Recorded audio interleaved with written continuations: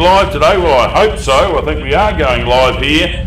And on the start line here, we've got number 123 with Brendan Johns in charge of his Toyota Arion powered Southern Cross Mark 5. He came up and had a quick yabber with me this morning and said, hey, it was me driving yesterday, not Blair.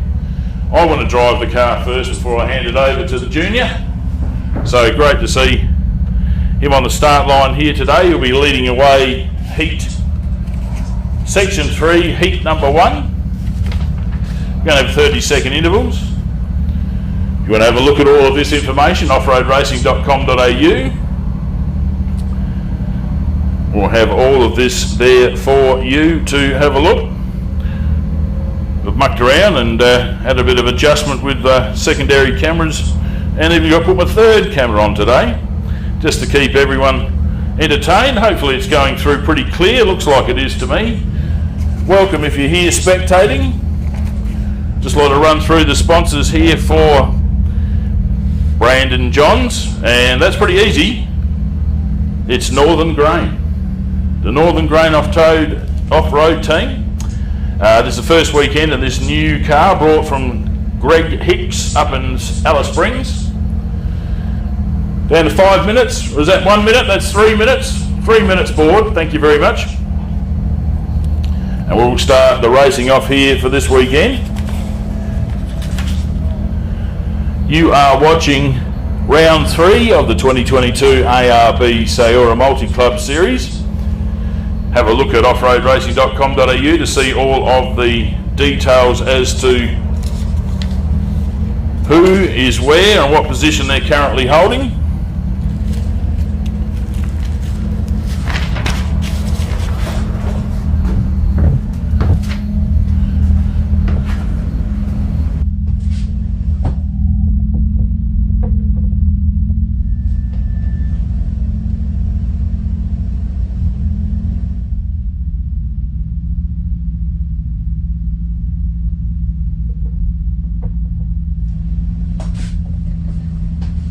And they proceeded to pour it down the front of my shirt. So, great day for me.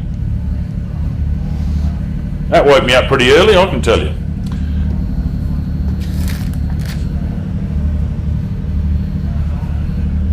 So hopefully we're transmitting here. Absolutely superb racing conditions. Not much of a breeze at the moment, so the dust will hang in the air for a little bit for these competitors. But so there is so much moisture, it makes it a little bit wetter. Will sink to the ground faster. But as he found yesterday, being out the front was pretty good position to be. 2, 3. Kicking up from class 2, we've got 1 minute to go. 1 minute till racing starts.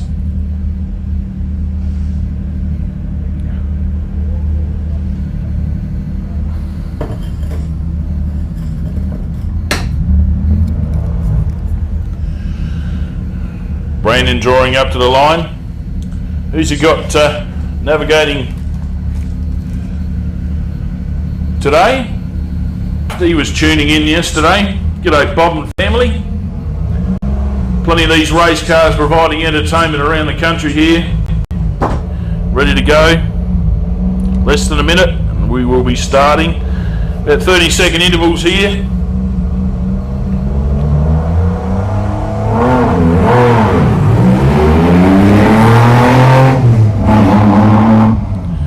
There it is, car 1 away, starting Sunday, the right way, the right type of noise you want to hear early in the mornings. Next on the start line here, we've got the 6-1 laps there yesterday.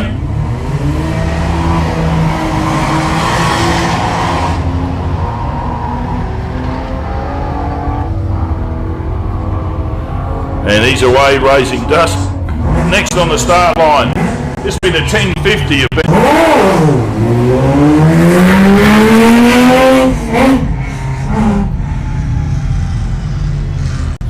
If you're out there on Facebook, bit of satellite on the edge of satellites here is the 1035 of Gavin Sharp, the Southern Cross Mark 4 with, of course, Ian Budgie Langsford, the world's greatest navigator. I was lucky enough driving in this morning. He's the first person I saw, and of course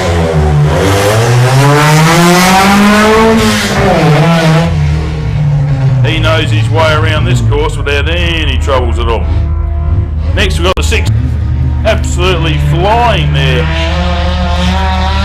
yesterday in his side-by-side. He'd like to thank Sean's Mobile Mechanics, Loveday 4x4, Ronco Motors, SPH Engineering, and Madden Auto Parts, of course a Can-Am X3.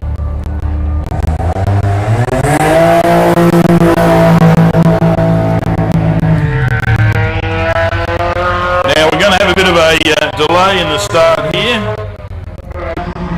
Hoping you fix the car. So next off the start line will be number 13,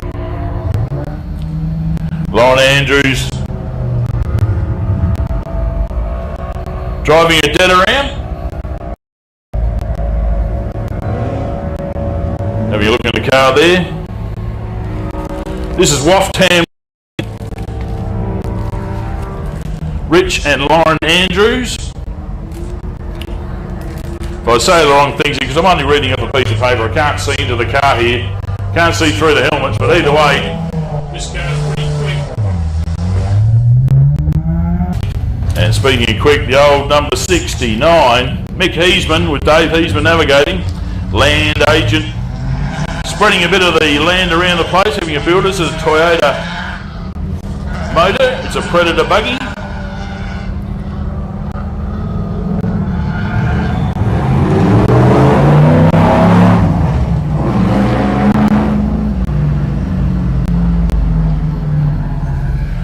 Now, on the start line in the 256, this is Boomer the Buggy with Ryder and Mark Taylor. Now, people at the bend last time out, Mark went through the barriers and took a heap of bunting with him, and somebody thought it's a great idea, let's put some bunting on the back of the car. He probably goes faster with it, so that's what on the back there.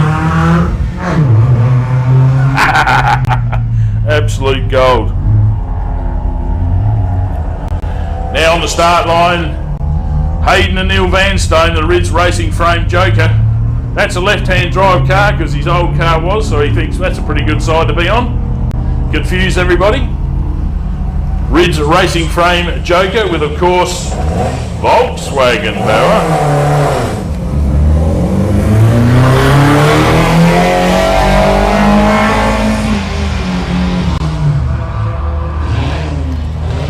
Next, the 613. That, of course, belongs to Luke Madden. Now, these guys was Muddy.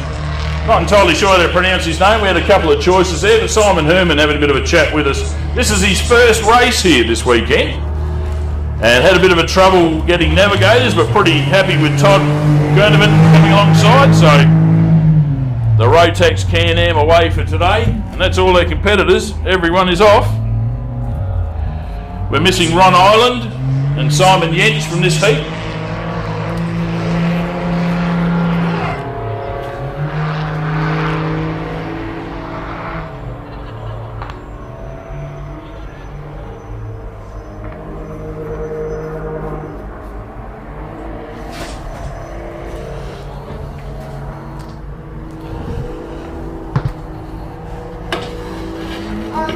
Hello.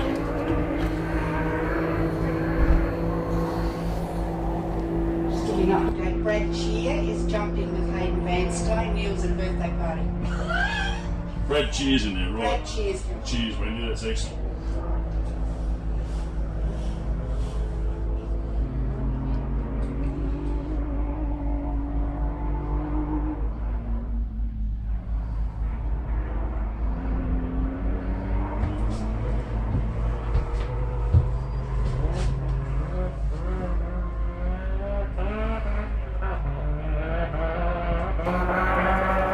Well, I've just been told that Brad Cheer is actually in the 253 Volkswagen powered Ridge Racing Frame Joker today. Neil's off in party mood.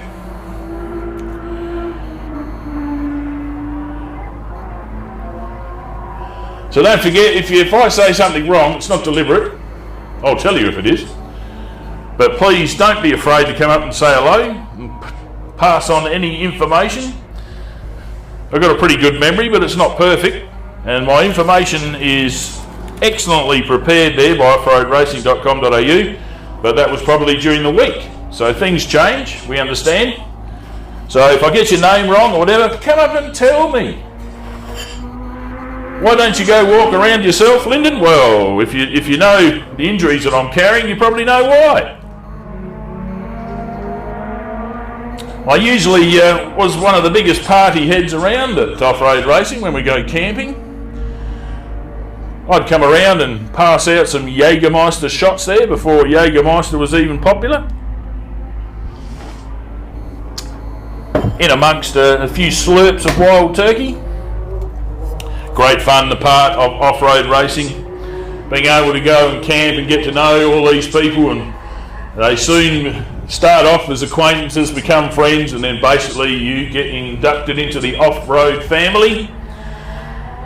You'll find, just like V8 supercars, we're all pretty loyal to people associated from a sponsorship point of view in off-road racing. So generally we'll look to see who races off-road if we're looking to buy some parts and bits and pieces. So have a look through the SGORA website and all their list of sponsors. I'll get a run through of them today. But this is the ARB SGORA Club Series Round 3.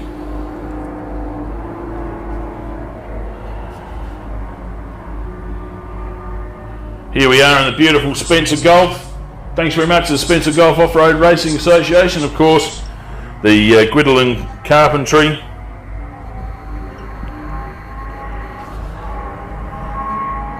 Joe and family providing some excellent racing for you to view today. Don't forget, look me up, Lyndon Wilson, on Facebook there. Thank you very much to the 2 people that subscribed to my YouTube page yesterday. There's some guy in South Africa that's impersonating me, but you can tell Lyndon Wilson from Australia pretty quickly. Everything's off-road. We've got the ladies and juniors presentation still on there. Haven't put a lot of videos up, but that'll change once I get my editing suite together and start to get a little bit more information online. Why YouTube? Well, the definition can be a lot higher on YouTube.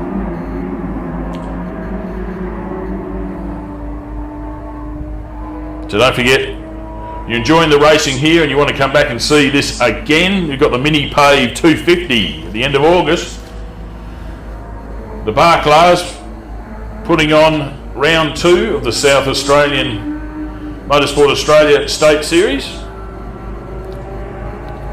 We'd like to see you up here and joining us to enjoy this off-road racing. Certainly spectacular. There's plenty of areas and fantastic spectator facilities available here. Port Perry's only 20 minutes away. Port Augusta's just up the road. Plenty of accommodation to be booked and taken care of to give yourself a luxury weekend away. But there should be a lot of top South Australian racers lining up and take advantage of that weekend.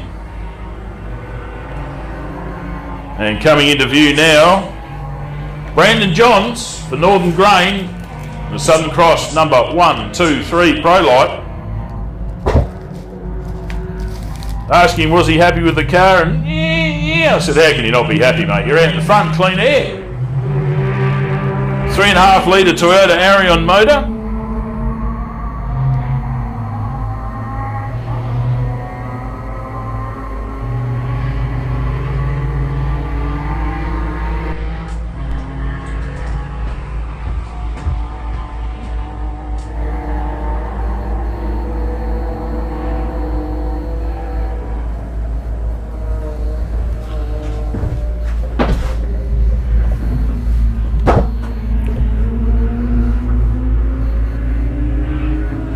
So you can see the cars looping gigantic big U-turns basically to simplify things. In front of us here, it's a bit over 20 kilometres per lap. The Barclays property just north of Port Germain. Here in South Australia, shout out to all of our overseas listeners there yesterday. G'day Mongolia. Hello New Zealand. Hello, United States of America, Mexico.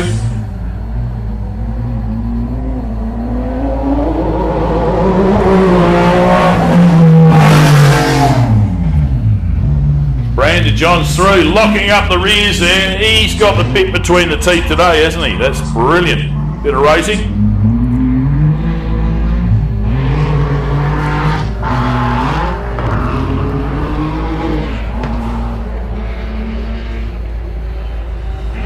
If you're a bit worried why the cameras don't move that much, a couple of them are fixed. And the other one I have to get up and jump up and down and work is, Joel Gadaletta leaping in front of us here. He's definitely got this Can-Am wound right up. Vaughn's first lap time, 12 minutes and 2 seconds.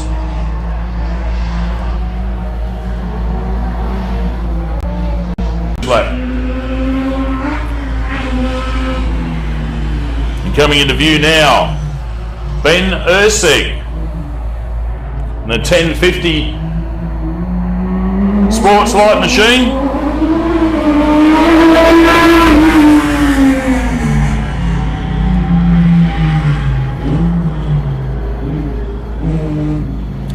Ben, a very experienced campaigner. His lap time was 12 minutes 32 seconds, so the way the cars are gridded at the moment, showing that they're all still maintaining a similar pace to where they've been started from.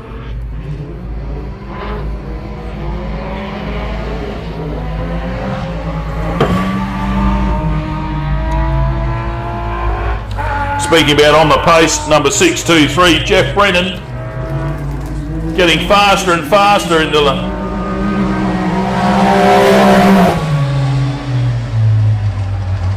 the Can-Am X3, thanks to Sean's Mobile Mechanical, Loveday 4x4 Adventure Park, Ronco Motors, SBH Engineering, Manham Auto Parts, well supported car. Get out and see them. They're more than likely entries are opening pretty soon for the Can-Am Loveday event.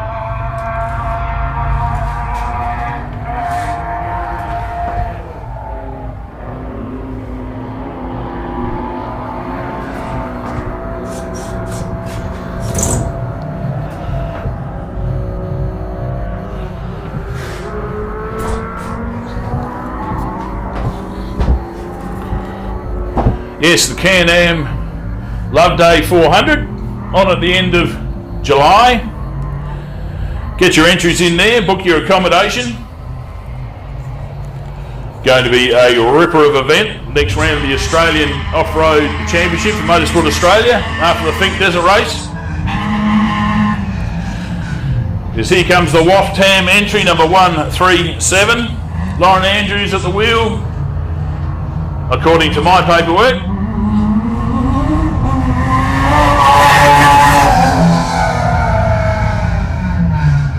But maybe Dad's having a drive today, I don't know. Someone will tell us.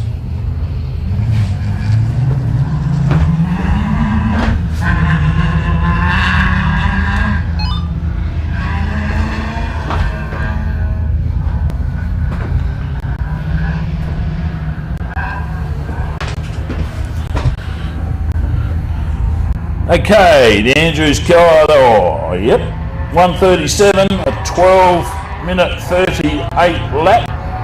Ben Ursig a 12:32, so definitely keeping consistent there.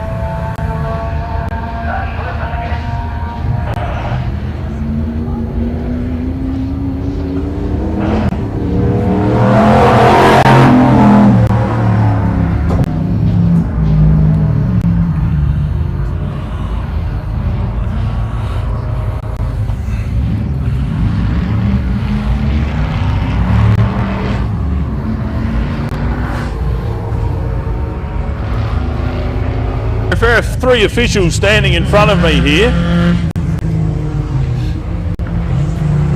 We just shift a bit.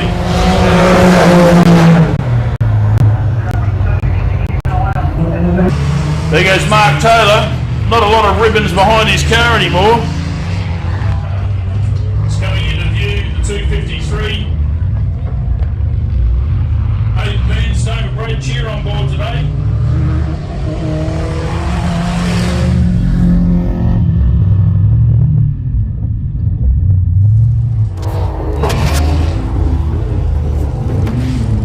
guys step back a bit, please?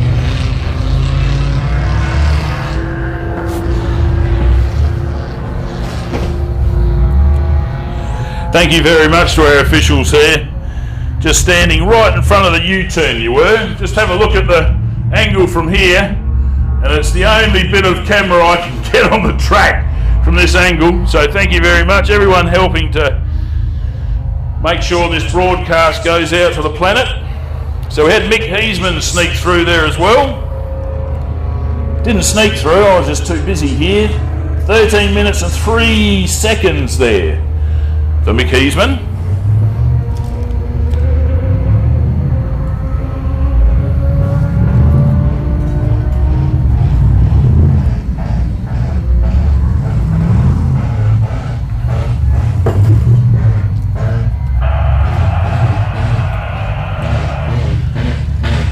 Not exactly the noise you want to hear coming out of the Gavin Chant 1035 Southern Cross. Langsford sitting alongside there.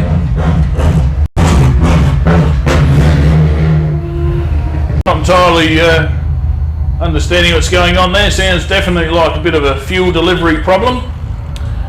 Profound hesitation.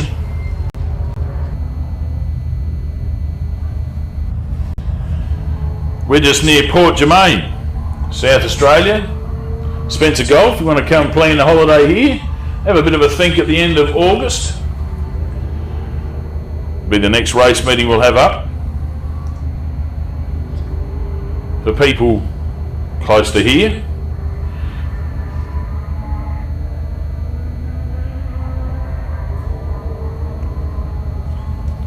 Beautiful part of South Australia.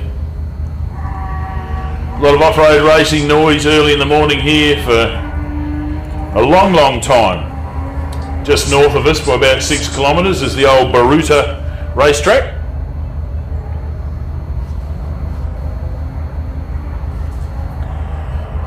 Hayden Bentley's private play daughter and son there at the moment, Sam and Hannah.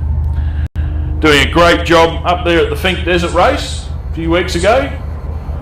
Don't think Hannah had the best of times, but any time in the seat's a good time in my eyes and a lot of other people's. Through the racetrack.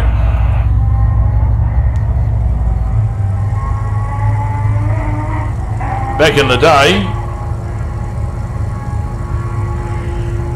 held national championship race in the 2000s, but way back in the 1970s, it housed, it ran a national championship race. I think it was sponsored by BP. And if you could imagine 300 cars circulating the Baruta track at once, it was only about 45 kilometres long. Absolutely mind-blowing. A little bit like Sea Lake, bring back Sea Lake. One of the favourites, one of the fastest tracks you'll ever get to race on, Sea Lake. I'm sure the Victorian government will realise that the community of Sea Lake needs that race, bringing thousands and thousands and thousands of dollars into the community. Definitely needs it, with a lot of off-roaders refitting the pub there, the top pub as it was once known. I think the bottom pub is now gone into residential hands. So we'd love to see the Sea Lake track, if you're a Victorian, vote for Sea Lake.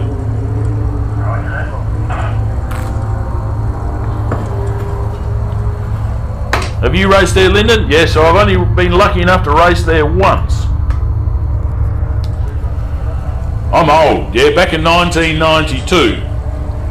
I was lucky enough to circulate Sea Lake in my Class 6, my Volkswagen 1600 with a whole 70 horsepower. Average speed for 100 k's.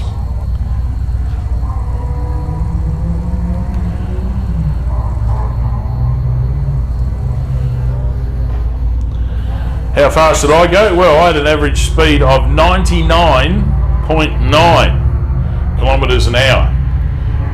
So it's a pretty quick track. So we'd love to see Sea Lake come back, take advantage of all the $4 million that they've spent on making it so you can get some beautiful nighttime photography. The off-road cars don't run there at night, won't upset the lake. And I'll tell you, if anybody's driven into that, it's so salty, if you don't wash your car almost instantly, you'll get all these little, what looks like worms burrowing into your gearbox and all of your fine metals on your car. So a tough place to go, as long as you're clean, but wow, what a fantastic track. So shout out to all the people in Victoria fighting to bring that back, because there goes Brandon Johns. Now 1, 2, 3 Southern Cross Mark 5. Looking pretty quick. He's our heat leader at the moment on outright time and out in the front as well.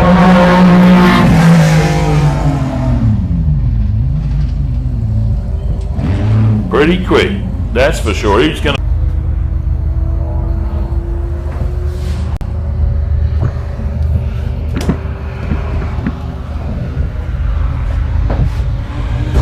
Speaking of big smile on his face, all the folks down there at Guildolin Steel Constructions, here comes Joel Guildolin, absolutely flying.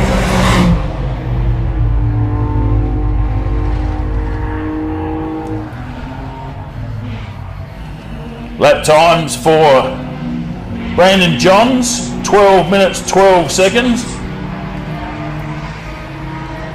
And Joel Guildolin on a charge. He's gone 10 seconds faster to be, wow, second fastest lap today, 12 minutes and 7 seconds. His first lap, 12 minutes 17. So the fastest lap by Brandon Johns, 12:02. It's only 5 seconds off. Got to be pretty happy. Just shows how good these Can-Ams can be.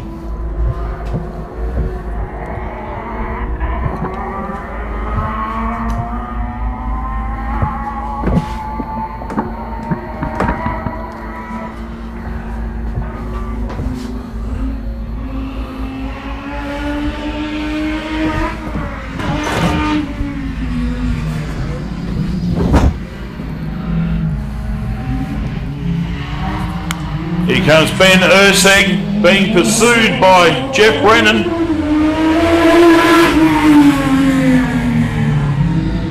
Yeah, Jeff Brennan having a sterling drive here today. The chase is on.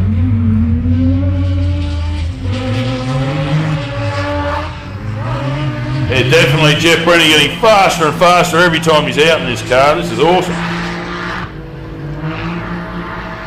Thanks to everyone spectating here. Believe it or not, the navigators do relay to their drivers and people are waving, giving them a thumbs up.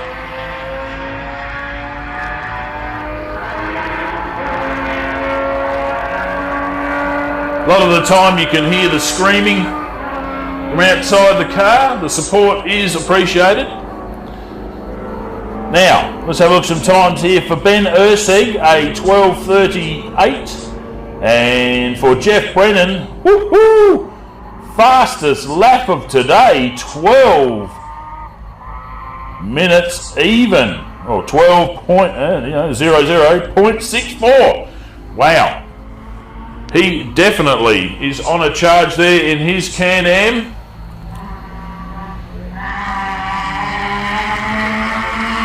Here comes the Waftam racing machine. Rich and Lauren Andrews.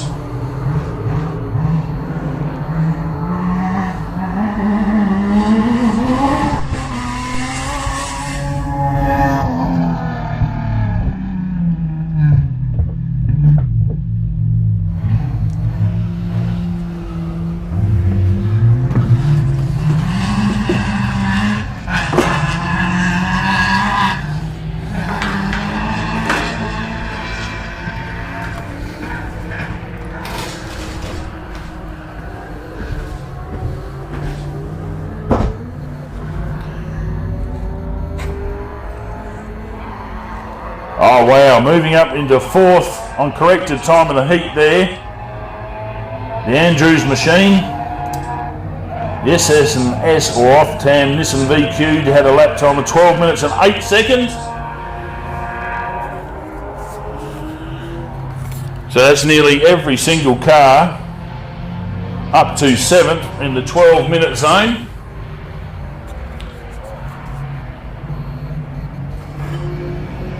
Have a look at the battle of the Class 2s and the Super 1650s out there.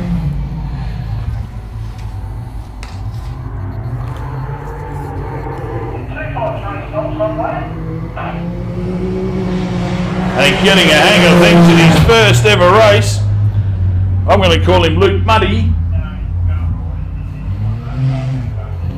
He's a Can-Am machine. He really enjoying his first ever race. Luke Muddy's a surveyor. Todd Kurgevin, I'll get that right eventually. He's a fitter and machinist, so pretty handy combination of these guys. How to look after their vehicle. And here comes Mick Heasman, the 69, the Predator.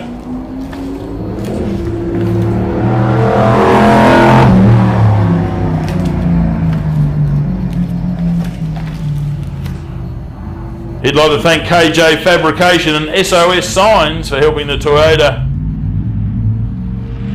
get around the track. It's got a 1UZ FE engine. Look at these two, eh? If you get onto the Facebook page, you get down to have a look at Big Bad BD's video, you see these two were dicing down at Port Germain. Oh, not Port Germain, down at the bend. There we go, Mark Taylor pulling over and letting Hayden Vanstone past. Great bit of navigating there from Ryder Taylor, telling his driver to pull over at the right moment. So the Volkswagen on a charge, knocking off the Mazda. Hayden Vanstone's lap time 12 minutes 53 seconds. Mark Taylor's 13 minutes 11, so definitely made up a bit of time. Mick Heasman had a 13 minutes 16 lap. So unfortunately the Summit Glass, Gavin Chant and Ian Budgie Langsford, the world's greatest navigator, out with fuel pump problems at the moment. Hopefully they'll be able to rectify that problem, because so many of Budgie's fans just rocked up just to see him today. They don't care about anyone else, they just want to see Budgie.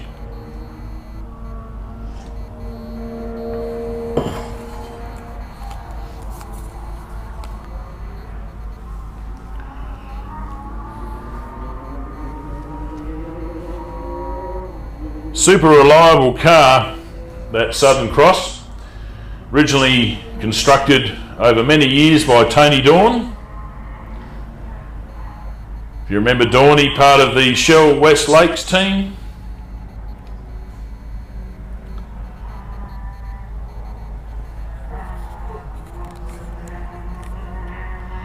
One of the great off-road teams back in the 80s.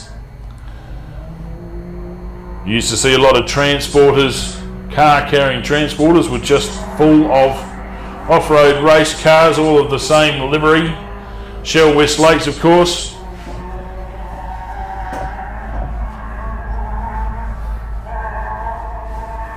One of the bigger private teams. Most of the teams were, and still are, associated with tyres. So we had Goodyear, Yokohama, Bridgestone.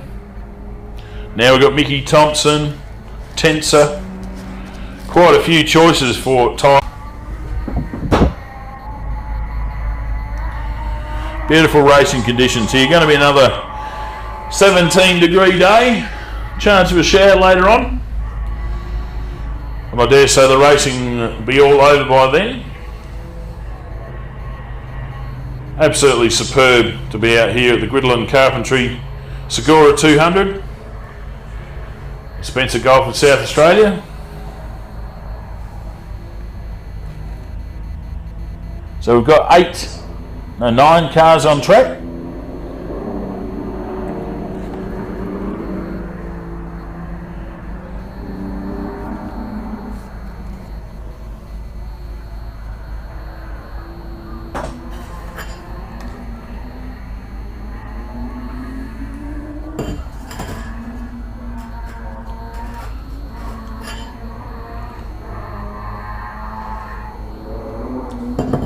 While you've got a moment there, we've got the Port Germain Tennis Club raising funds through the catering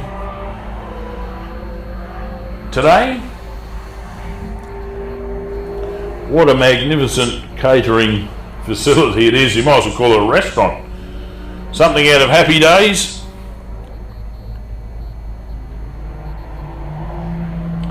Some fantastic furniture in there. Apparently they had a country music festival here recently. So get down there and invite yourself. You're quite welcome to come up here from the spectators, but just a bit of a walk down the back of the pitch here. There's showers, toilets, as well as a playground that was open this time last year. Dedicated lady putting in the funds and time and be able to make that available to give the kids something to play with. And it's caged. So I don't know whether there's a full lock on the door there, but I think you lock the kids away for the day. Fantastic. Let's go watch some off-road racing.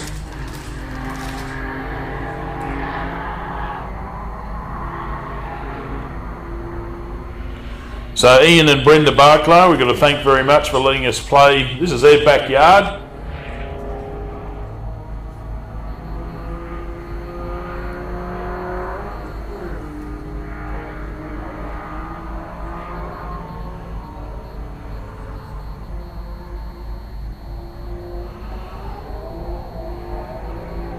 And coming into view now, Brandon Johns, the Northern Grain, number 1, 2, 3.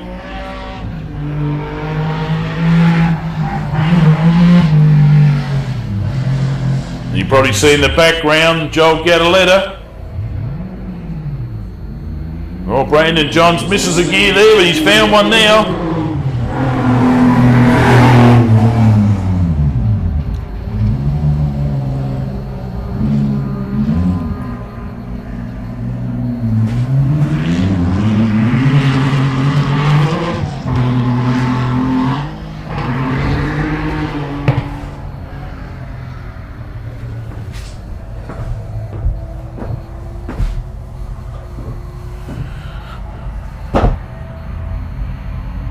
Thanks for tuning in at home. Around the planet, welcome. You're watching the Guildolin Carpentry SGORA 200. And there goes a Can-Am X3. Along to Joel Gataletta. The 6126 has just gone a bit wide over the last corner. Over the top of the berm. Is he trying hard? Yes, he is. Super fast lap there. A lot of these cars do have communication with the pits, so people can give them an idea of the times that's happening. So having a look, Blair John's getting into the 11-minute zone, or 11:40:54. Of course, Brandon driving today. And Joel Gataletta, a 12-minute and 9 second. So 2 seconds down on his previous lap. And I dare say he lost those 2 seconds in the last U-turn. Going a bit wide. So very consistent in the Can-Am. That's the way you walk away with trophies and eventually championships. But here is one of our fastest drivers on track today. Jeff Brennan flying through the air there in his Can-Am X6. X3, X6, that'll be a ripper. Oh, he's doing the Joel Gataletta trick as well, going high on the last berm.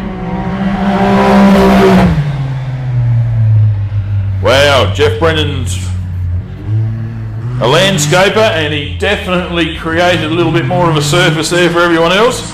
Brett Beattie's navigating for him this weekend. And I'd like to thank Sean's Mobile Mechanics, Love Day 4x4 Adventure Park. Don't forget, the end of this month, Love Day. Or the end of July, I should say. Not far away. Going to be the next round of the Motorsport Australian Off-Road Championship. Going to be huge. Ronco Motors looks after Jeff Brennan, as well as SBH Engineering. Who doesn't get looked after by Simon Herman at SBH Engineering these days? And Madden Auto Parts.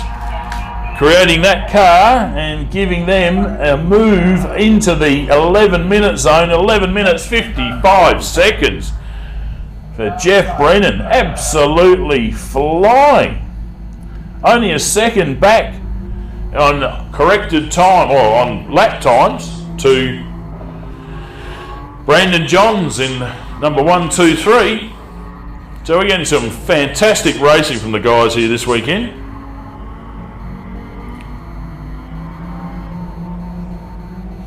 Don't forget there are some girls out there as well.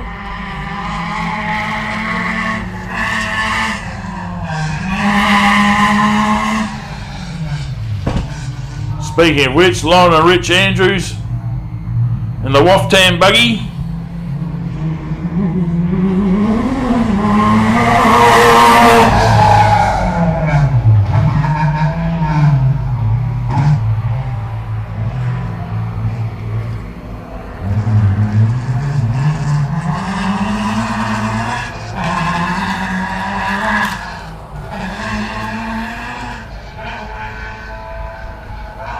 And the car, Pro Light number 137, the S&F Waftan Nissan powered machine, lap time 12 minutes and 9 seconds. So that's matching basically very close to Joel Gataletta's last time.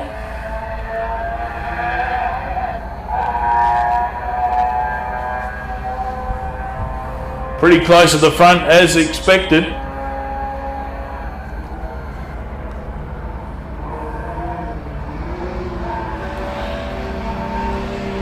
So they'll be doing 8 laps for you today.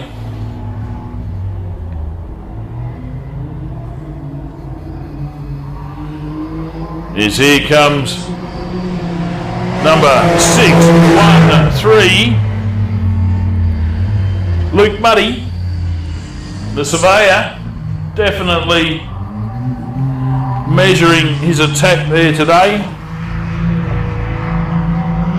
Coming in front of us here is the 1050 of Ben. Obviously, mechanical problems there for Ben and David.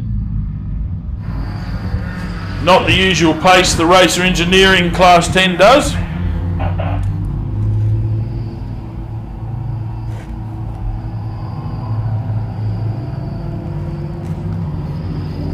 Well, I'll tell you what, who's at a pretty fast lap? Be Luke Muddy's now down into first in the heat here, 11 minutes 59 seconds.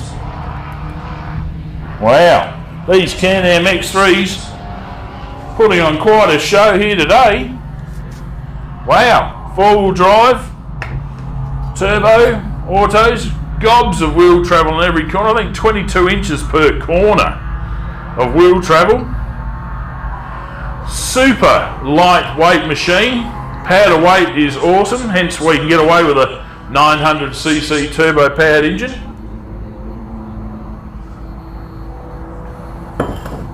So don't forget, have a look on offroadracing.com.au. Click on the live Guildolin Carpentry SGORA 200 banner, and you too will be able to see all of these lap times as Mick Heasman in the Predator comes into view. Finish his next lap. This is 3 laps down. Ben Ursek got a 15.13. And I'll tell you what, on the charge today, Super 1650s. They were pretty close before. Hayden Vanstone stuck behind in the dust, I'd say. There goes the 256 of this. Oh, a bit of unusual smelling petrol fumes coming through here. Hayden Vanstone, a time of 12 minutes 47 seconds. His fastest lap. Super fast on corrected time after 3 laps. In his first ever race, Luke Muddy in front with the Can-Am Maverick X3. Self-sponsored at the corrected time. He's about 6 seconds down. And Joel Guildolin in the 6126 in 4th. Lauren Rich Andrews in 5th. Hayden Van Stone in 6th. Mark Taylor in 7th. Mick Heasman in 8th. And Ben Ersick in the pit still.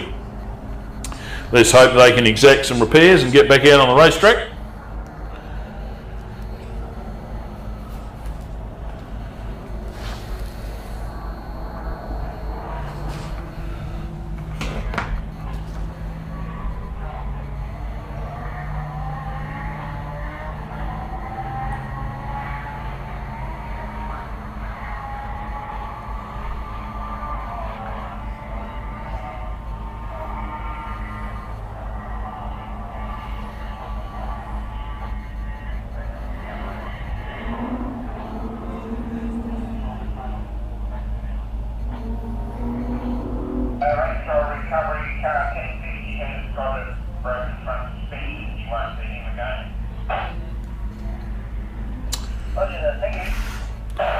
Unfortunately, another one of our competitors broken their front suspension.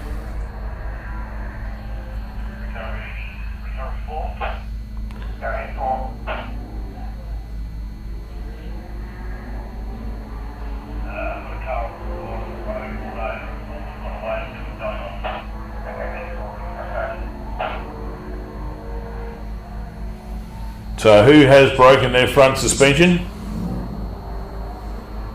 If you're listening to UHF channel 16, that's our recovery channel. We appreciate nobody interfering with our transmissions today. It is all about safety and looking after our competitors here. We've got the ambulance people here, thank you very much. Got a lot of volunteers and our recovery people out on track there, all well trained. Done a great job as usual. Just the same could be said. One camera that wants to keep going on to sleep for me. Dropping on. Thanks very much. We're getting some satellites. We're getting some satellites. We're not getting.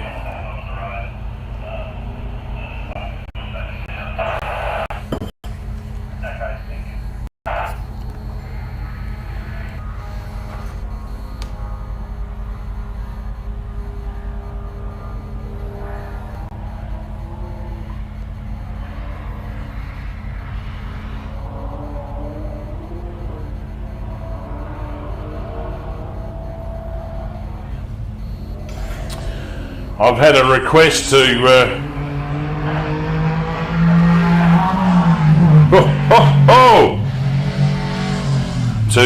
say something that might amuse Darren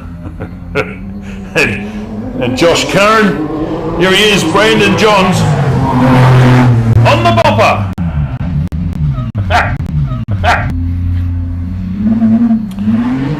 Great coverage from the Curran boys up there in the Fink Desert race weekend. Lucky enough to stream into my shed there for the whole weekend. Fantastic coverage. Good on your Method Race Wheels for donating your radio communication satellite. Very difficult to transmit when you're relying on outside satellites to pass on all that information. Event. So Brandon Johns matching his lap 3 time very closely with 11 minutes 54 seconds.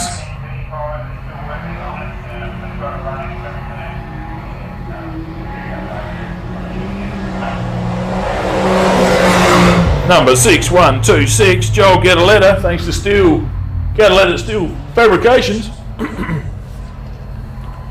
Excuse me. How quick has he done lap 4 in? offroadracing.com.au will refresh pretty quickly.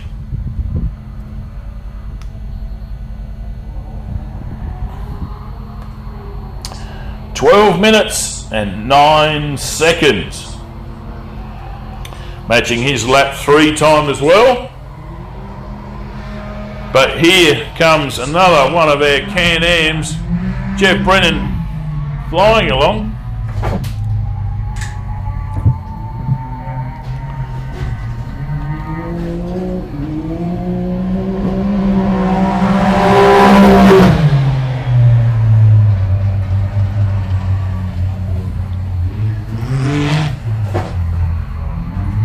after the heat here, if you're walking around the back of the property and you see Ian Barkla, Simon Herman would like you to sing happy birthday.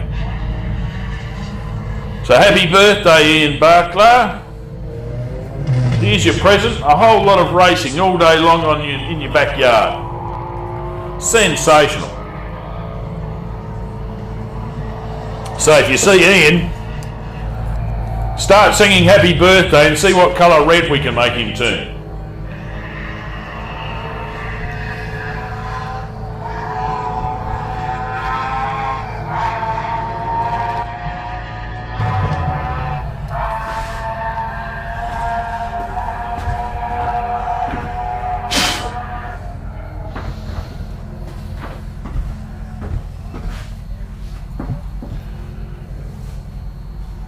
So rumour has it Ian's creating a new Class 8, a longer wheelbase.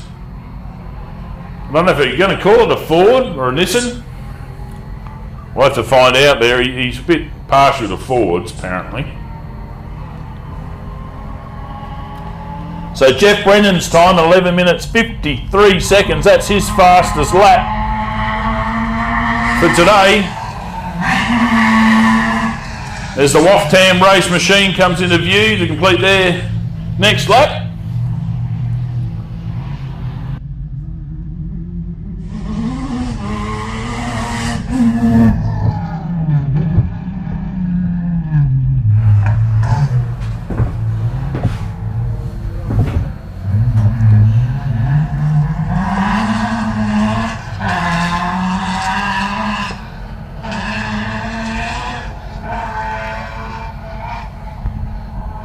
Yeah, the Waftam buggy, 12 minutes even, their fastest lap. So as a few competitors drop out,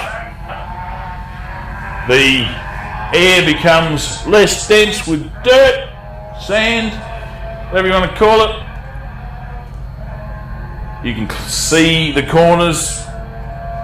Drivers a little more used to picking their lines now.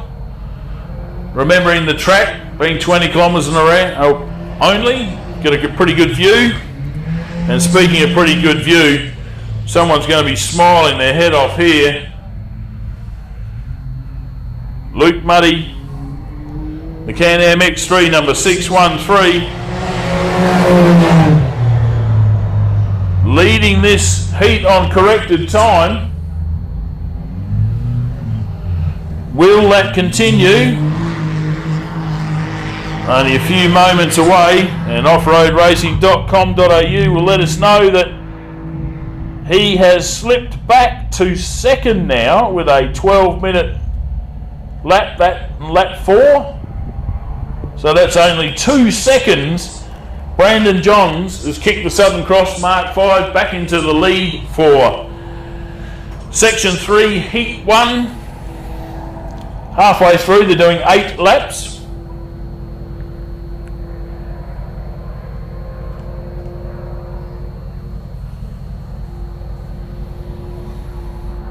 Fantastic racing here today.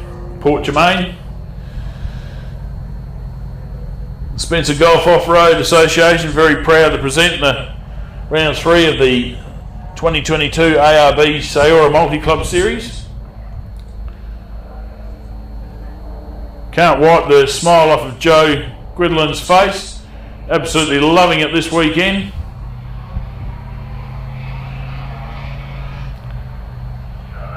Please remember to support the sponsors that support off-road racing here in South Australia.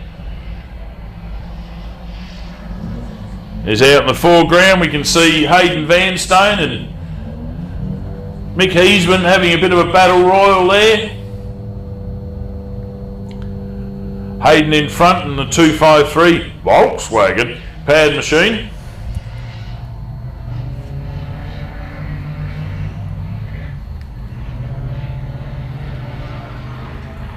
So Mark Taylor has stopped out on the track.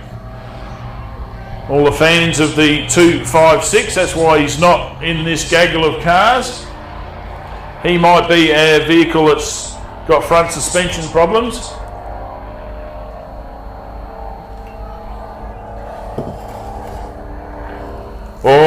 the other side of it is he could be out changing the ribbons on the back of the car. I'm not sure. Maybe he saw a bit of bunting and decided to grab it, but the car's stopped at the moment. The Tough As product sponsored machine.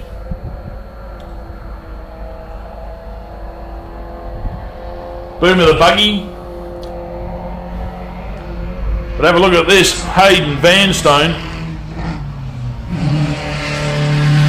punting that Volkswagen at full force as Mick Heasman chases him down.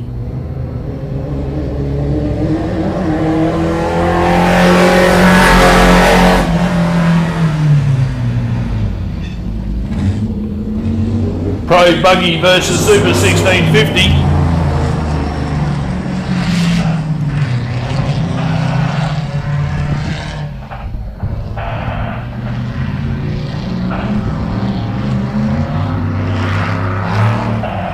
Mick Heasman's lap time 13 minutes and 8 seconds. Hayden Vanstone 12 minutes 52.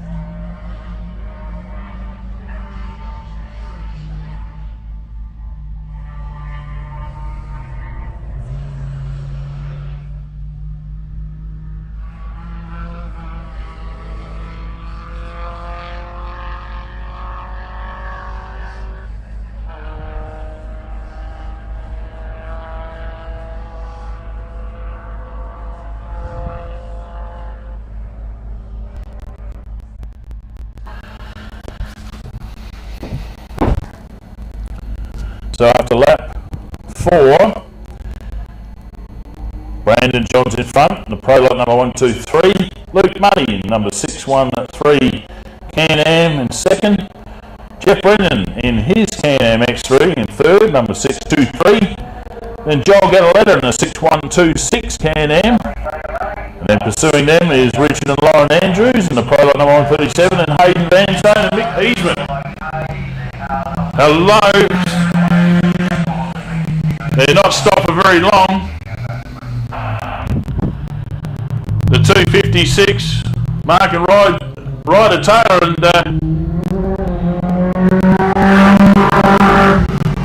Ryder telling me they went for some smaller rear wheels yesterday with all of the mud that was hidden out the back of the track. The car was handling superbly, and looks like they've made a quick ribbon change and the car is off and sounding pretty good. Bit of oil smell coming from the back of that car, breathing very heavy. But that's to be expected when you're absolutely caning the motors in these vehicles. That's the idea of motor racing. Don't speed on the roads. Take it easy. I don't want you running into me when I'm driving home, please. Take your aggression out in motorsport. There's plenty of places to go do that. You can go up to Loveday 4x4 Park and go absolutely nuts. You can drive one of these Can-Ams that are in the first 4 places out right here. Express trims for lap 5.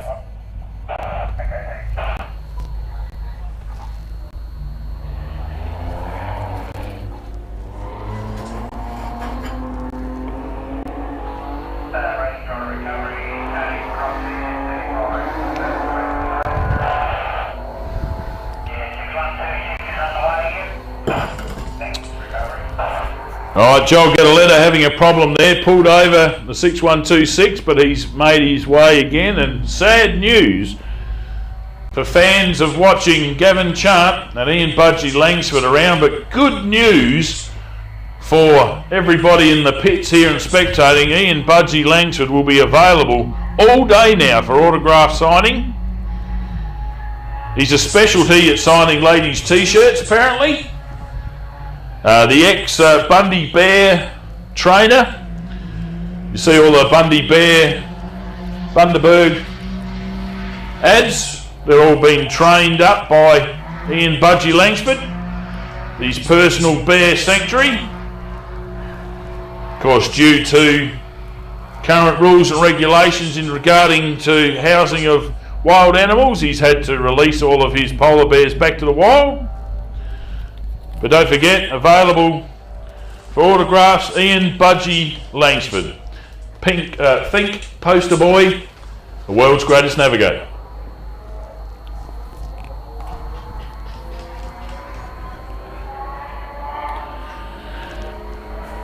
So as we heard before from recovery, the 6126 Joel Guildolin that was next on the road pulled over. So this should be the 623 Can-Am X3 of Jeff Brennan. And flying over the jump, indeed it is. Brett Beattie sitting alongside.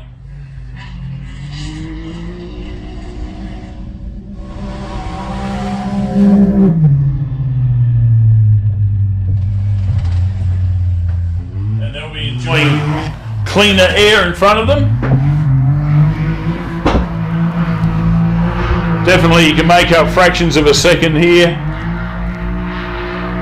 Getting a tighter apex in the corners.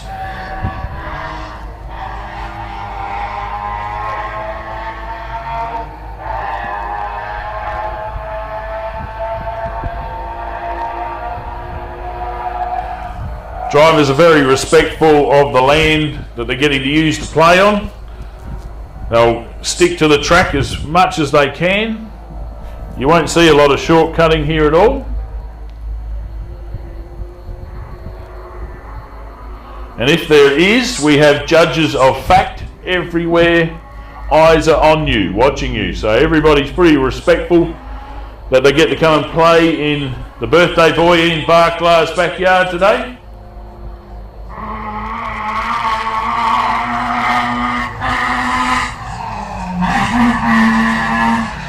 And here comes the Waftan machine.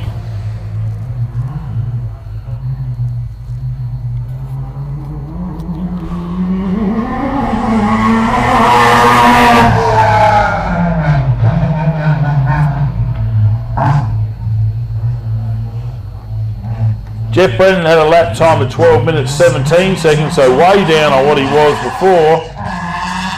Nearly 20 seconds slow on that lap. Lauren and Rich Andrews, 11 minutes 51 seconds for them. That's their fastest lap for today.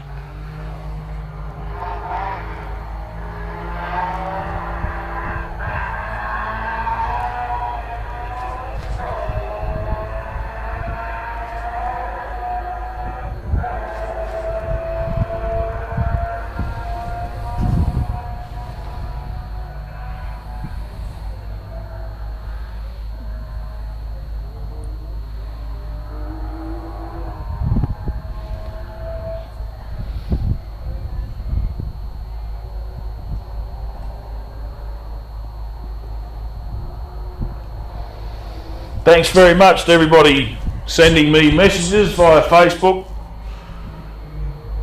Very much appreciated the footage going out there. Only having a few dropouts here and there. But let me tell you, that's totally out of my control. But in control, in front of us now, the Can-Am X3 number 613. Wow, Luke Muddy, Todd navigating for him today. It's a 2016 model Turbo SBH breathed on Can-Am.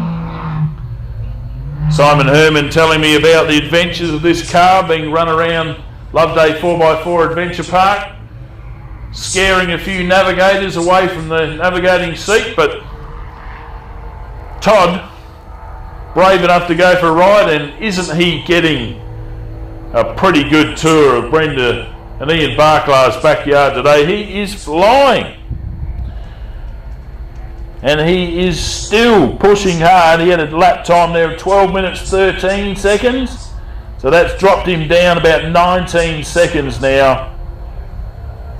Or 24 seconds behind the leader, which is of course Brendan Johns, the Northern Grain Express Southern Cross today.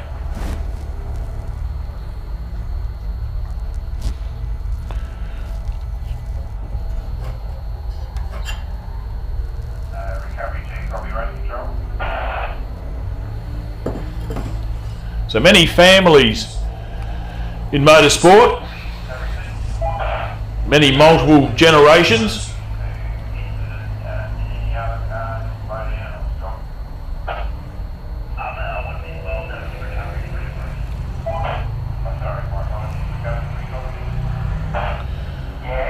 A lot of great off-road families here racing this weekend. The family that races together stays together, as they say.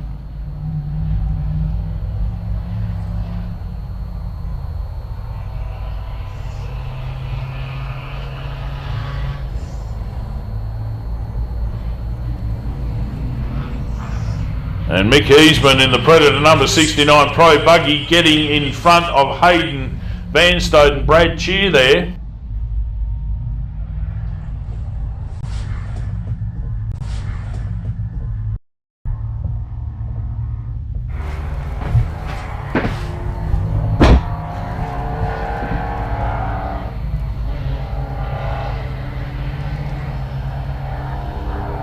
Big shout out to our photographers and videographers out here this weekend.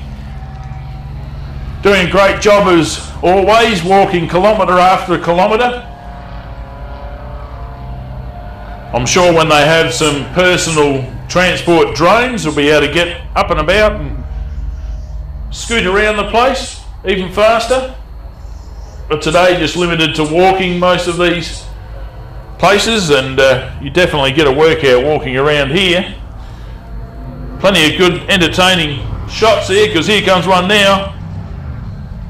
Mick Heasman in the Pro Buggy, the Predator, number 69.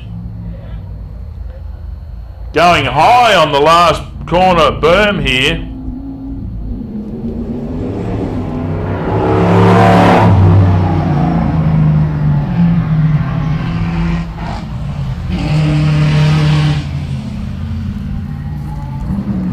And keeping up behind the dust here, Hayden Vanstone.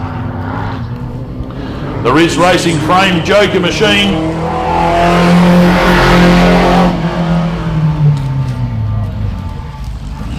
Doing a great job again for the air-cooled community. They'd like to thank Barossa Earthworks, Chook's Custom Graphics, Collins Concrete Pumping, Deck Pod, Barossa Mini Cranes, Barossa Tilt Trays, Adelaide Aluminium Installations, Mini Pave, Outlaw Speed Shop and helping with the PA at the Bend, Motorsport Park. Great to see Casper the friendly ghost driver out. An off-road example of plenty of family members getting involved with off-road racing, not just because of the fact that the Gawler Top Track was just basically in their backyard, but it's a great idea to join a car club to learn driving skills from others involved in the club. Get yourself out, train your kids. You can go for a rally drive about 8 years up there at Love Day.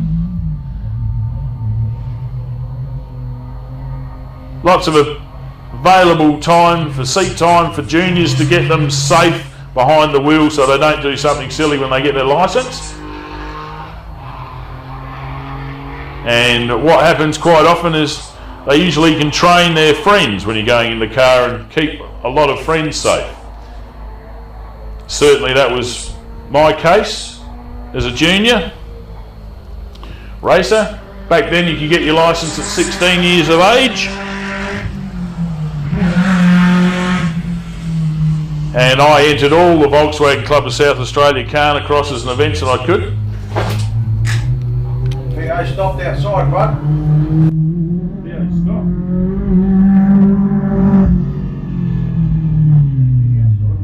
On the speakers.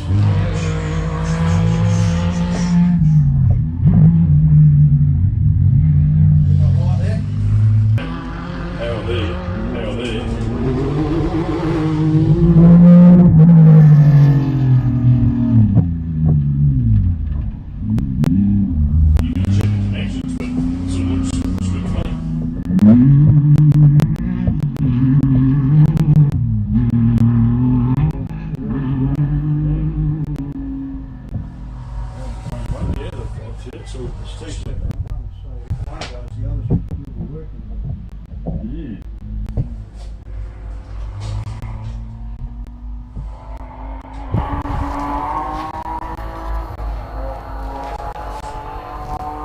Well, if you're listening at Facebook land, you're lucky, because all of our spectators out here can't hear us. It's all good, it's just one feed. Just one feed's not working. No, spectators are still good, bud. Spectators are still hearing me. Fantastic. I'll stop swearing. One of the hardest things to do. Not to swear.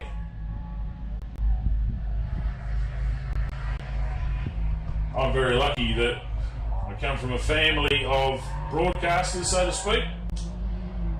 Shout out to 5RM there in the Riverland, Trevor Scott. Sideline view on Saturday afternoons, live coverage. Great to hear Trevor Scott, motorsport enthusiast, transmitting into the Riverland of South Australia. What I mentioned then, where my grandfather was up there from 1941, World War II, being the technical manager of all of the transmissions and the antennas and everything for 5RM. Originally broadcast at Spring Cart Gully, if you look on the map there, the Lurip turn-off between Berry and Renmark. And my father was a technician for 5KA, and those two stations were affiliated back in the day for quite a few years there with Lionel Williams doing breakfast broadcasts from people's kitchens.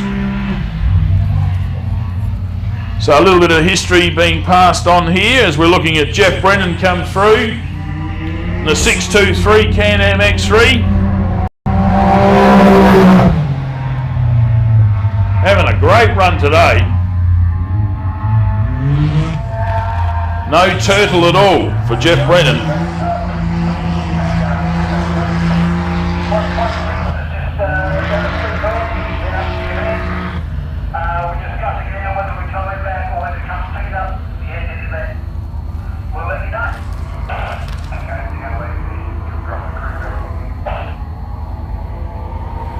Jeff Brennan's lap time for lap 6, 11 minutes 59 seconds. Brandon Johnson, the number 123 Pro Light there, 11 minutes 46 for his. That's his fastest for today on Sunday. Absolutely flying in the Southern Cross Mark 5. In the background here, the Pro Light number 137. Rich and Lauren Andrews.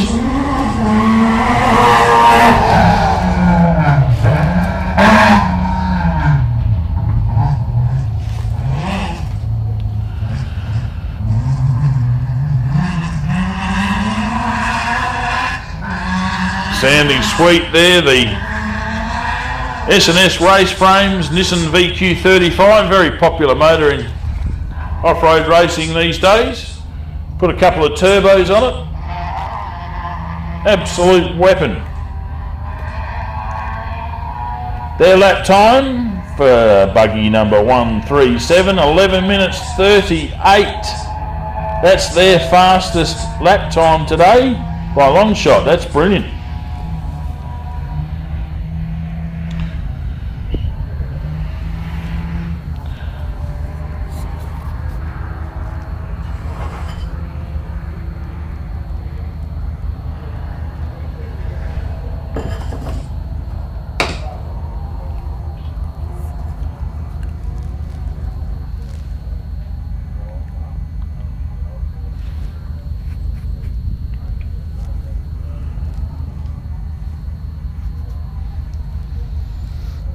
Yeah, so live broadcasting with vision, a whole new thing for my dad to consider, seeing as he was lucky enough to broadcast from around Australia in 1970, the Ampole Around Australia trial.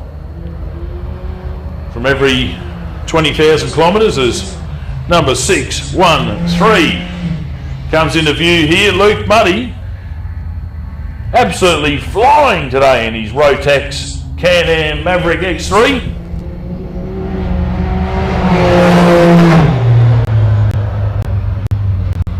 Minutes and 1 second for that one. Courtesy of Mark Escott, Mark. Thank you very much. Thank you very much. Any chance of any real breakfast? Serious? I haven't had anything to eat today. Half time. Half time? Yep. Thank you very much. Thank you very much.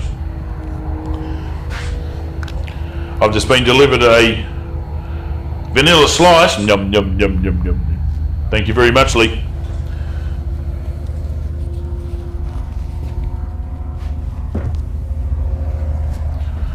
We'll let that settle there for a minute. Lunchtime coming up soon. Don't forget to get down to the tennis club there, doing all the catering for us this weekend. It's their biggest fundraiser for the year here, so please support them. Just go in there, sit down, fantastic. Put your social media on. You can watch me live, Lyndon Wilson, Lyndon Wilson, on Facebook. And if you're searching for me on YouTube, please subscribe and I'll go live on there. Otherwise, Big Bad BD is putting the live transmission out for me today on YouTube.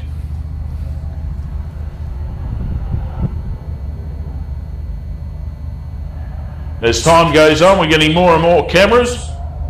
Cannot wait for the next event here, which will be the Love Day and then 400, the end of July, up in the Berry Barmera Council area. I'll have a full crew up there with me, won't just be on my lonesome. So we should be able to keep a hold of all of the transmission, I'm hoping.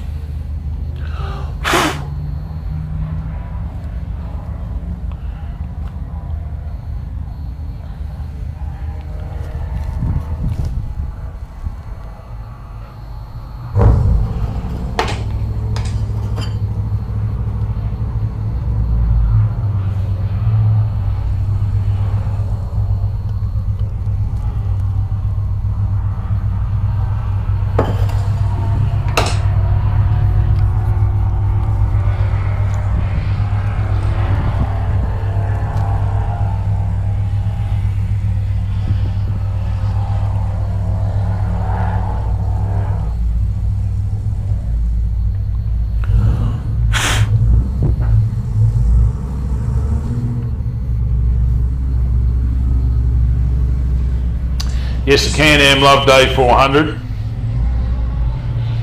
Book your accommodation now. Plenty of people keen to come up and watch some of the best Australia has to offer. Hopefully we get some New Zealanders come across the pond. There's more and more Americans wanting to be part of our off-road racing series here. As Mick Heasman in the 69 comes into view.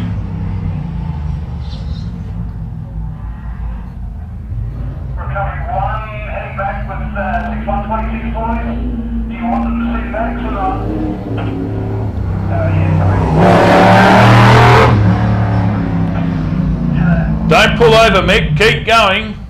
2 laps to go.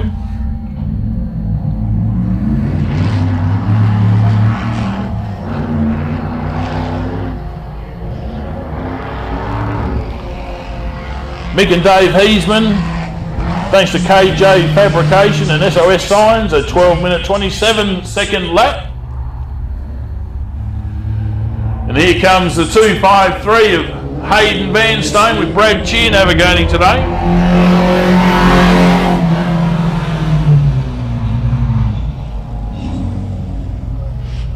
Go the Volkswagen. air-cooled.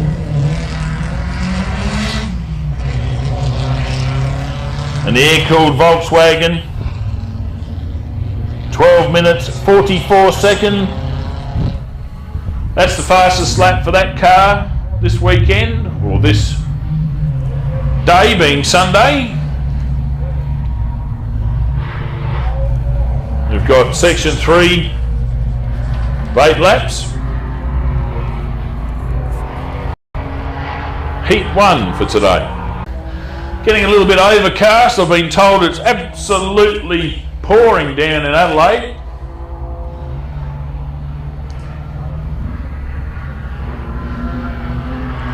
As here comes our event leader for this heat.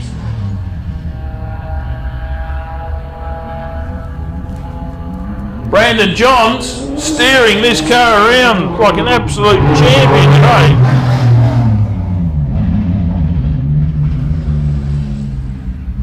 I'm pretty sure they're not going to want to step back into the Class 2. The Northern Grain Motorsport machine doing a great job there. And it's proven here their fastest lap. Lap 7, 11 minutes, 39 seconds. Excuse me, just getting a bit of John's dust to breathe.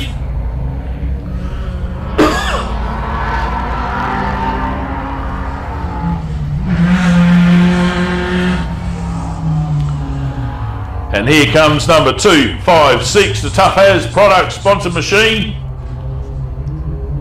Going high and wide there, Mark Taylor. With son Ryder along board for the ride once again. They've still got their ribbons on display at the back of that car.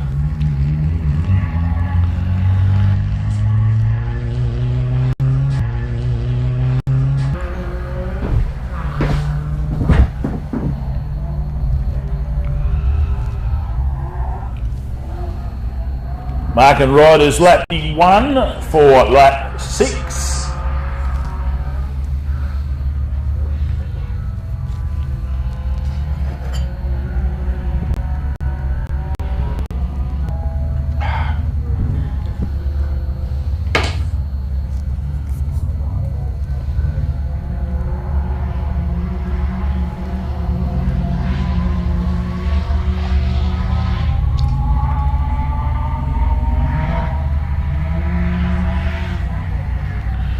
Scooting around in the background there. A whole gaggle of Can-Ams. We'll have to find out, make up an appropriate word and list that on Wikipedia, I think. It's got to be probably more associated with side-by-sides, and don't forget the side-by-side Australian Championship is at Love Day, the end of July as well. Separate series inside of the Australian Championship. Great support from Kin Chrome.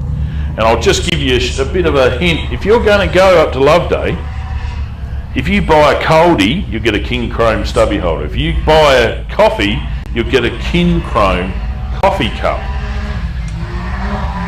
And they're going to be handing out a whole heap of tools to spectators at the Can-Am Love Day 400.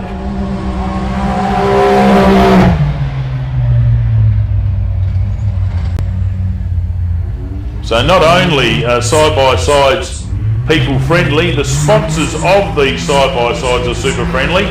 So just a bit of a heads up if you're listening. Thanks to Kin Chrome. You too might be able to own some of their tools just by spectating. $30 to get in for both days, including camping at Love Day 4x4 Adventure Park. And there's going to be a whole heap of other sponsors lined up there. It's going to be a little bit of a different position if you've been there before for where you've seen me commentating from. They're putting the tower down the other end of the Love Day Tavern. So there's more spectator access from the bar. So you can quite literally lean on the bar and watch the races come through.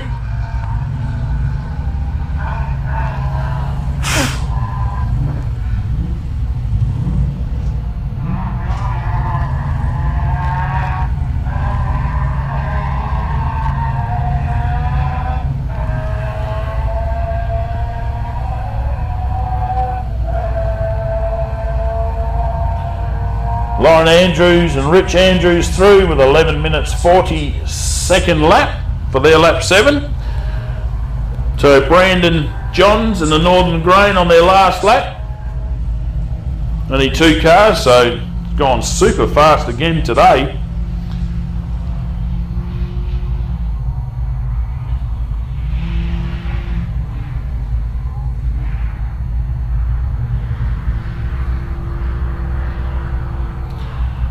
So we can see in the background there Luke Muddy coming into view.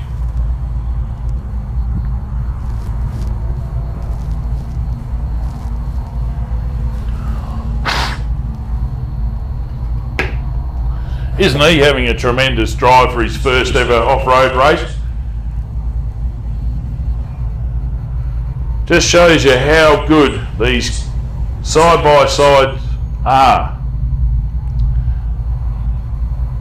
Once you adapt to being on the left-hand side of the vehicle, very easy to concentrate fully on your corners, your lines, coming in and out of corners, your braking zones. And as demonstrated here today, getting right out in front. Luke Muddy, what a great drive. Very interested to see his lap time here.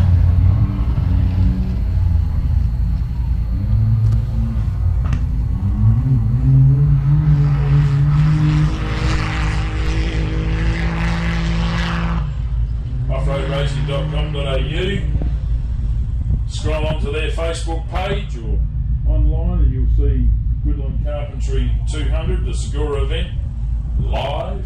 Click on that, you can see all of the lap times that I'm enjoying at the moment. Luke Muddy, that was his fastest lap in 11 minutes 54 seconds.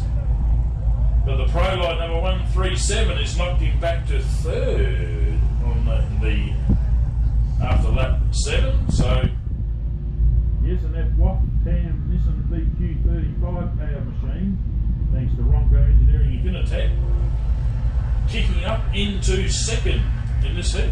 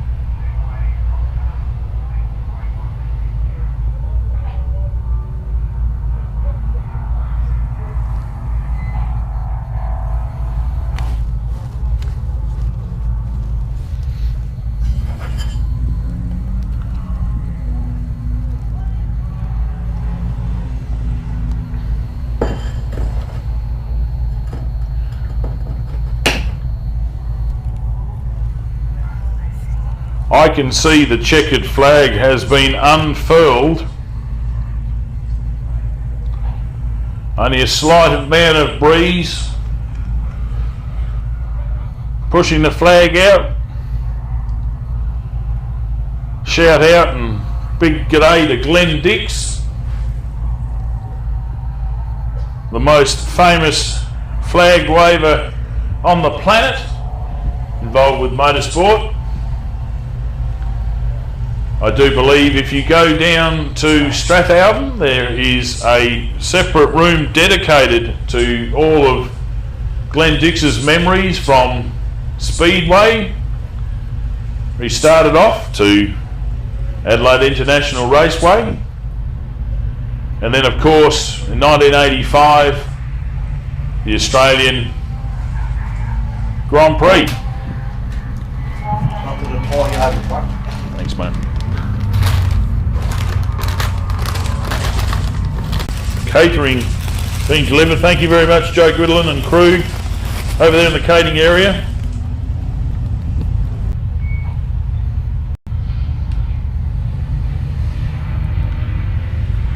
Yes, the super duper flag waving style of Glenn Dix was legendary and quite literally has taken him around the world. As a kid, Used to take my friends out to Adelaide International Raceway with my dad racing Formula V, and we would spend ages trying to copy Glenn Dix's flag waving style. The way he used to dance in and out of the traffic was quite different to a lot of overseas guys. They had to stop him in the end, and occupational health and safety, saying you need to be a little bit further back from these 300 km/h plus Formula 1 cars. So here comes the Predator, number 6'9".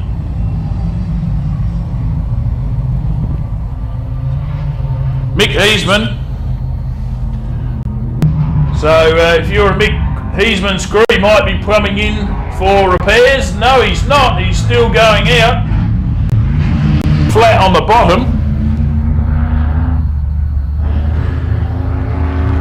But that's going to give Hayden Vanstone a bit of a chance to make up some time here.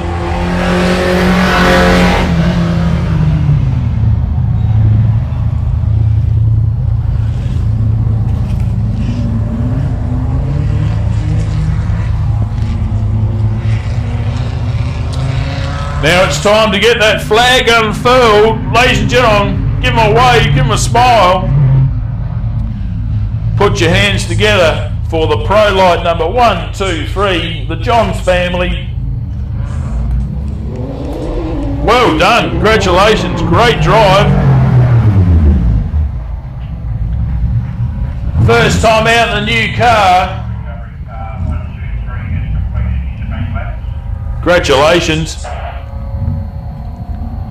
The Northern Grain Express, 11:34 on the last lap, so getting faster and faster. Great to see. Congratulations to the Johns family. This is only Section 3 heat number 1. But the family pretty happy about that result.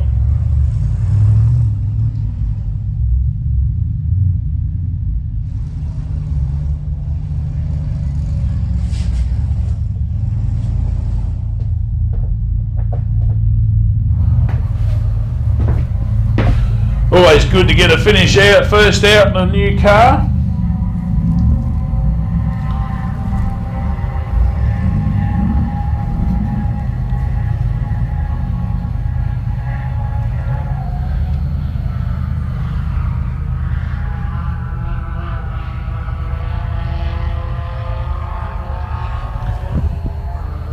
So total race time of 1 hour 34 minutes 56 seconds for car number 1, 2, 3.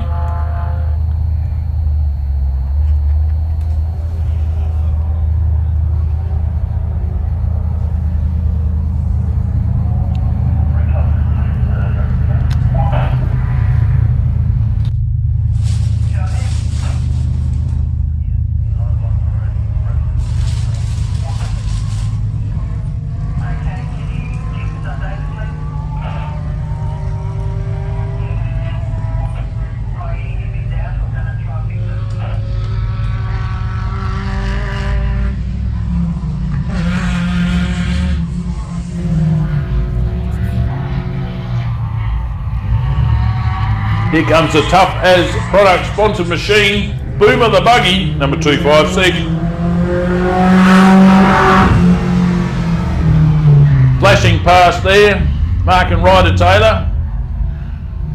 After a short pit stop out there. Got the car with the smaller wheels and tyres. Cruising. Pretty quick today. That lap time, 13 minutes and 5 seconds.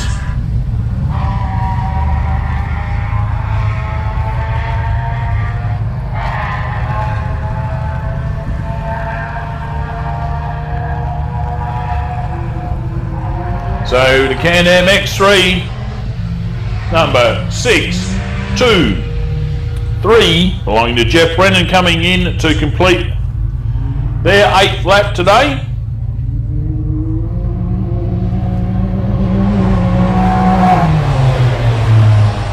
Well done to Jeff Brennan there. Fantastic driving the Can-Am X3.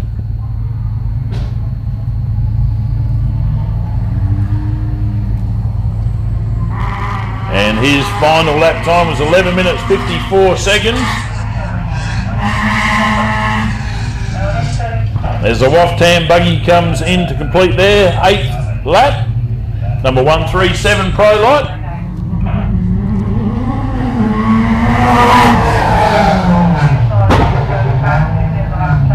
Well done to Rich and Lauren Andrews there.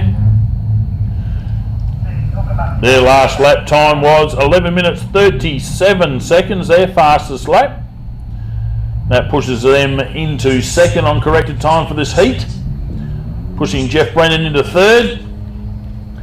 Now for all the Mick Heasman fans, he's stopped with a steering problem. Number 69. I think another steering problem. It was a flat right hand front wheel.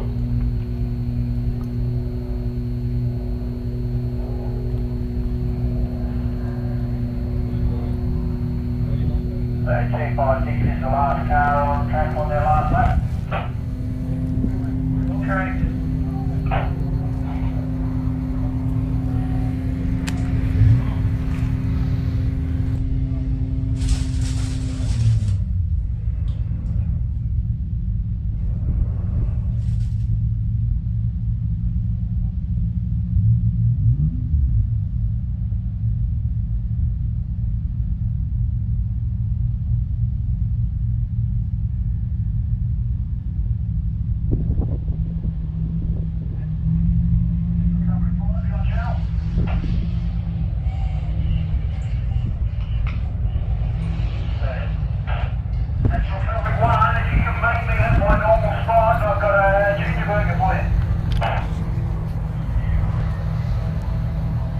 Thanks very much to Guildolin Carpentry for not only doing some fantastic woodwork around the place, but feeding all of the officials as well. Yes, thank you as well, Andy. Yeah, we've got no. Not quite sure if he's an Uber Eats delivery person part-time. They're doing a great job here. Thanks very much to the tennis club for catering this weekend.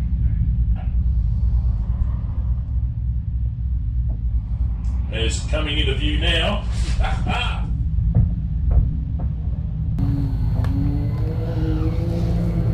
Congratulations.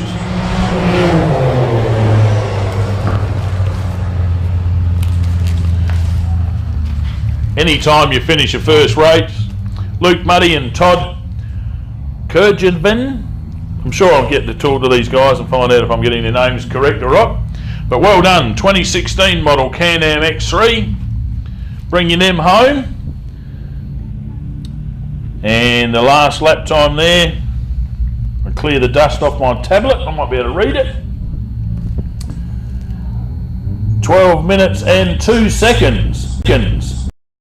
Into fourth on corrected time for this heat. Great drive.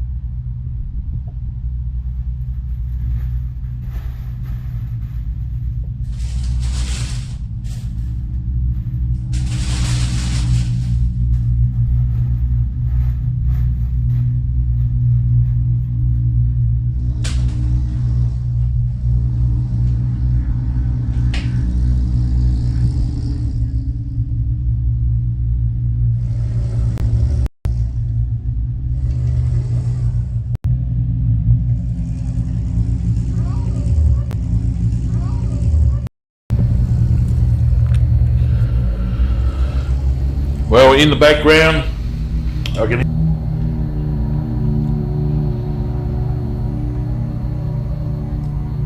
getting warmed up. You can hear a few squeaking brakes. Great idea to warm your engine and your gearbox. Steering fluid, get that up to temperature so you don't put excessive load on these cars from the start line. I'll tell you what, if you had a look at Toby Price's outfit at the Fink this year, the heaters and everything he had underneath the cars to warm the vehicle properly before a race give you an idea of the technical advantage and be calculated by having the correct temperatures in your vehicle.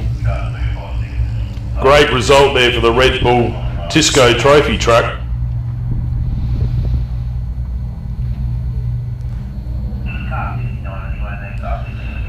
And a lot of science can be learnt by looking at these guys with pretty big budgets.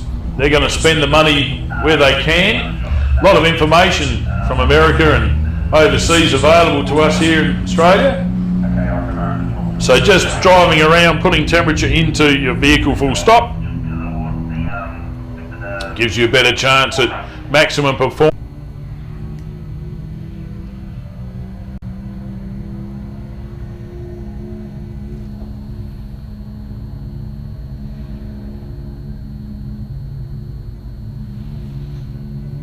Recovery 1 back in position.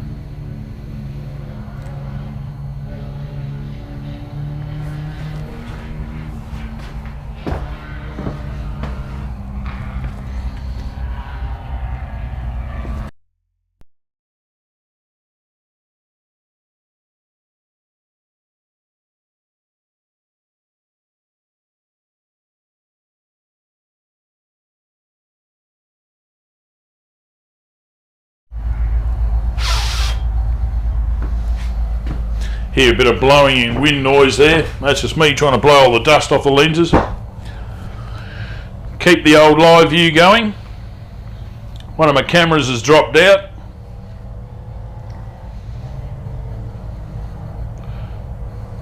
Always good fun trying to get everything to work properly.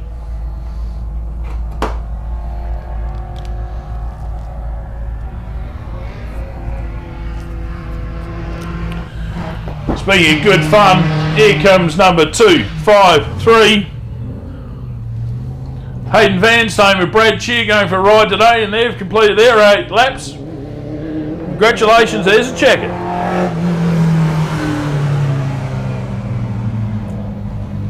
No need to mention it all. Volkswagen power.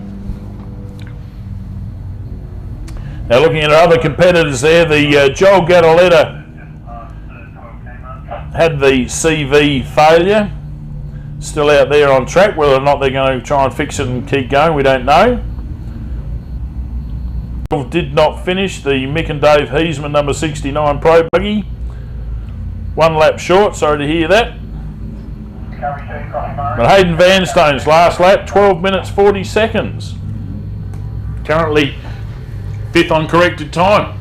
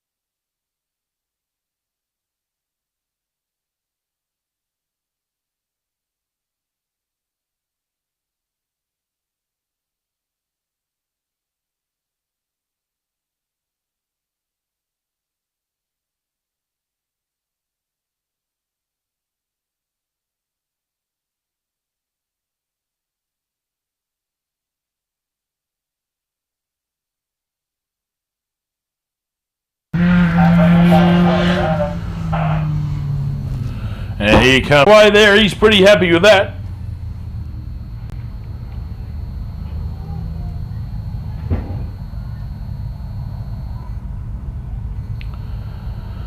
Well done to the boys. Tough As Products booming the buggy. Mazda Power getting them home with the last lap time of 13 minutes 21 seconds. And that is the last car on track at the moment.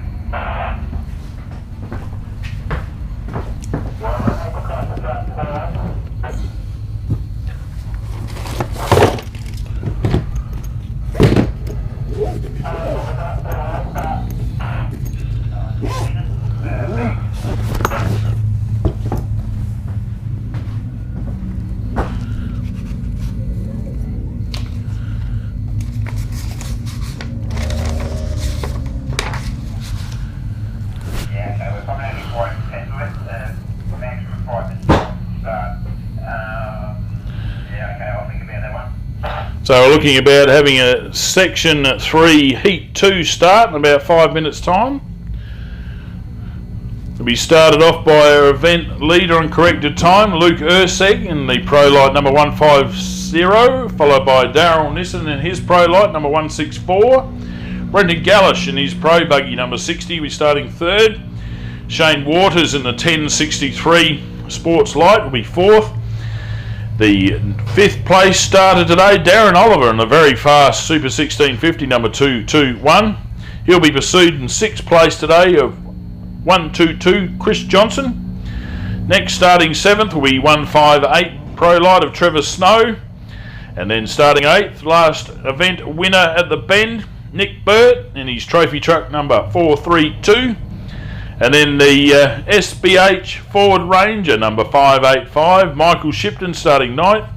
Justin Battersby in 10th position in the 231 Super 1650. 11th will be the Can-Am X3 of Ben Fatchin, number 628. And number 6138, Robbie Gataletta, will be coming out at 12th. And I've got listed Shannon Fitzgerald down here at 1029. Hopefully you've got some more CV joints and everything's good.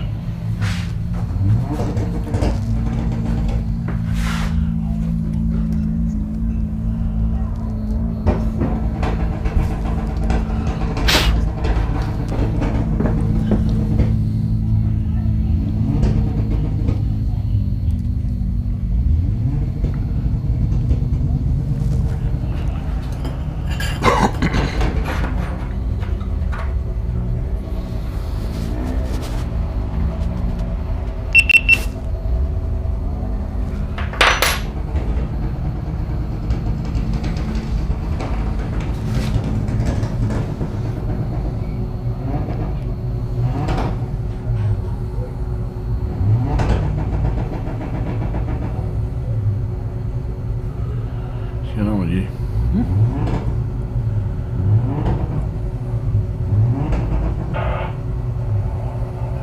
Copy, Mark. Go ahead. 164's not starting, mate. We're just going to send the others around.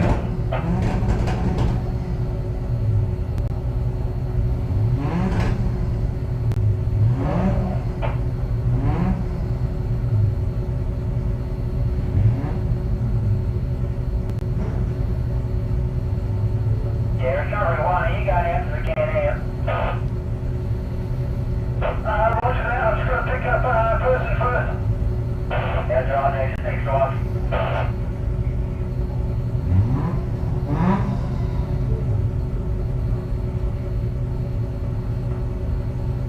Donuts yet? No, we didn't have time in here.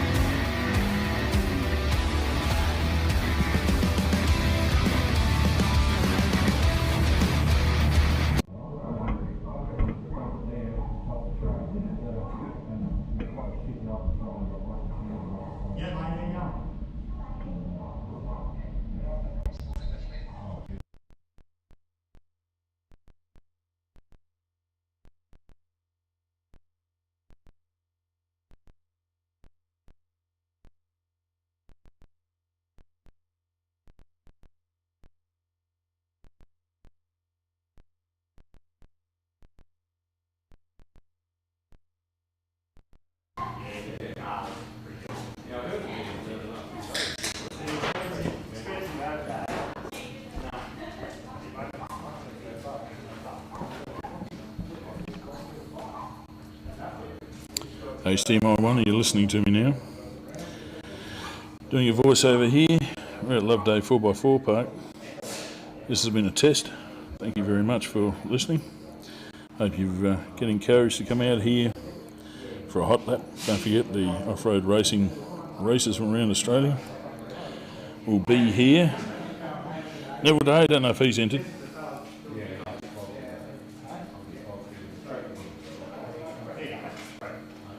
But anyway, this has been a great test. Hopefully you come out in here and see a little bit of action next weekend.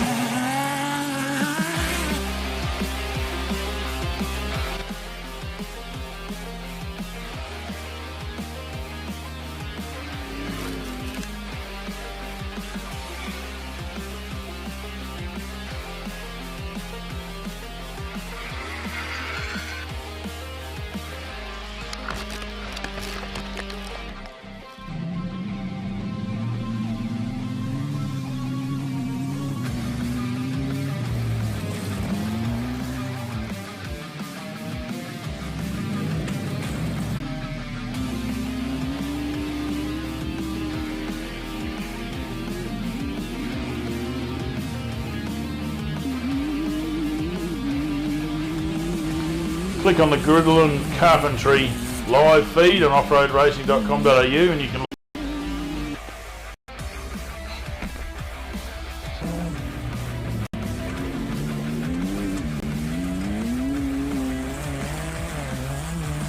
looking out in front of us here. Luke Urseg making his way around to complete his first lap. Luke was in the 9-minute lap times yesterday. Of course, Luke looked after by Racer Imports, Racer Apparel, TZ Tuning, Race Trans, Mickey Thompson Tyres. This is an ECE Honey Badger with a Nissan VQ35 engine.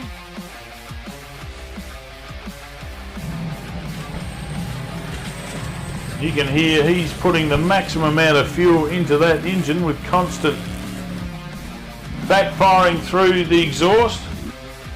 That's just unburnt fuel. So Luke asking for everything and then a little bit more from his VQ35 Nissan power plant. They're coming screaming towards us at the moment.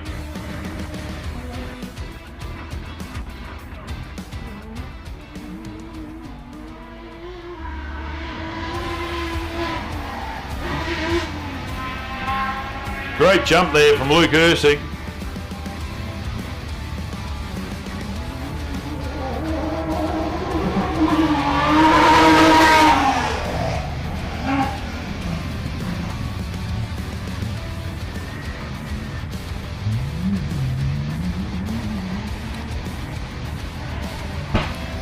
Lap time for the backfiring machine, 10 minutes 30 seconds.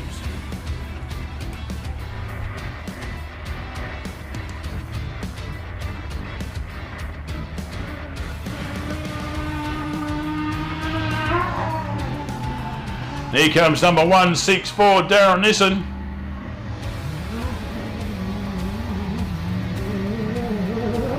Absolutely pushing that car to its limits through the last few corners here. He's on a mission to catch up to Luke Ursig. Daryl definitely can never be said at not trying his hardest when he's out in a race car. His lap time, 10 minutes 41 seconds, so 11 seconds down on Luke Ursig's first lap.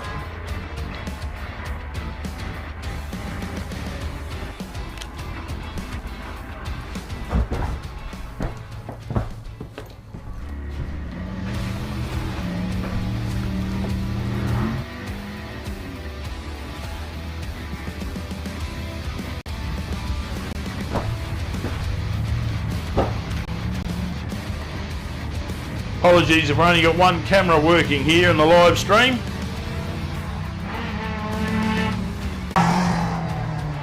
Brendan Gallish's lap time at 11 minutes and 9 seconds. The 69 Pro buggy. The Waters Motorsport Southern Cross 11 minutes and 4 seconds for their first lap. But he has pulled off just past the spectator area there. Trying to assess what is wrong.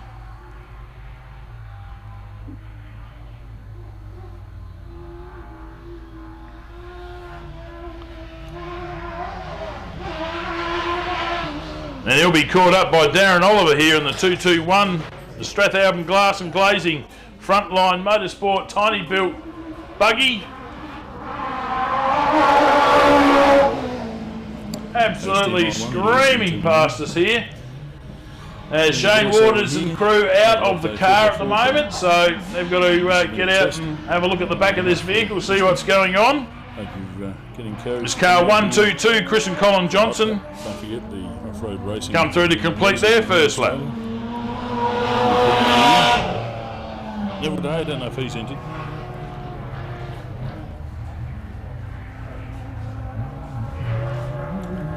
But, this has been a great test. Hopefully you come out here and see a little bit of action next weekend.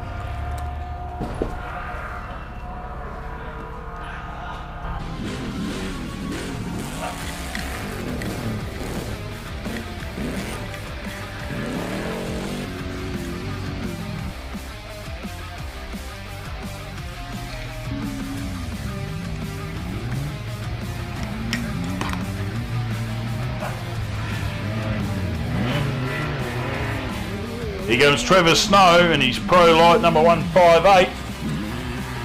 Chris Johnson 11 minutes 30 seconds. Darren Oliver 11:38 for his first lap.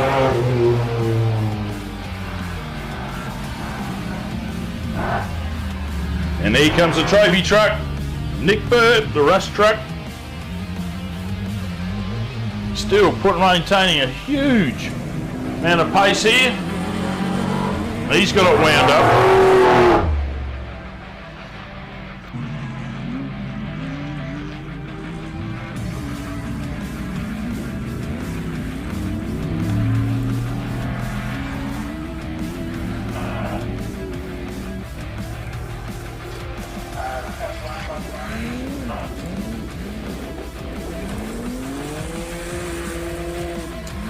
Damn it.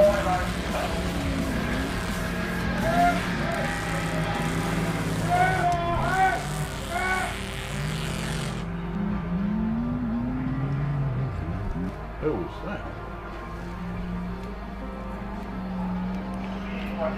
Well, Michael Shipton might be pulling into the pits here. He's lost a left-hand rear wheel. Thankfully, everyone got out of the way as that wheel came through at a bit of pace, but our officials doing a great job of flagging it down. As Justin Battersby comes through to complete his lap. So Nick Bird had an 11 minute 44 second lap. Trevor Snow at 11:54. Michael Shipton or Justin Battersby at 11:51. Here comes the side-by-side at number 628, Ben Fatchin.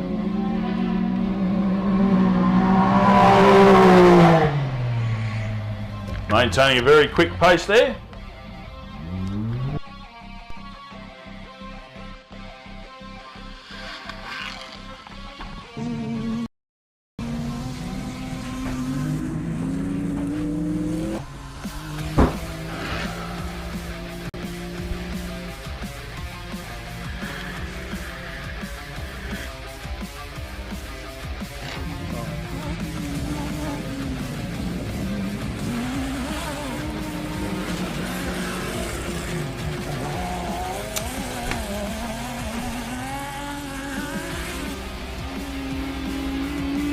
Here comes the Guildolin machine, number 6138, Robbie Guildolin. Very quick Can-Am X3 there. Ben Fatchin's time 11 minutes 52 seconds. Shannon Fitzgerald in the Sports Light 1029 completes her first lap for the weekend, thanks to Ursig Motorsport, Ursig Custoneering and Waters Mechanical.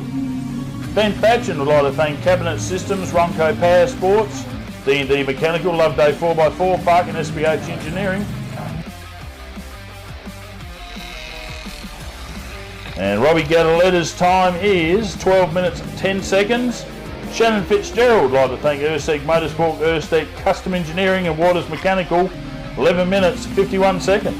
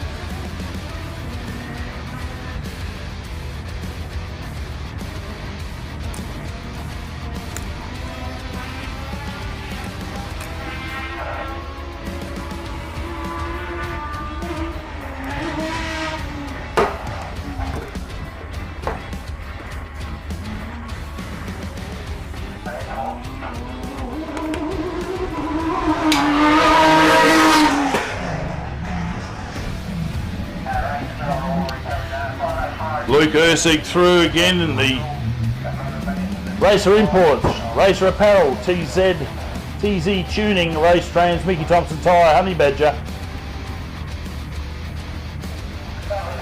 Unfortunately, the 1063 Sport of Shane Wardens and Scott Watson out with a drive shaft problem. Luke Ursig's second lap time 10 minutes 28 seconds.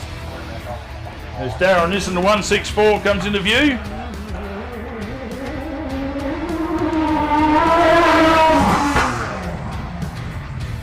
Absolutely punting the sore buggy around there.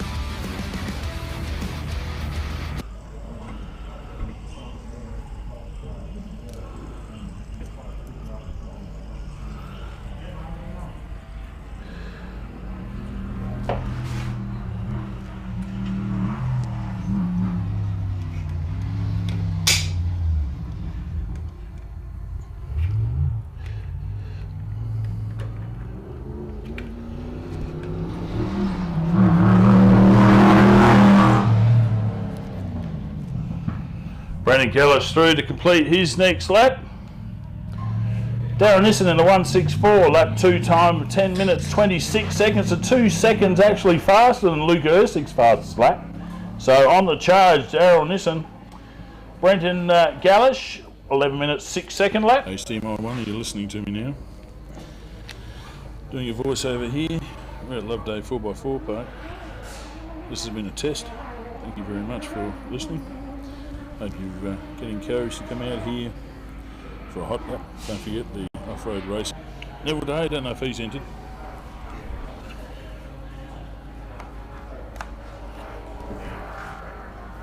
But anyway, this has been a great test. Hopefully you come out here and see a little bit of action next weekend.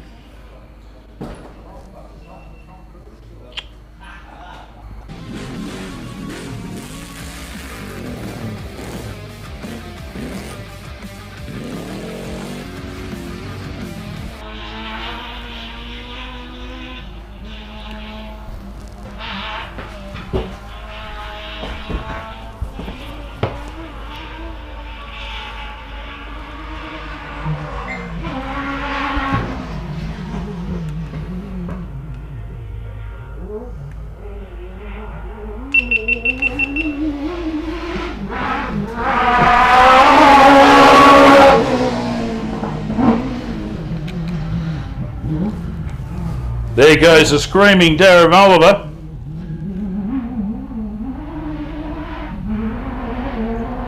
Hit a lap time of 11 minutes 16 seconds, so every car is getting quicker every lap so far.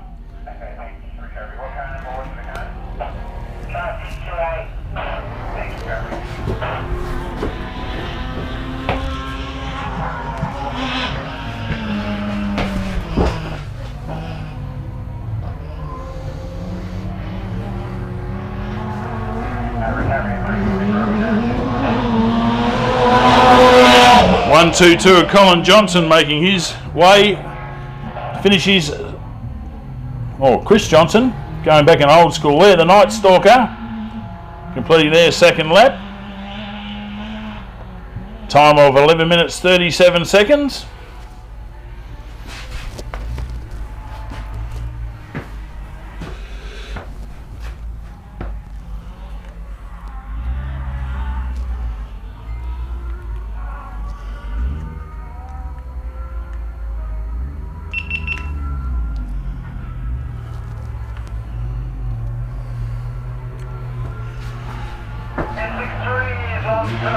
back into the councillor.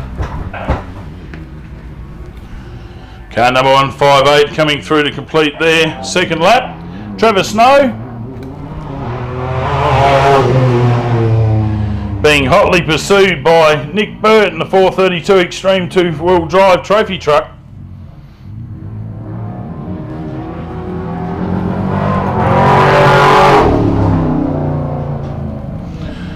Apologies to everyone on Facebook there, having some camera breakdown as usual, changing a little bits and pieces, trying to get everything working.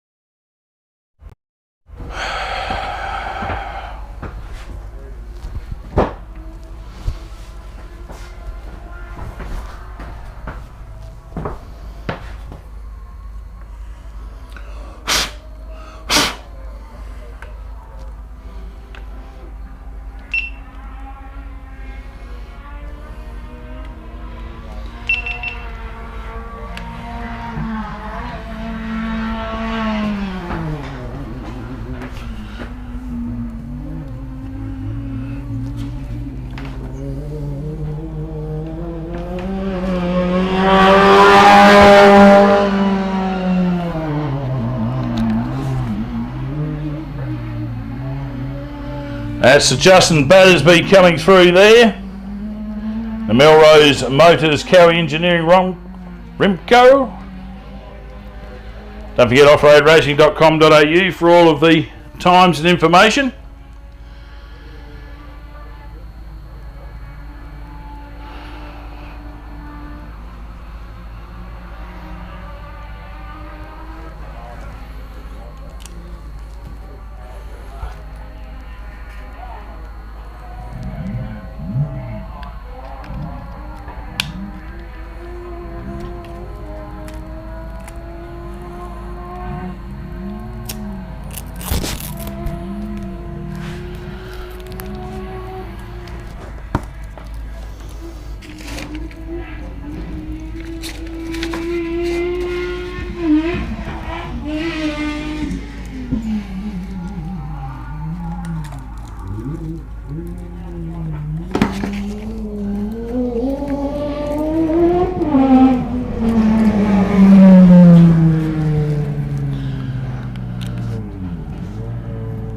.10.29 of Shannon Fitzgerald slowing down, coming into the pits. I think she's had enough problems this weekend. Hopefully she can get back out there.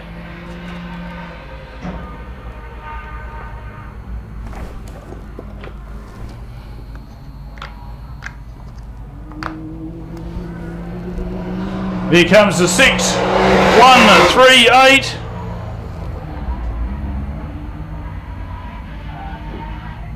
Thanks to Gadaletta Steel Construction. That's Robbie Gadaletta.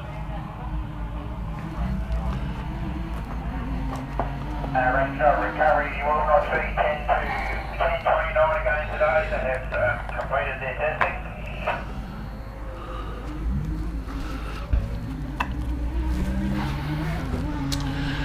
10.29 just doing their testing for today. They'll be putting the car on the trailer. Well done to Shannon Fitzgerald. Coming back out here, pretty disappointing to have so many CV joints explode. But great to see the determination there to keep going.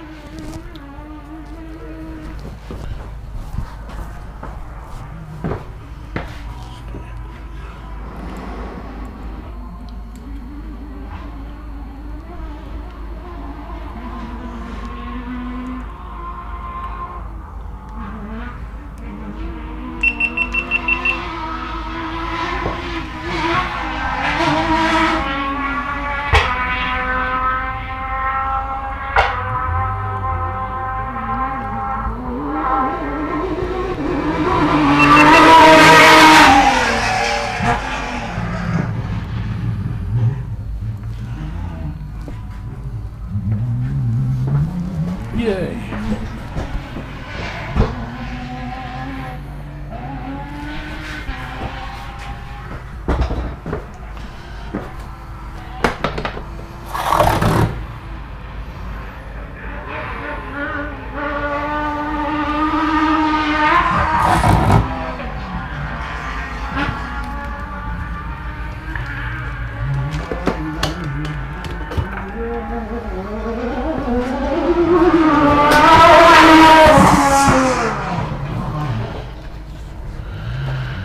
Trying to do 15 jobs at once here, but that's part of the fun in off-road racing. Keeps you busy. Luke Ursig in the 150 Pro Light through again in his fastest lap for lap 3, 10 minutes 20 seconds. Woo, flying.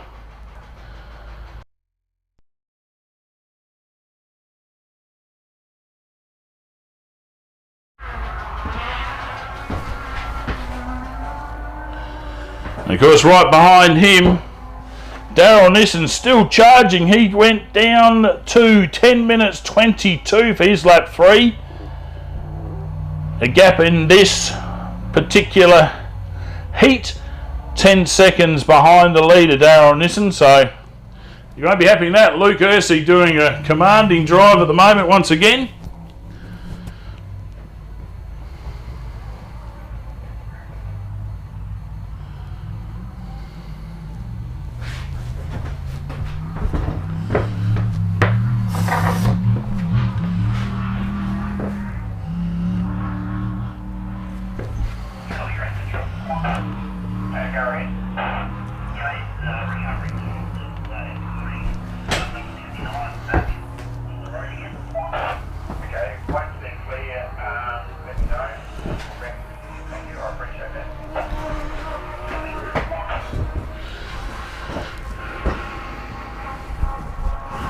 Well, great news for Facebook as I've managed to get one other camera ready to go here.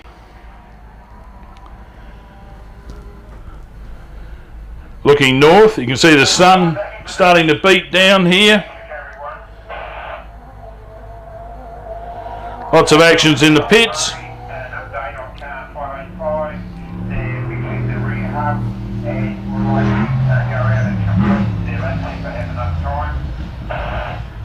So all the Michael Shipton fans, rear hub breakage, looking to try and repair it.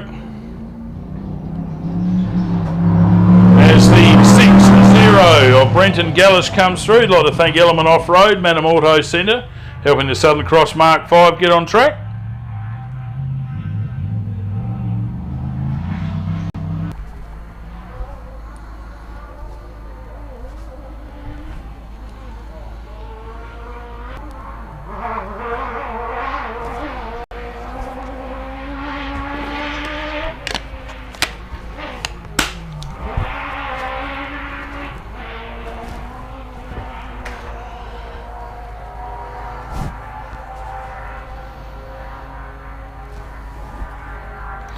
Looking at some lap times here for you. Luke Ursig won 10:20 that lap. Darren Nissan 10:22.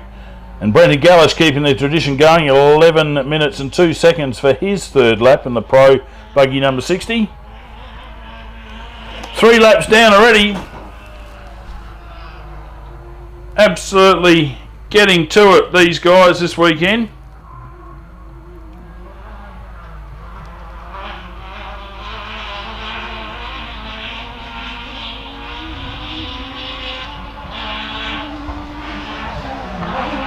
Here comes the screamer.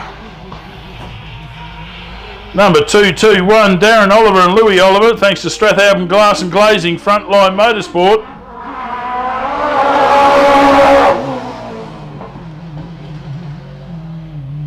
This tiny built GSX R3 Suzuki Hayabusa powered machine doing the business for him today. The Olivers will been into lightweight and motorcycle engines for quite a while. The old lock diff short course special machine, I still see it on the trailer being used for some fun weekends.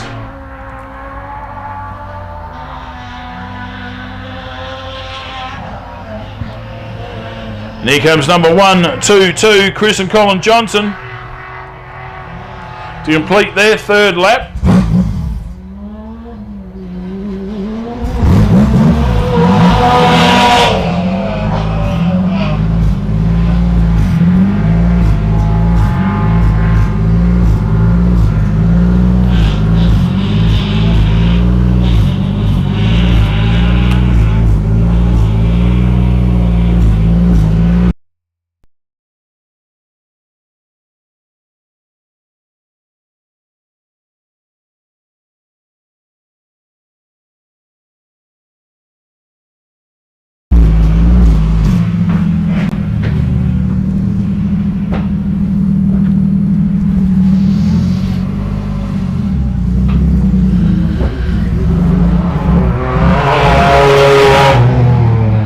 Trevor Snow going through in his Pro Light number 158, hotly pursued there by Nick Burt in his trophy truck.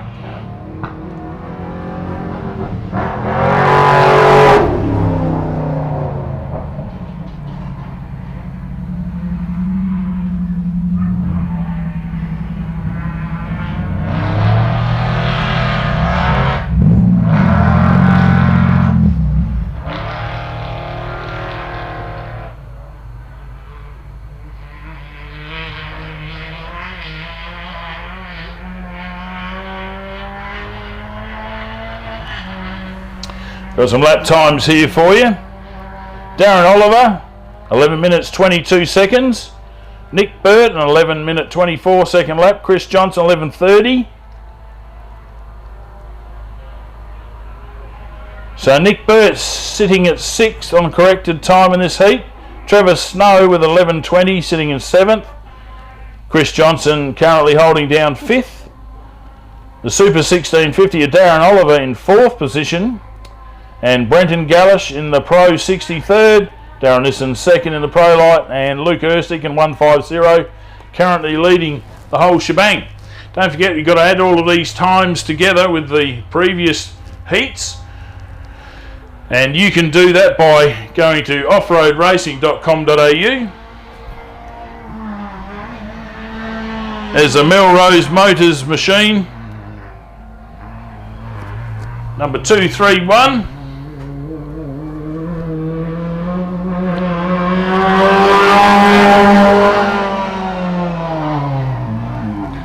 Justin Battersby and Mark Battersby, thanks to Melrose Motors, the Cowie Engineering Rimco.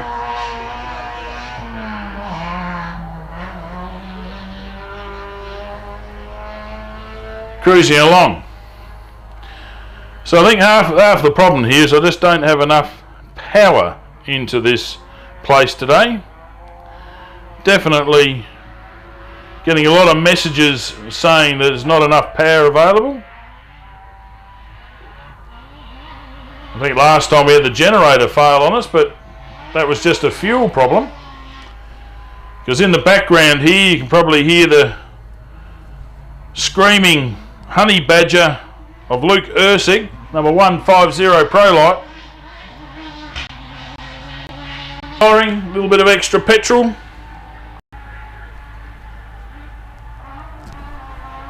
Always said that Luke Erstick has had loud exhaust systems over the years. And this is how it happens. It blows all the restrictions out of it by the sounds of it. Mini explosion, those exhaust pipes. Luke's an engineer, so he can understand all of these theories as he come into view here now, going over the main jump.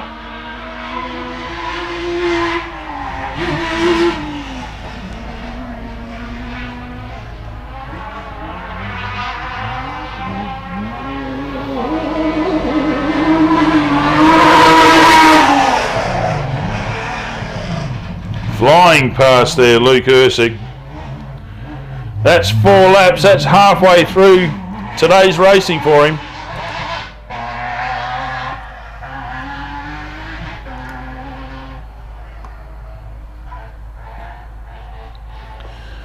Luke's lap time 10 minutes 21 seconds, so a second off his previous lap.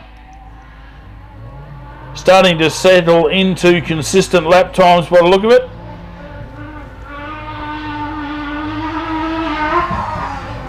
And going to play hurry up here in the second here. Robbie Guildolin in the 6.138. Can-Am being hotly pursued by dazzling Darren Nissan. And buggy number 164.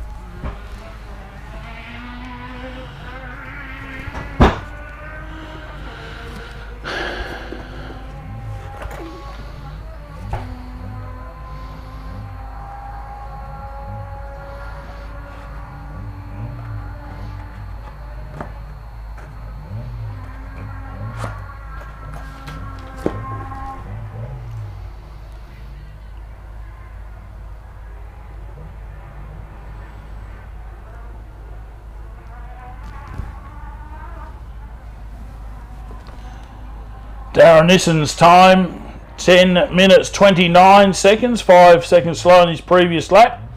Probably held up a little bit there by Robbie Guildolin, who had a 12 minute 36 second lap for lap 3.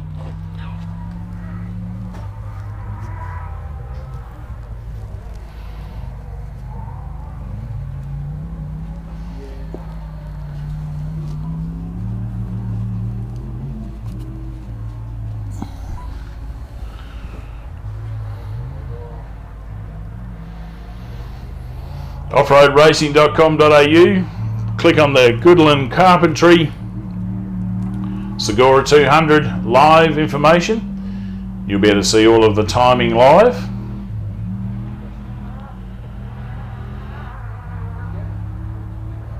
Go have a look through all of the outright times, get an idea of who's doing what.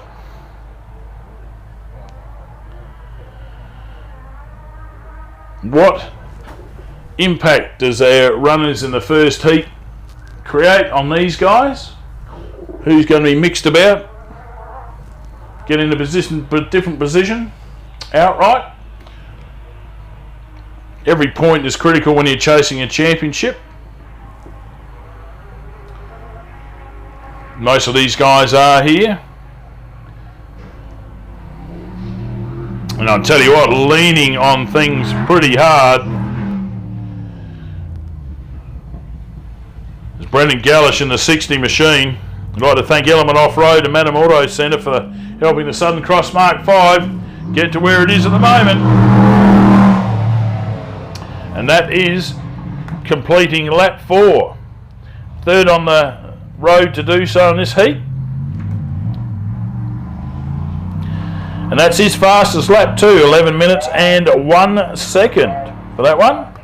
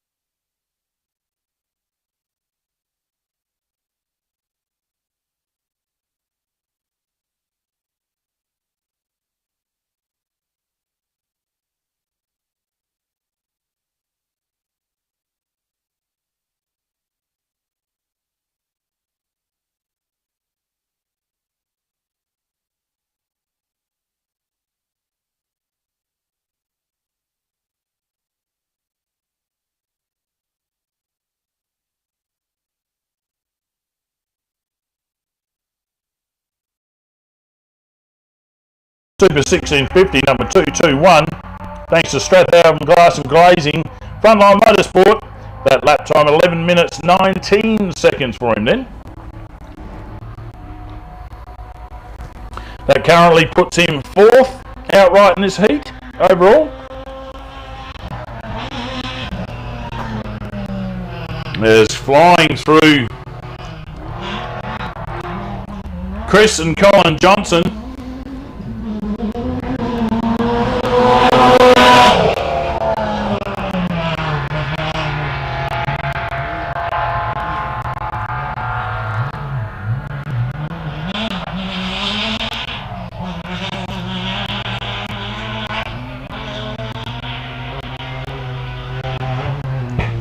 Here comes Trevor Snow and Darren Josie Pryor. The Trev's Labour Service Westpac sponsored S&S Race Frames machine. Going a bit wide in the last corner. But getting on with it and getting past. And welcome back to the track. The Princess Racing Team, number 585.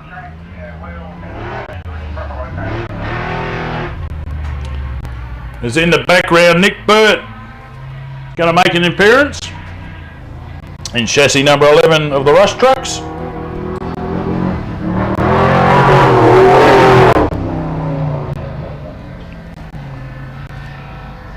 Trevor Snow's lap time, his fastest in lap 4, 11 minutes 16 seconds.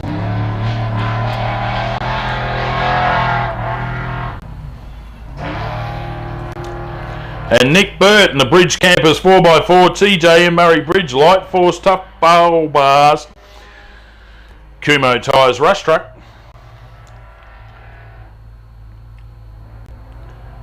His lap time was 11 minutes and 31 seconds. Keeping him 7th overall, behind Trevor Snow, 6th.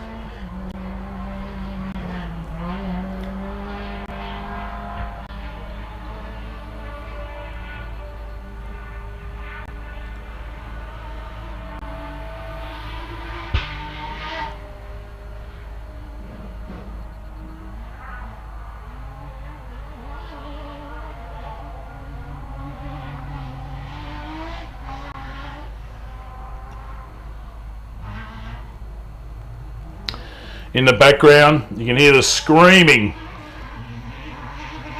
V6 of Luke Urseg.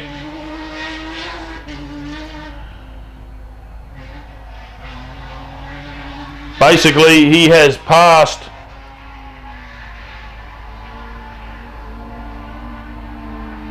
three cars, lapped a couple twice.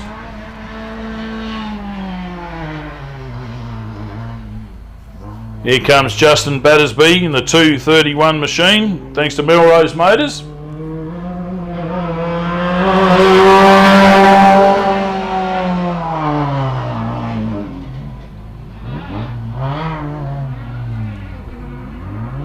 As here comes our event leader.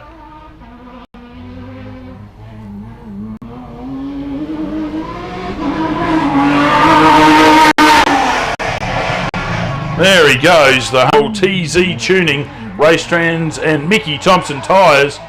Luke Ursig sitting by himself in the buggy today.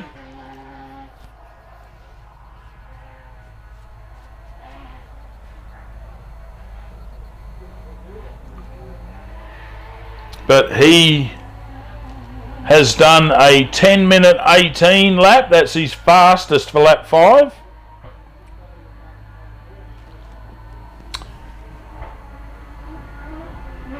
And trying hard, as always, car number 164 of Darren Nissan and Andrew Harness, the Saw Nissan VQ35 machine.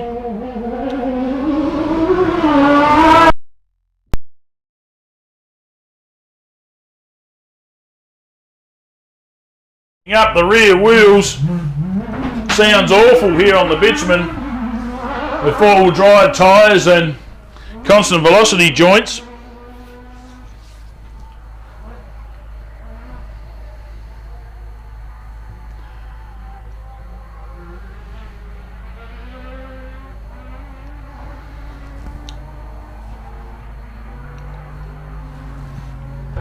Darren Nissan's lap time for lap 5, 10 minutes 25 seconds.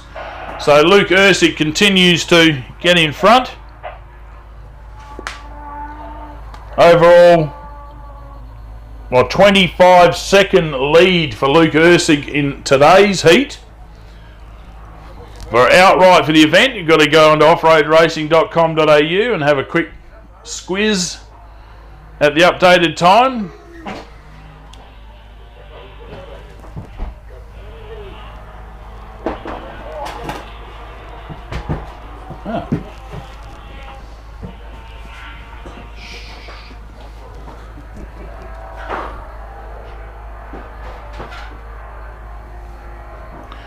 Shout out to Joe Guildolin of Guildolin Carpentry. Up here making sure everybody's happy this weekend. Doing a great job. The whole Guildolin family involved in off-road racing. Great to see them supporting a local event. Very community orientated, everyone that lives in the Iron Triangle.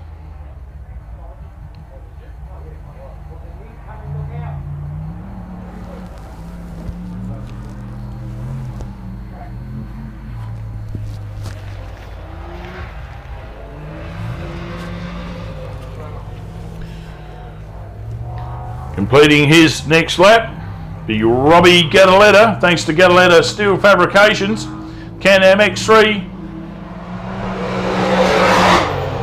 coming through to complete his 4th lap.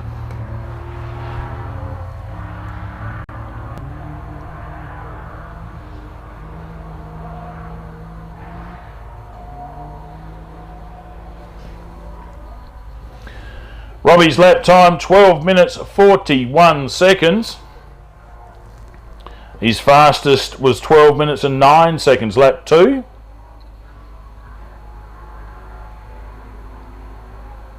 So currently sitting in 9th outright for this heat.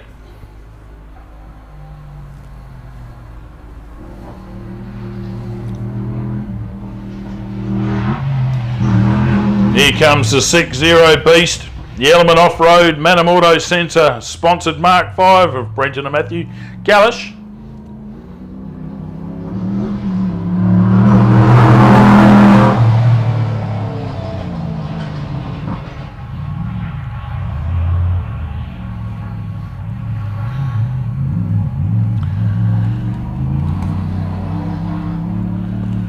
And their lap time for lap 5, 10 minutes and 50 seconds.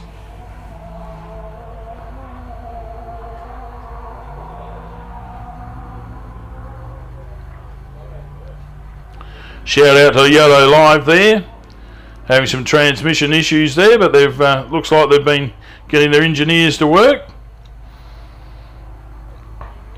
keeping this live transmission out there. I've been hearing some good things about the quality of one of the cameras. I've got one Sony, which is, I think they just push their advertising like crazy, knocking the thing off here. Thanks to Jesse Barnes there, offering a bit of help, mate. I'll catch up with you, being not too far away from my place. Back there and close to Murray Bridge.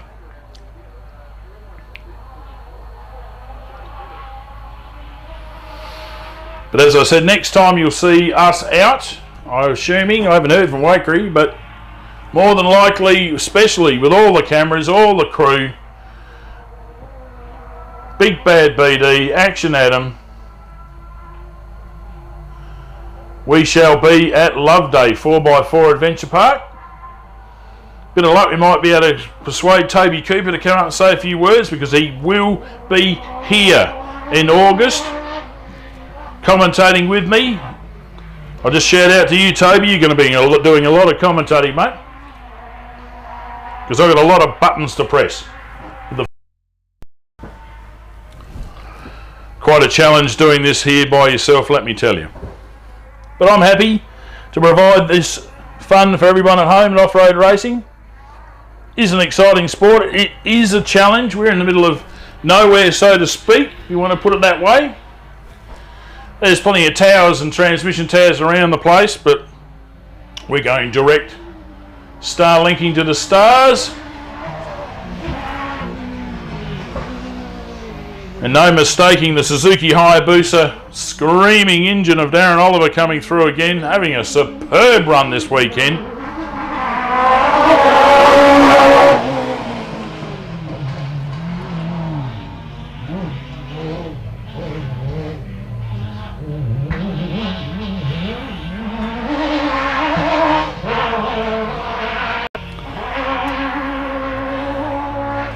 So the Strathalbyn Glass and Glazing Frontline Motorsport Tiny Built Buggy, Super 1650 number 21, lap 5 time of 11 minutes and 18 seconds.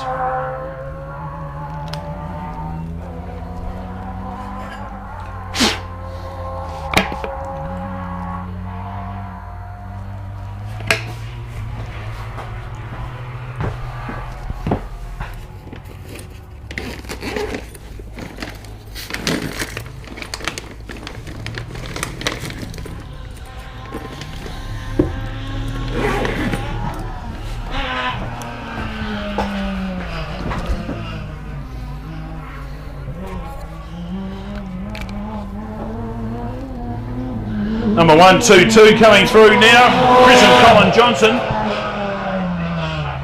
in the Night Stalker buggy.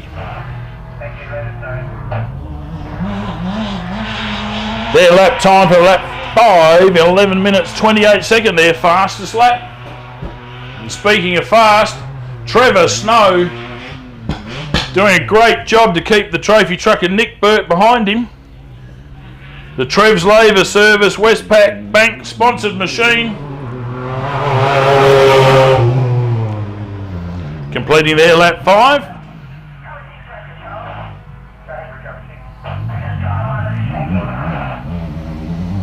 (11 minutes and 29 seconds for the Pro Light number 158. It's an S&S Race Frames Mark 1. She's an early one.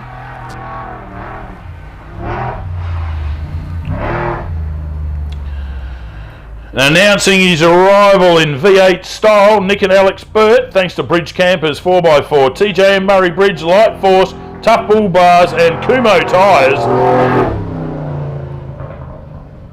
The Rush Truck chassis number 11.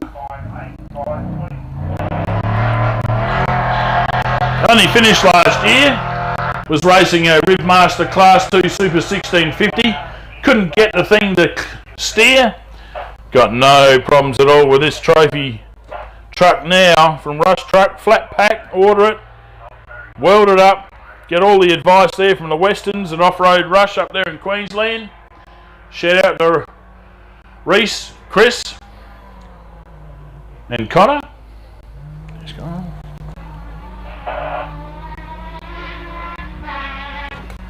Nick Burt's lap time for lap 5, 11 minutes 33 seconds.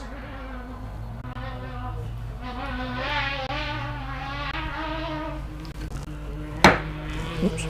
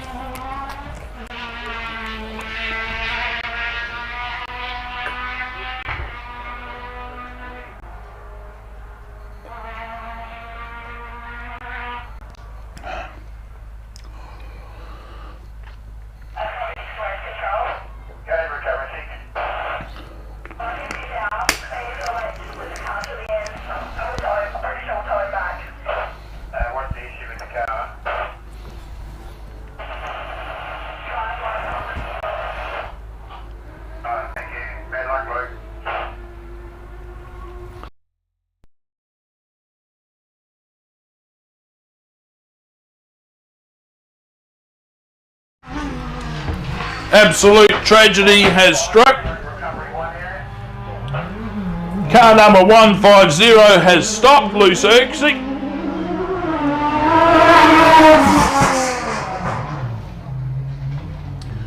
Unless he can get the car fixed, he will be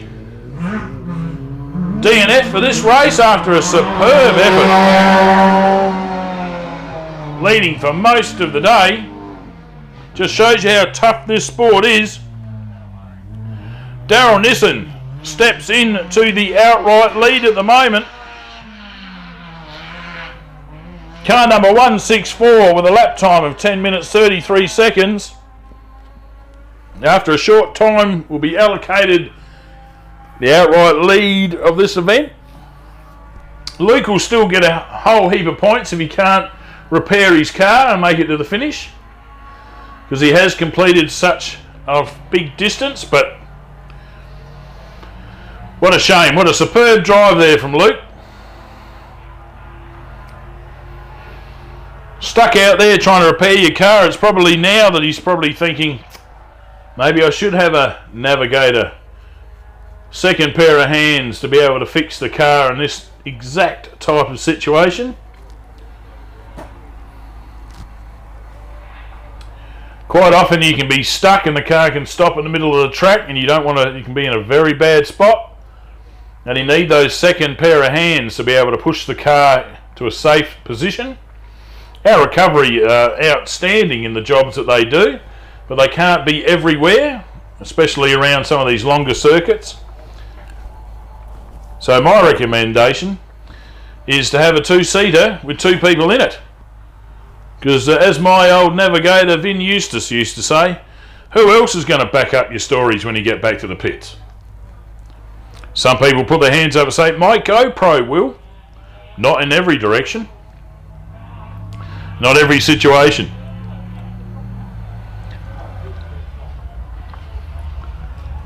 So the Racer Imports, Racer Apparel, TZ Tuning, Race Trans, Mickey Thompson Tyre, Honey Badger, effecting some repairs out there. It's coming through the Princess Racing team after having a loose wheel or a hub brake on them. Coming through to complete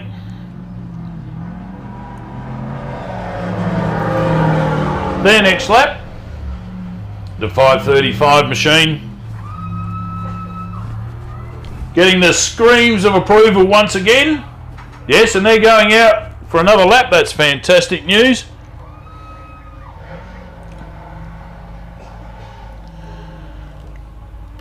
And out with a lost the wheel as well was Ben and Heath Thatchin. Michael Shipton back on track. We'll get a lap time updated pretty soon here from offroadracing.com.au. So the people out in this heat here, there he is. He did a 49 minute 13 second lap compared to a first lap of 12 minutes and 2 seconds. That's because that's how long the repairs took 585, the performance two-wheel drive of Shippo, to get repaired. Going past now the 60 of Brendan Gallish. The Element Off-Road and Manham Auto Centre sponsored machine, sounding sweet. No hesitation through the start there. 7th lap, he'll be kicking into provisionally second outright now.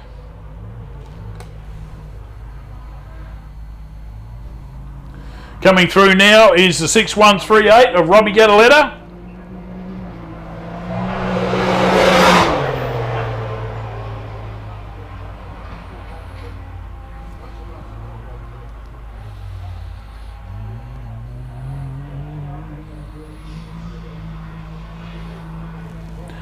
Brendan Gallish's lap time for lap 6, 10 minutes 51 seconds.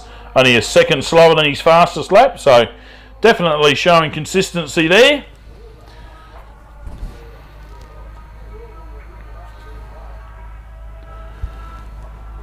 Robbie Gadaletta's time, thanks to Gadaletta Steel Fabrication, the Can-Am Maverick X3. Lap 5 he's completed.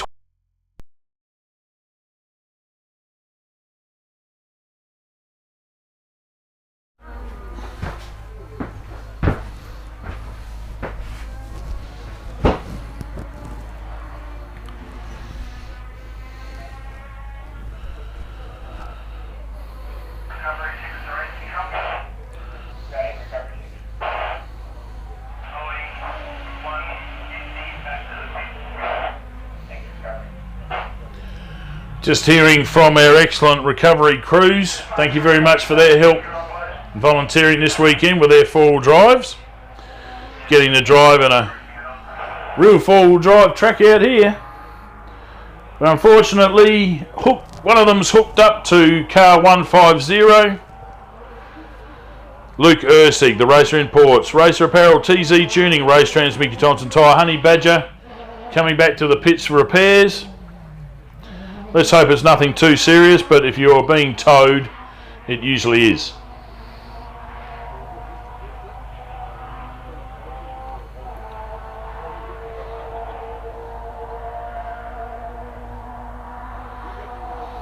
So last car on the track will be Michael Shipton and Paul Charlton.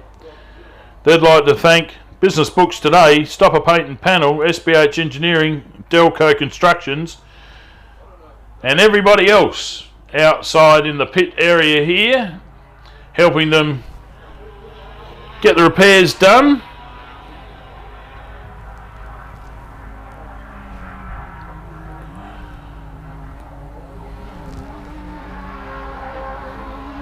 Here comes number 221, Darren Oliver with Louis alongside.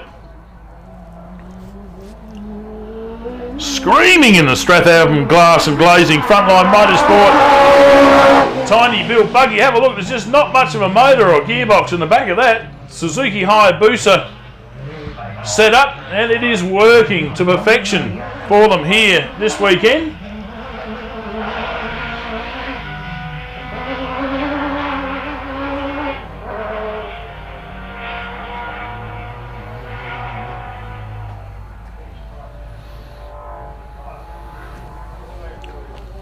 Their lap time for lap number 6, 11 minutes 25 seconds. And the word is Luke Ursig has a broken driveline in the 150 Prolight Honey Badger. Bad luck, Luke. Been representing Australia with his father there in America, racing the Baja 1000. A race many hardcore off-roaders would love to be able to do.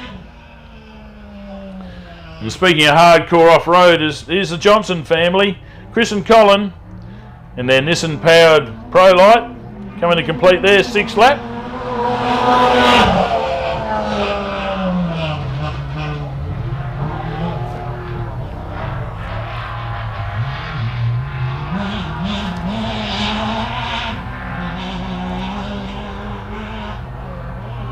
Fastest lap so far this morning for Chris Johnson, 11 minutes 25 seconds, as here comes buggy number 158. It's Trevor Snow, Darren Josie Pryor.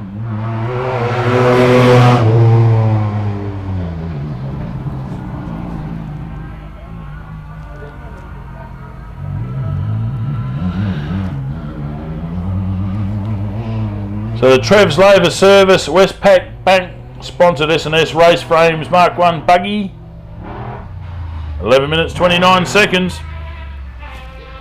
And screaming in the background there, car number 432, Nick and Alec Burke.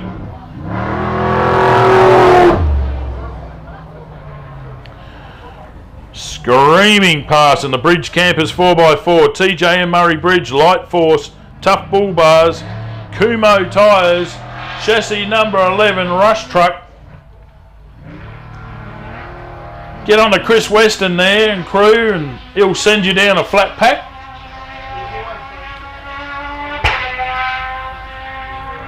And you too can assemble a trophy track in your backyard. Take it racing, just have it for recreational purposes. Whatever, but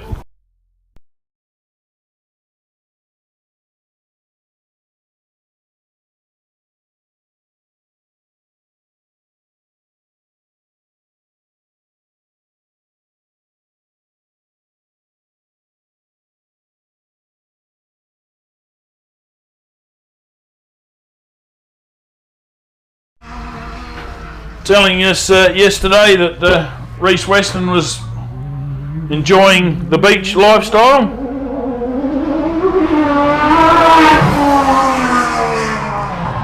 And more importantly, enjoying all of the live coverage here from the Guildolin Carpentry SGORA 200 as our outright leader heads out for his last lap. Lap 7, 10 minutes 27 seconds for Darren Nissan and Andrew Harness. Consistent going along with his other lap times. The quickest lap was lap 3 for him. So they're doing a great job pushing at the front.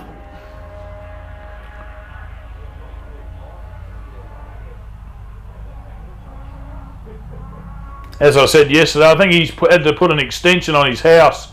He's got that many trophies at his place. Darren Nissan.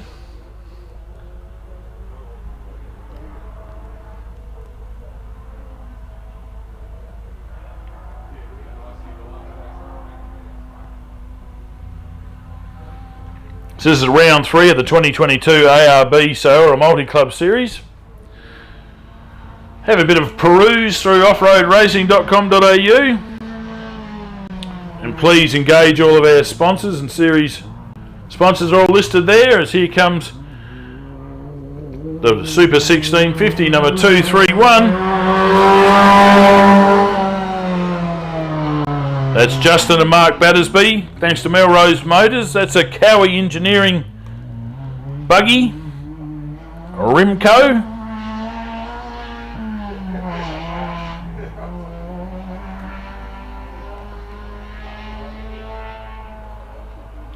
And their lap time for lap 6, 11 minutes 47 seconds.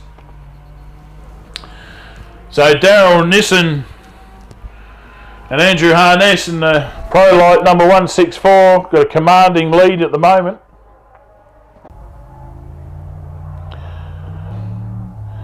Probably see it on my Facebook page. Well, I hope you can. You see it just flashing past in the background. 6-4 through the quarry on his last lap. Thanks, recovery.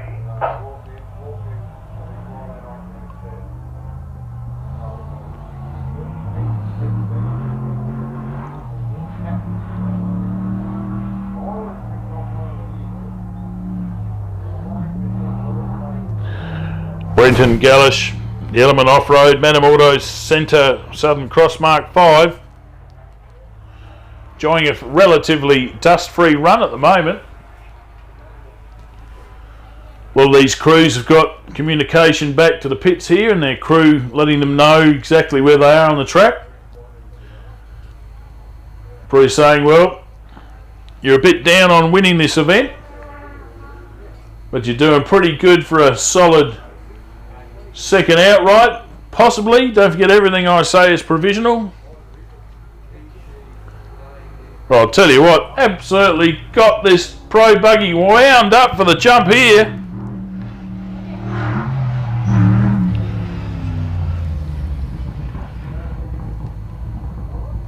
Southern Cross Mark 5, burgling and gurgling out of the exhaust system there.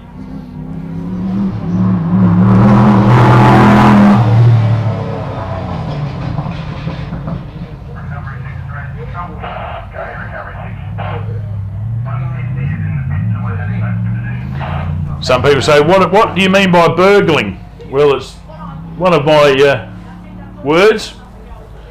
It means you're cooking inside that motor. Something's going on. And the gurgling, well, I think you know what that means.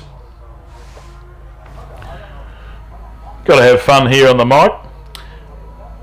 Brendan Gallish, Pro Buggy 60, lap 7 time at 11 minutes and 2 seconds.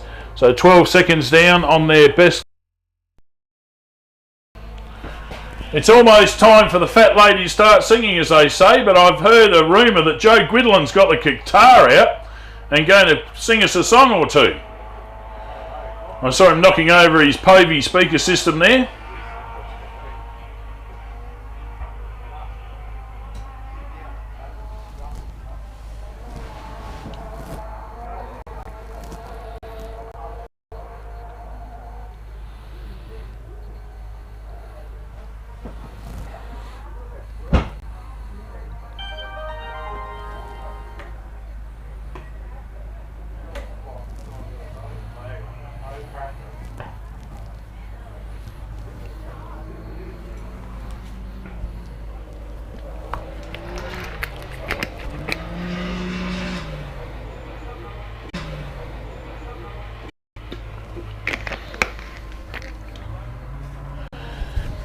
Here comes number 6138. Robbie Cataletta. Blair Johns navigating this weekend. The Guildolin Steel Fabrication Can-Am Maverick X3. Getting closer to a finish.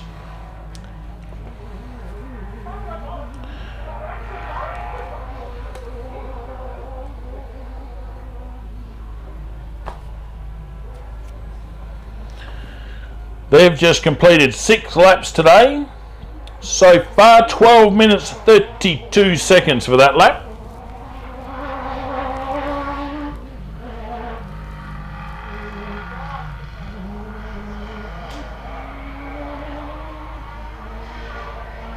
You guys please move to another channel. We're conducting a race on this channel. Exit channel, please.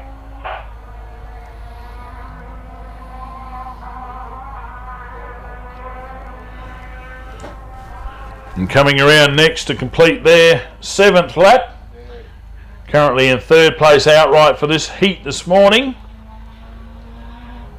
Darren and Louis Oliver. Strathalbyn Glass and Glazing Frontline Motorsport Tiny Built GSX-R3 buggy. I wonder how they come up with that combination. Well, I'll tell you what, the combination works. They are flying.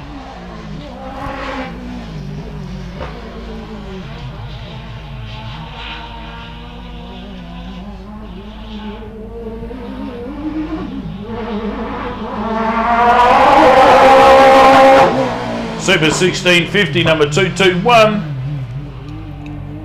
out onto their last lap.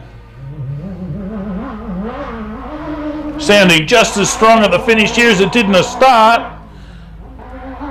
That's great control driving there. 11 minutes 35 seconds for that lap. Here comes car number 585. Put your fingers in the ears, because this is Michael Shipton and Paul Charlton. Sponsored by Business Books Today, Stopper Paint and Panel, SBH Engineering and Delco Constructions. This is a Simon Herman breathed on Aussie Off-Road Media sponsored Princess Racing Team Ford Ranger. What a mouthful. Okay, Wendy, scream. There we go. And here comes car number 122, Chris and Colin Johnson. That Pro-Light buggy, Nissan powered machine. Cruising along, Michael Shipton, a lot better lap for him, 16 minutes 41 seconds. Chris and Colin Johnson in the Pro-Light number 122, 11 minutes 22 seconds, so he's getting faster and faster every lap.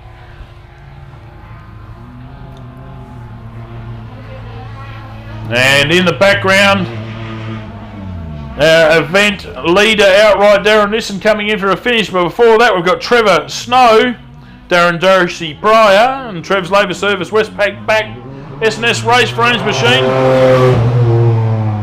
going through to complete their 7th lap. So probably getting a whole big taste of dirt at the moment, Darren Nissan. He's eating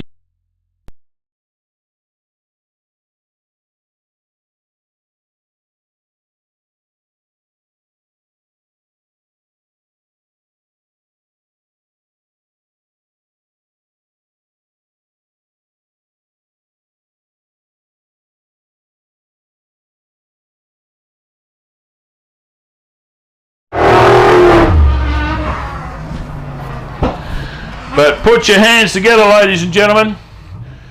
Thumbs up. Congratulations to Darren Nissan and Andrew Harness, their first finisher. Pro-Light number 164, the Saw buggy. Here they come rolling through. Well done, boys.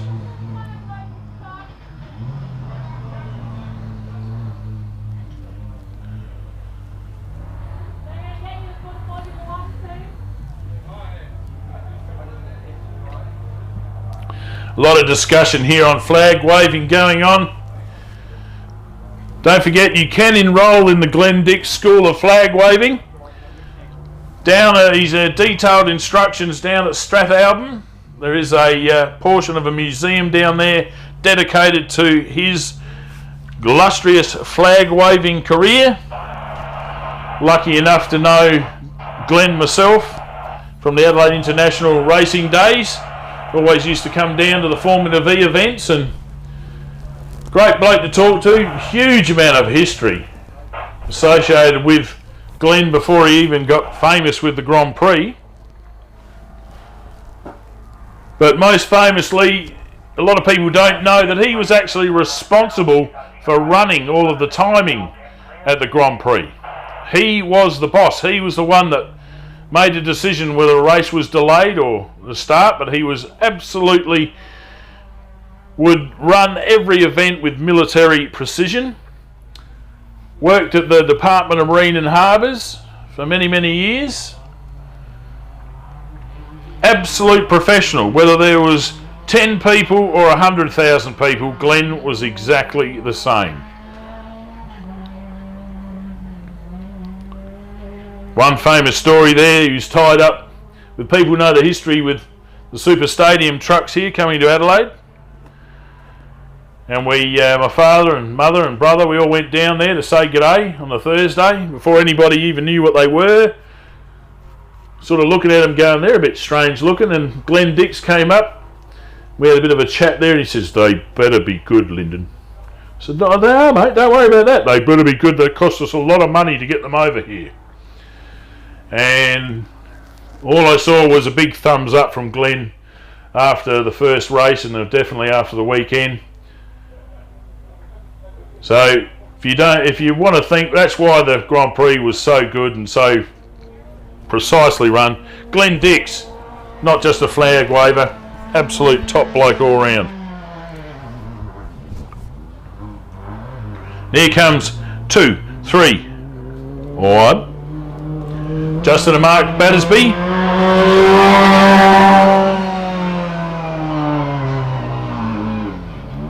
Super 1650. Getting some screams from the crowd as well.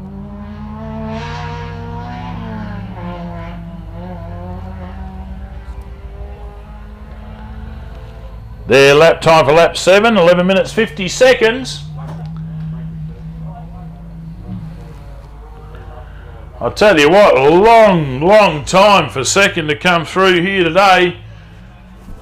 Be pretty hard to beat Darren Nissan on corrected time, I think. Don't forget offroadracing.com.au for all of the timing information.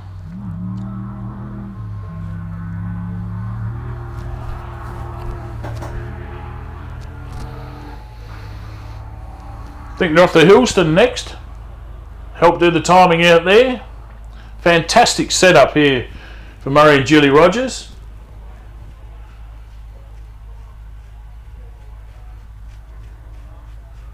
What a great lifestyle, cruising around Australia from off-road race to off-road race. Sensational. Thankfully, a lot of live broadcasting continuing on and giving a chance to people that can't do the distance to get out there. But here comes provisionally second at the moment, or definitely second in this heat. This is Brenton and Matthew Gallish in the Element Off-Road Madden Auto Centre Southern Cross Mark 5 V8 Chevy powered machine. Congratulations, 8 laps done. You have completed the Guildolin Carpentry SGORA 200 for 2022.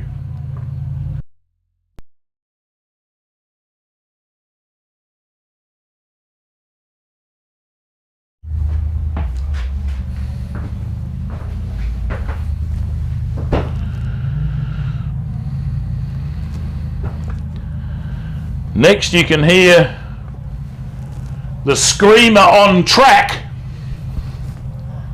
and that screamer is Darren Oliver with Louis Oliver alongside.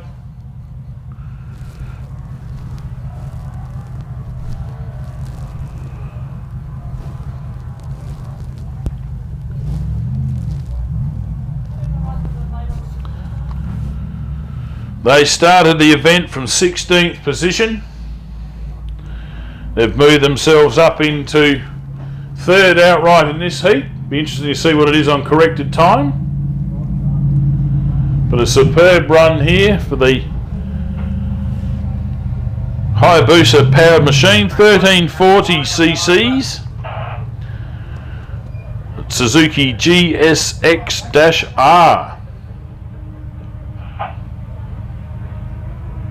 Gee, a weapon in a buggy, how would it be on it inside of its natural home, a motorbike? Wow.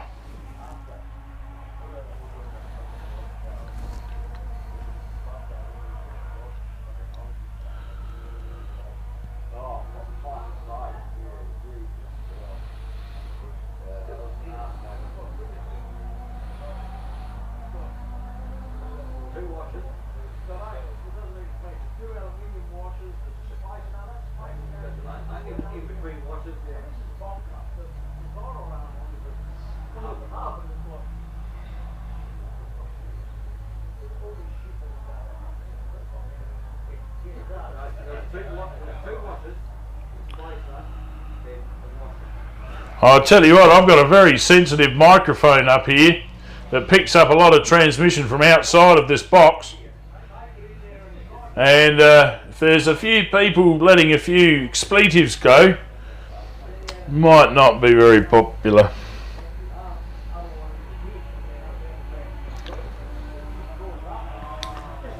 This has been a public service announcement from Liquid Linden.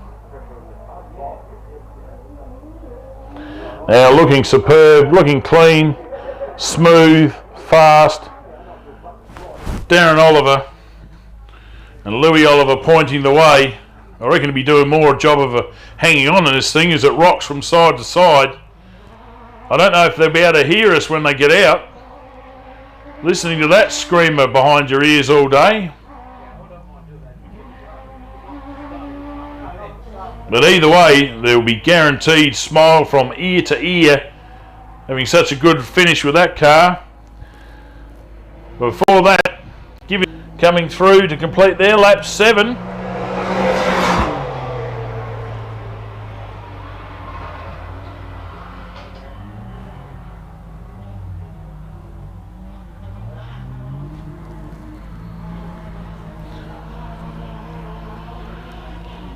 Robbie Gataletta's time from 6:138. The pro side by side, 12 minutes 35 seconds, is coming in for a finish. Car number 221, the Super 1650 of Darren and Louis Oliver. Congratulations.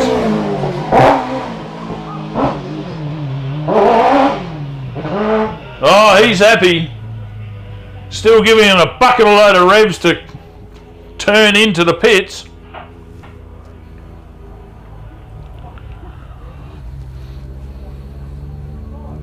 Their last lap time, 11 minutes 23 seconds.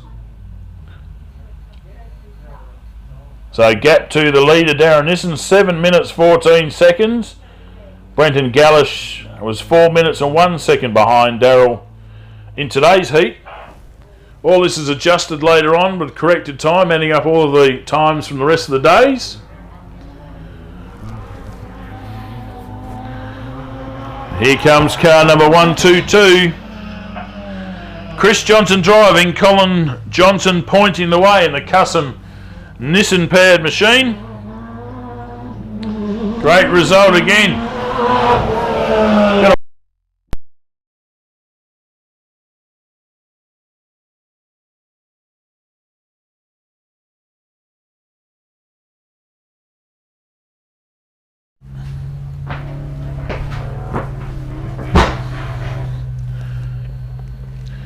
Chris Johnson came home in 11 minutes 27 seconds for this morning, but increasingly getting faster and faster.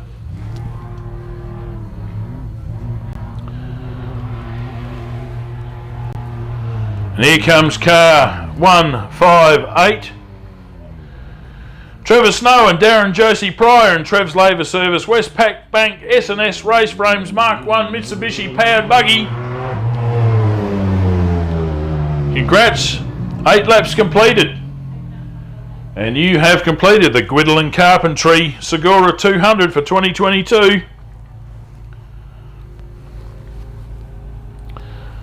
Last lap time of 11 minutes and 40 seconds. And coming into view now, the trophy truck, creating a lot of dust, putting a smile on all the V8 lovers and trophy truck lovers' face. Nick Burt flying home for a finish here. Well done to the Bridge Camper 4x4, TJ and Murray Bridge, Light Force, Tough Bull Bars, Kumo Tyres, Rush Truck, chassis number 11. 2 finishes in a row here for that vehicle.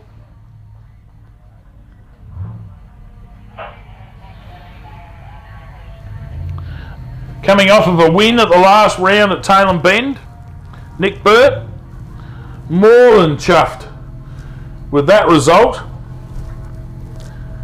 and having a very consistent run here again this weekend. And his last lap time was 11 minutes 45 seconds.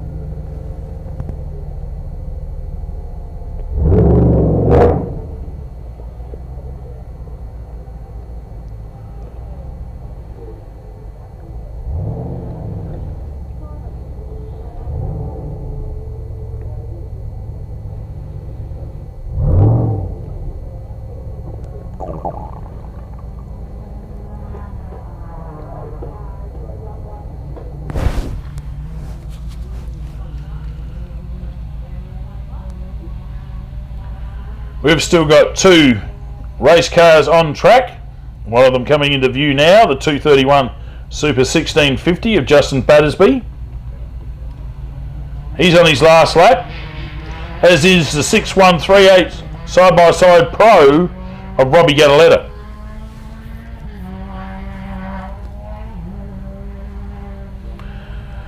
But all the fans out the back going, what about Michael Shipton? Yes, he's still on track too. You can see him rotating, nowhere near the pace he was enjoying earlier today. But as he had a fantastic third outright win at the Bend Motorsport Park a few weeks ago, being right up at the top of the SGORA Championship points chase for 2022, so he's definitely in for winning the class, which is your maximum amount of points you can get. Added together with some outright points has all changed a little bit, as here comes the Class 2 or Super 1650. Justin and Mark Battersby, thanks to Melrose Motors. The Cowie Engineering Rimco Toyota 4AG machine gets a finish in the Guildolin Carpentry SGORA 200. Congratulations.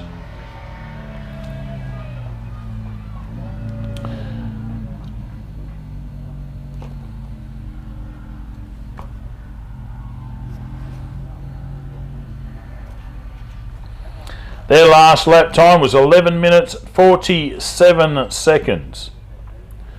So that's pretty consistent, 11:50.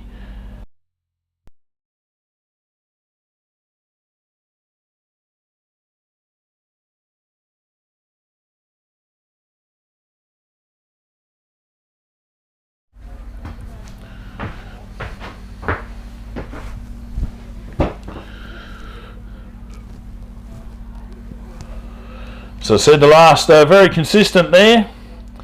Fastest lap, 11 minutes 40 seconds. Slowest, and 11:51, which was lap 1. Consistency win races, and within about 11 seconds for the whole 8 laps. Got to be happy with that.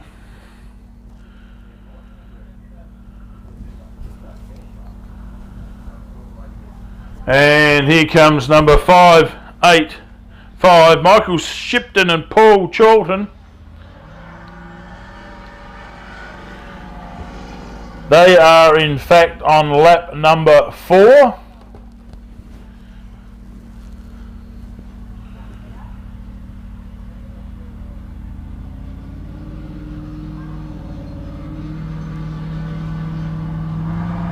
Plenty of time to wave at the crowd.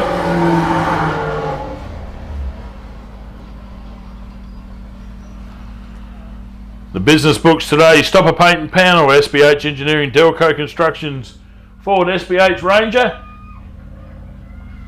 Getting screams of approval from the crowd once again.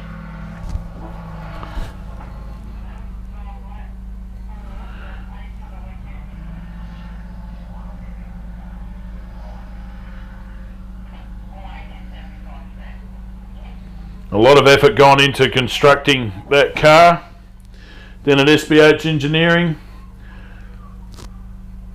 Simon Herman having a bit of a talk with us last night about all the dimensions and mucking around they've had to do and finding out the information to get all of the suspension to work, the steering to work, a whole lot of mucking around. That's what it is. A lot of off-road racers are innovators.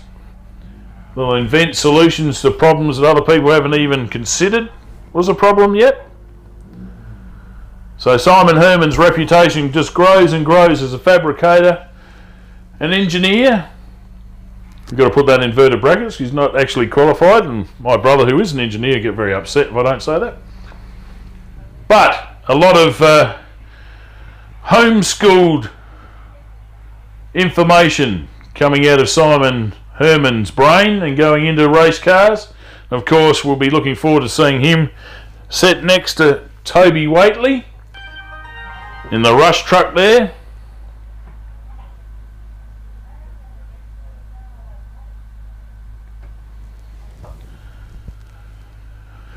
Simon been all around Australia in the Can-Ams with Toby. Almost won the event outright up there in Queensland, I think it was New South Wales, St George. Very experienced navigator. Be rather disappointed with the Ford braking parts, but you can't stop parts from braking.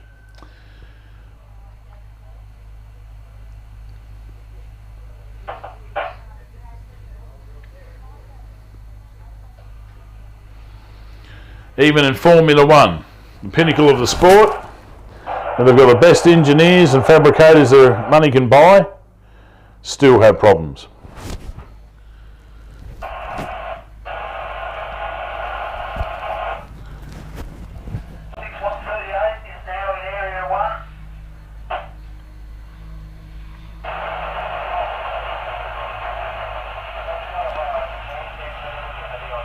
Coming into view now, car number 6138.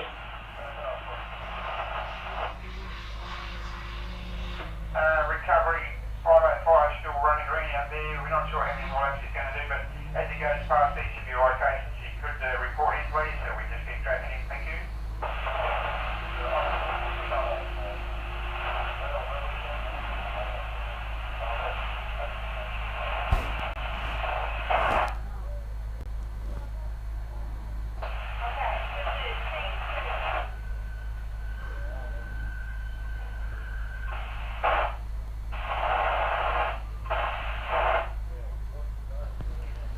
So 6138 on his last lap.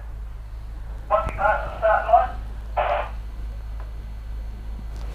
Yes, Robbie Gataletta and Frank Gataletta I've got listed down here as a navigator. I've got all sorts.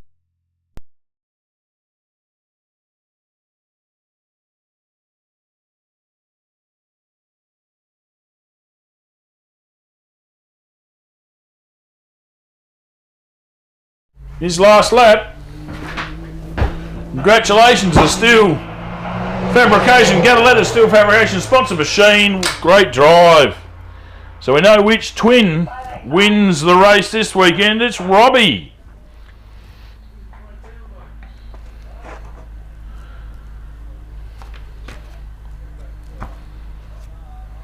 And Robbie's last lap time, 12 minutes and 22 seconds. His fastest was a 12:09.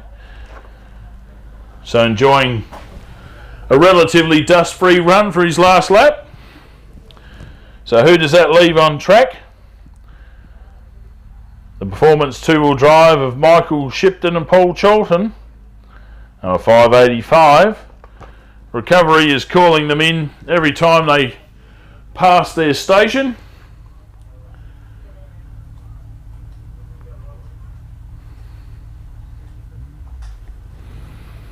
So if you want to know the outright results, get yourself onto offroadracing.com.au. And of course, even that is still provisional until all of the officials and judges of fact around the place give their tick that everything is sweet, everything is smooth.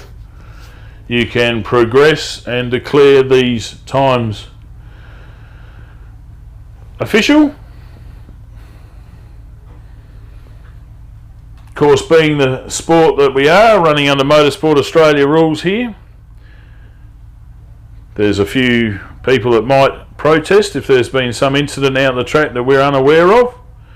A lot of people can claim corrected time if they've stopped to assist in an accident. So there's a lot of little bits that go through to the timing trailer here to make adjustments before, again, Clark of course and underlings all give the tick of approval and say yes, hand out those trophies.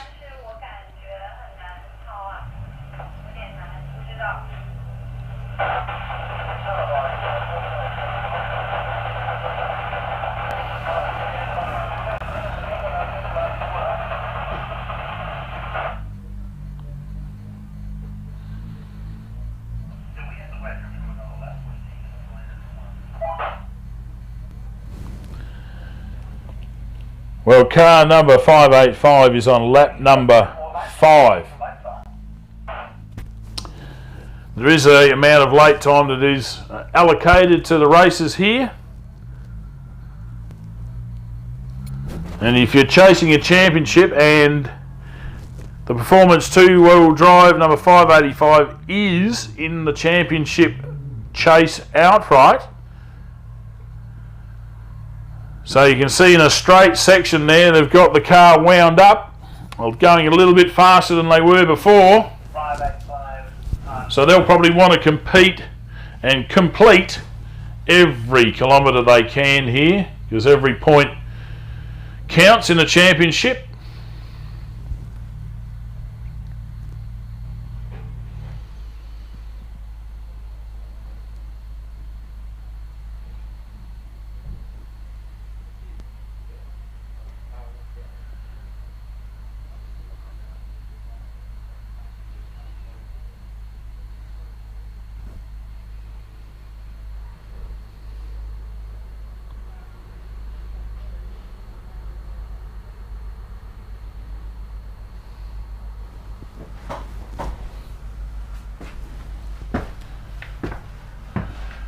So if you're listening in on social media, on Facebook there, I'll just see if I can get a bit of this camera to work. Don't forget, take the moment to go over and then fill yourself full of food and drink. The catering area there, absolutely superb munchies. Set the kids off and leave them locked into the playground next door.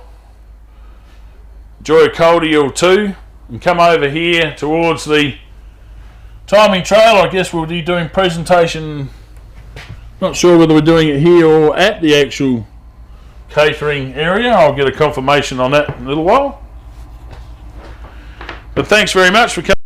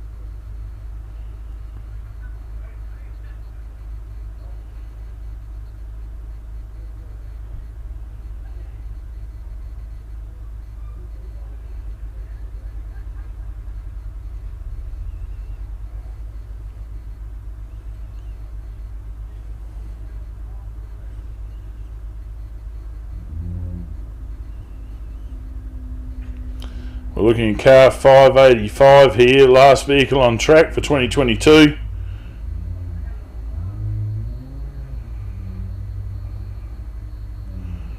Extending the camera to maximum telescopic lens.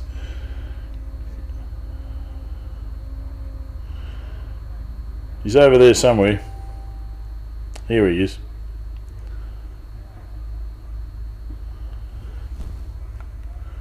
I found it a lot easier to film with these cameras when I was holding them by hand on the tripod here. Shout out to every cameraman there is. This is not easy. I hope you're enjoying. I'm able to actually have a bit of a play here with the camera. Action Ad will be on this one next time at Loveday 4x4 Adventure Park. Entry's open pretty soon there, I'm reckon. Oh, there he is.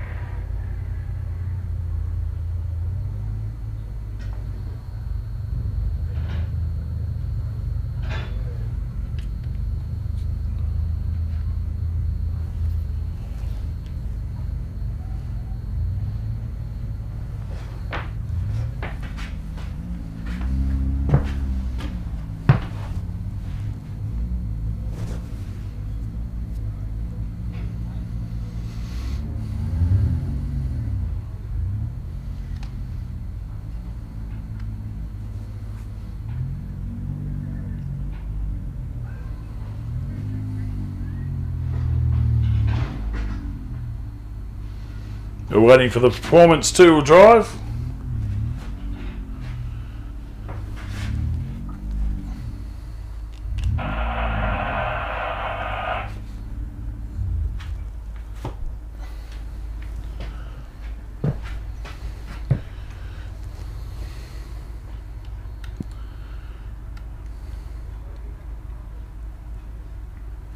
Should be coming into view now.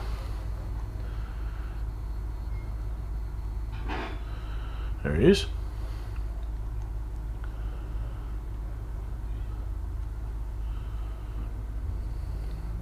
Definitely picked up the pace from the other lap.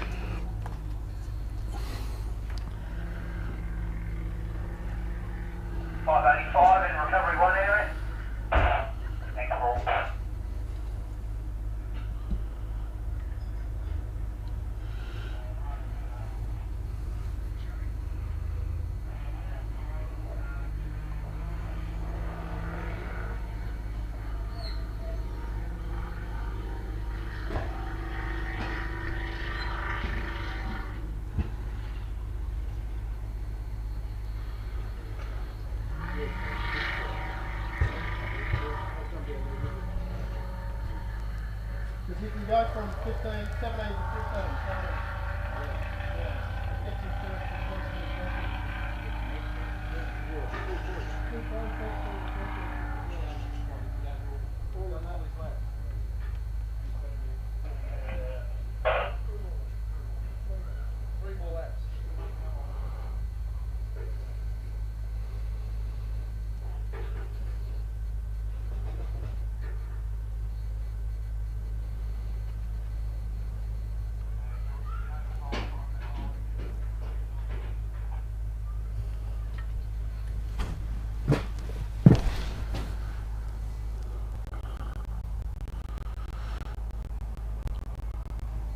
Sorry for everyone at home there trying to watch this on Facebook.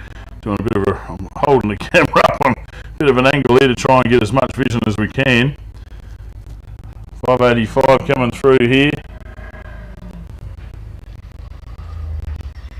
Nowhere near the pace he normally would be. But he's out of shot for me now. There we go. Going through the last corner here.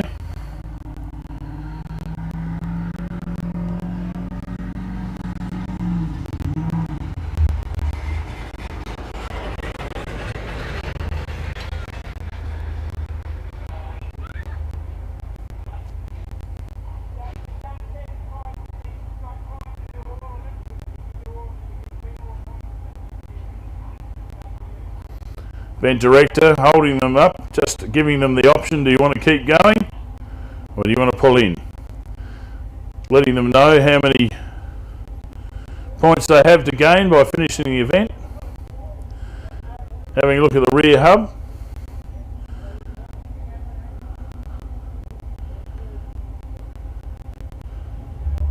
Simon Herman giving him the thumbs up, keep going, they're away.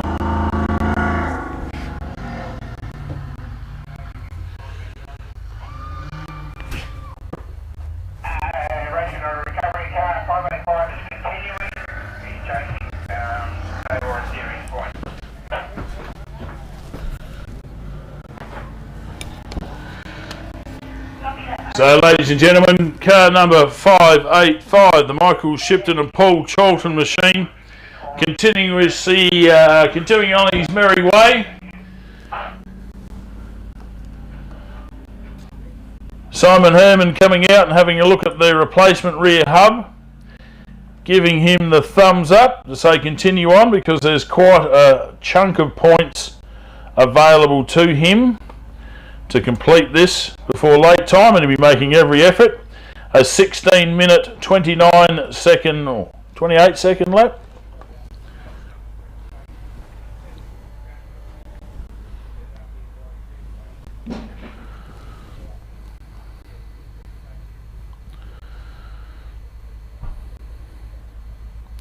Beautiful day out here.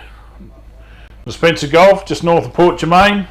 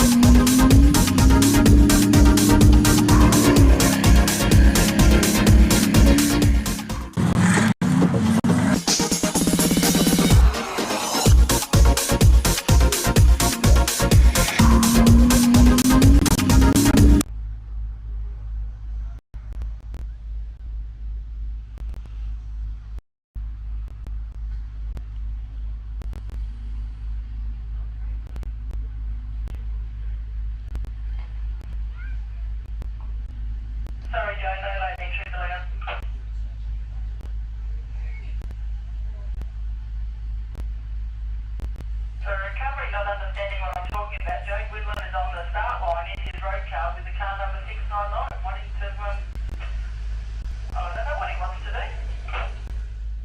Is that 799? Ladies and gentlemen, thank you for attending the Guildolin Carpentry SGORA 200 2022. We will be having presentations as soon as car 585 finishes. So if you'd like to all come and assemble yourselves behind the rails here at the offroadracing.com.au trailer, we will have Michael Shipton pull over. As soon as he's finished, he is trying his hardest to finish.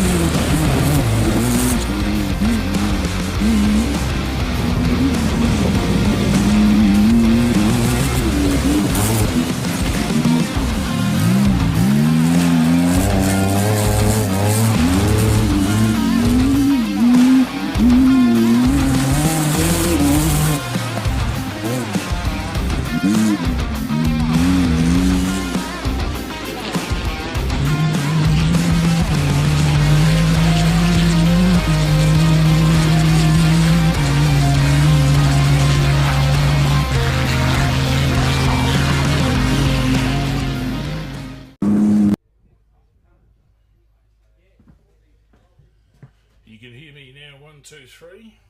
Hopefully we're listening on the standard mic here. We've got car number 585 still on track, and we'll be running the presentations as soon as we can after the event. See everyone waiting to go here. Number 585, probably 10-15 minutes away from presentation.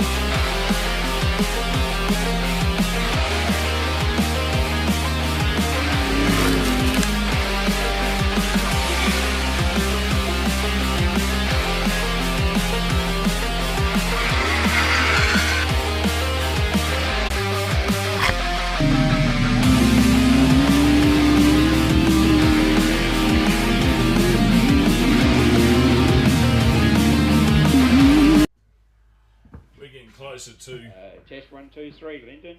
This is a test for the live stream. Testing 1, 2, 3, 4, 5, 6.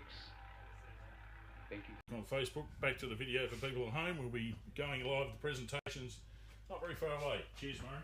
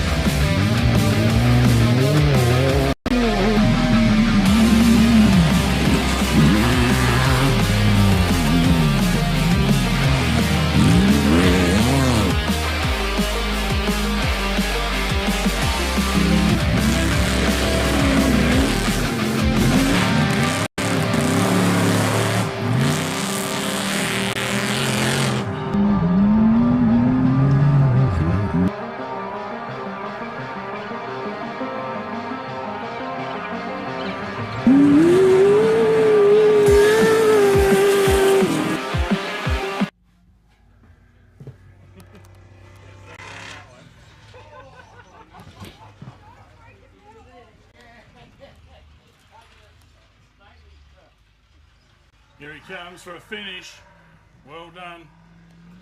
Michael Shipton, Paul Charlton. That's determination. That's never give up in off-road racing. Well done.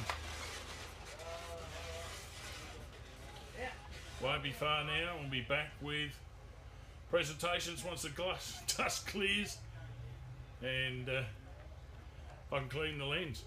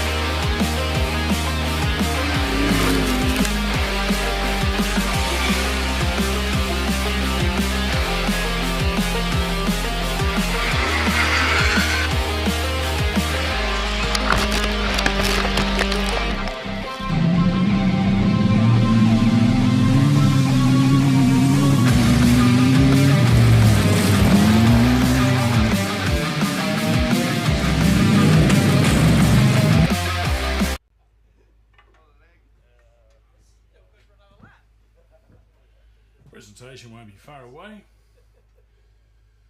Thanks for hanging in there. It's been an absolute pleasure to bring you this live transmission this weekend. As I said, tune in to Love Day Can-Am 400, end of July. have the full crew, some extra flash Harry cameras, some live vision. BD's going to be up on his cherry picker. We'll be down the start finish area. It's going to be a really big show at Love Day, and then not forgetting back here again the end of August for the Mini Pave 250. We'll have the whole crew here again instead of just me. So we should be able to provide some really entertaining vision and commentary because we're flying in Toby Cooper. Well done. The shippo there, Paul Chorlton. And the chicken flag lady! And scream for us. There you go. That's what you've been listening to all weekend. Sensational. Well done to the boys. After losing a wheel in spectacular fashion and giving everyone a scare, but they got it to manoeuvre perfectly down away. So it won't be too far away. I'll let everyone assemble and we'll get this presentation underway.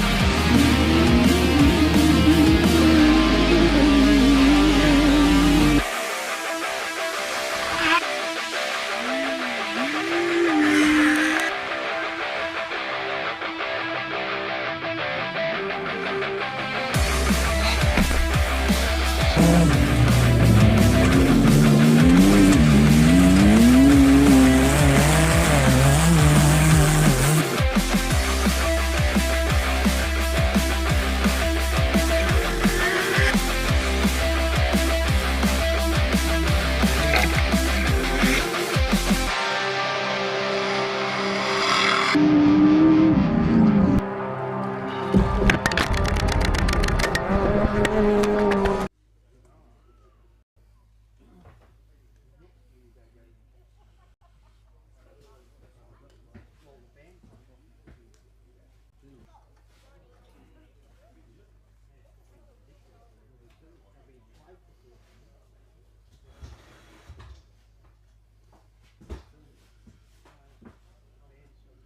afternoon, everybody. Welcome to the final part of the 2022 Guildolin Carpentry SGORA 200, the presentations and awards.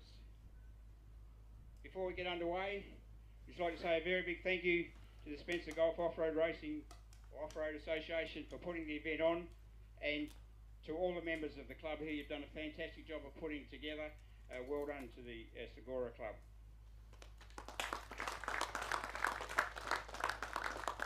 And I'd like to call Joe Guildolin, the president of the SGORA Club, forward for a few words. Thanks, Joe.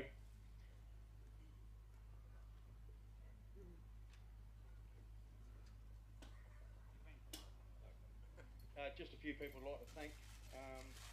Big thanks to Ian Barkler, our landowner here. There's not many landowners in South Australia that let you run on their track, supply loaders, diesel, bobcats, some of their workers. Just, you know, come in with a bobcat, clean up rubbish. This guy's, if it wasn't for Ian Barkler, you know, there'd be nothing happening here. So big thanks to Ian Barkler. And just a special... Ian, like you to come over, Ian, please. Hey, and it's his birthday! We'll do it here, but before we start that, also just think of Brenda. She's got COVID and she's stuck home at the moment, so yeah, thoughts going out to her. But everyone put your hands together. Happy birthday, Ian Barkler.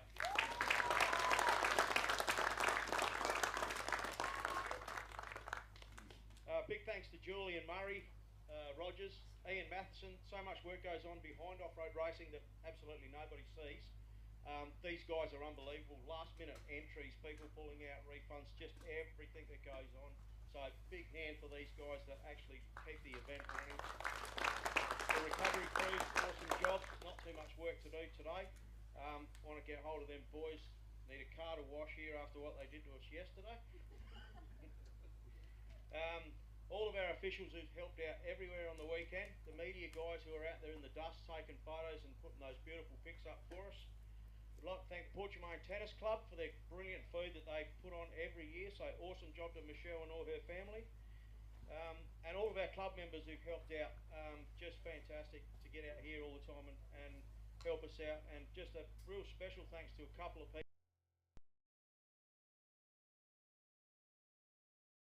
She's here.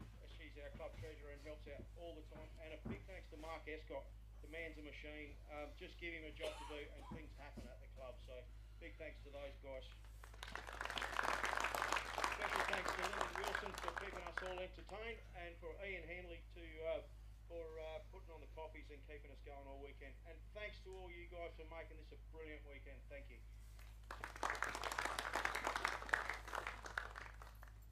Thanks, Joe. I know I did promote you there. You really are only the secretary of the club, but you were the president for a moment, but thank you.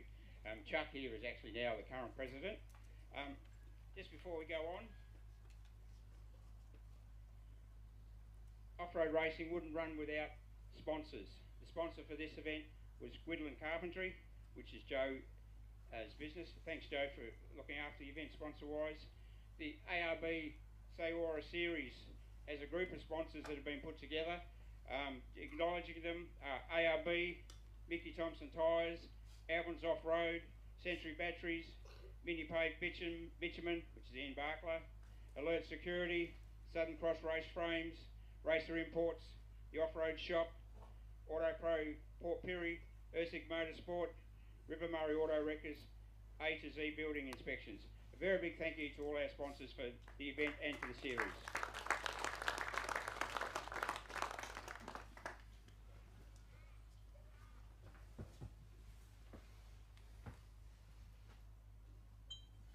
Okay, we'll get straight into the class awards.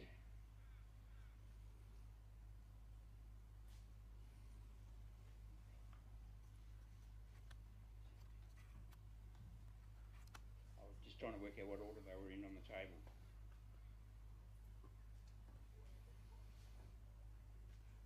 Side-by-side pro class, third in side-by-side pro class. At the back. This is a great effort from a newcomer to the sport of off-road racing. They've come from drift racing, they've come here this weekend, and they will tell you in a moment they've had a ball. I know they've had a ball. I'm very happy with their outcome. Third in the side-by-side pro class, Luke Mudd and Todd Kernervan. Out of car 613.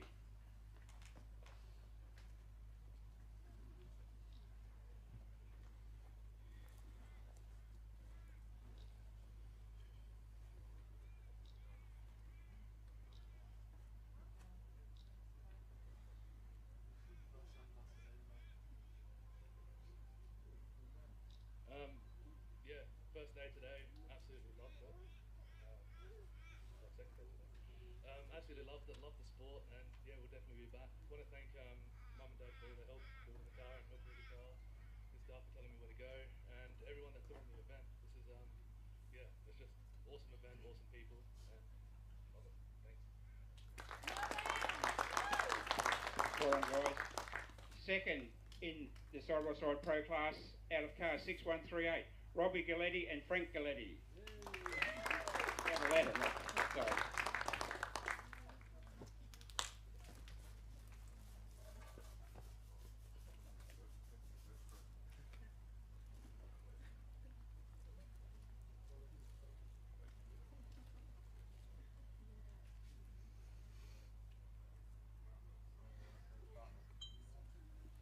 Just like to say thanks to Ian Barker for letting us race here this weekend. Thanks to Mum and Dad and everyone else that helped us get these buggies ready for this weekend. And yeah, cheers to Frank getting me through this race. Yeah.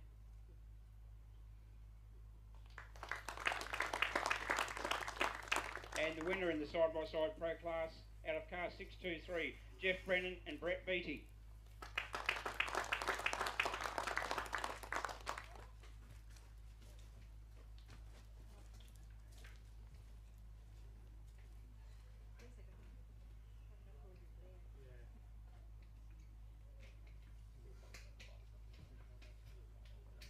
First of all, I'd like to thank Brett. I've got to thank him with Taylor Penn, so get him done first. Tony Loveday, he gave me a bit of a spiritual speech last night, and it seemed to work today, so good on him. Ronco Motors, Sean's mobile mechanic, Tyre Power Woodside for actually getting me tyres on Friday, so thank you. Thank you, Dan. Cheers. Moving on to the extreme two-wheel drive class, one award in the class, first in the class, out of car 432, Nick and Alexander Burt.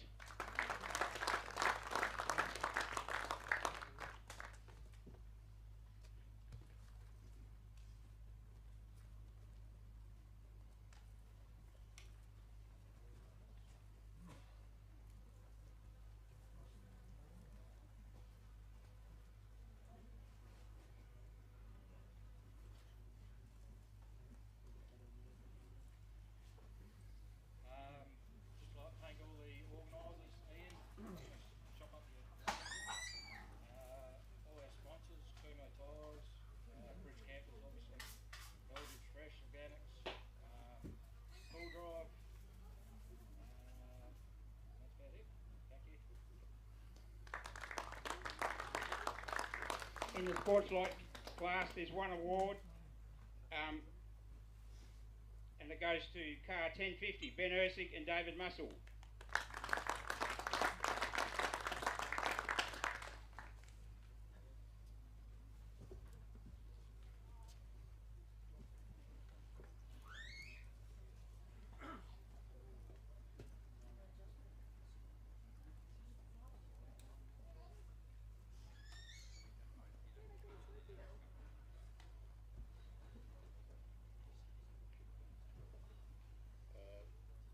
Thanks each to the club, Ian and Brenda, Dave for jumping in, Luke for his moral support, although I had to prep my own car this time, but never mind. Thank you.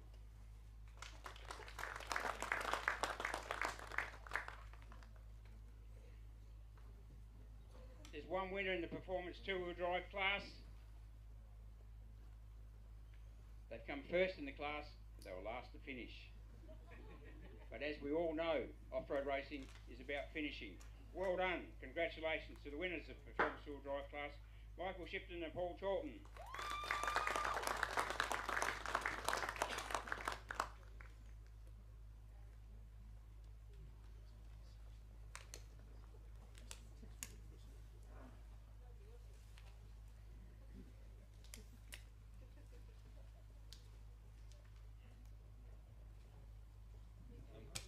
First off, I'd like to thank the landowners and Spencer Golf for putting on this event. It's been great. It's a great track. It's always fun. This is my first checkered flag, so I was happy we got that, even though it wasn't last. Big thanks to Simon, Darren, Dougie, and everyone in the pits, and Rich for catching my wheel when he's on the mound over there and bringing it over so we can put it back on. And yeah, that's it. That's all I got to say.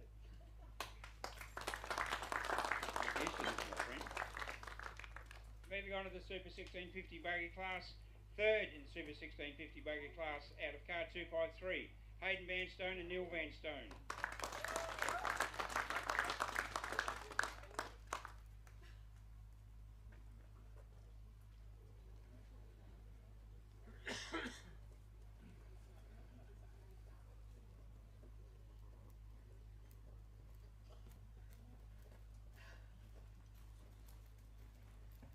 I'd just like to wish Ian another happy birthday. Facebook told me it was his birthday today, so I went and cheered him on. He's a big supporter of the whole off-road family, and get around him for his event that's going to be here in a couple of months' time as well. To all our sponsors that help us out, they know who they are, and with a bit of luck, Brownie will get his car going for next time. Cheers. Second place in the Super 1650 class, the Battersbys in 231, Justin and Mark.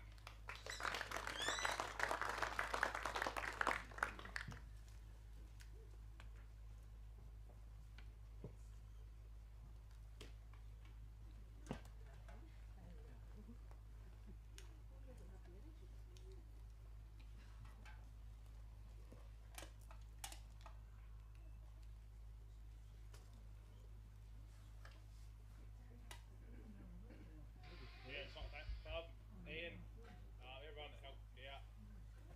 Dad for letting me use his workshop, taking up all the room in there. Yeah, thanks. The winners in the Super 1650 buggy class out of car 221, Darren and Louis Oliver.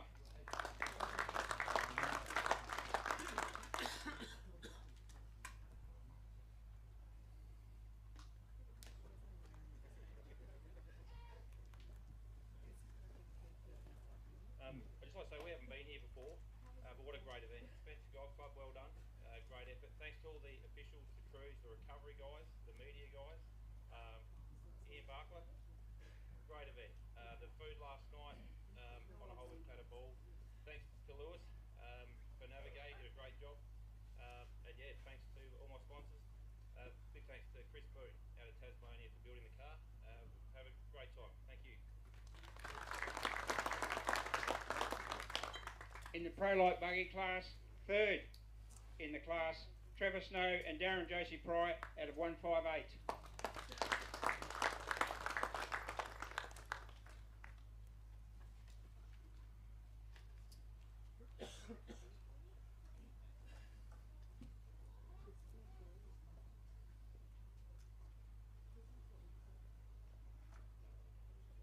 I'd just like to say, yeah, money, a big thanks to Darren. We've been racing a fair bit, and we don't get to come up here too much and get a trophy, so this is great. And great track, all the competitors, everyone we see and talk to every time we come here, it's great. Yeah, Murray, great job again. Thank you very much.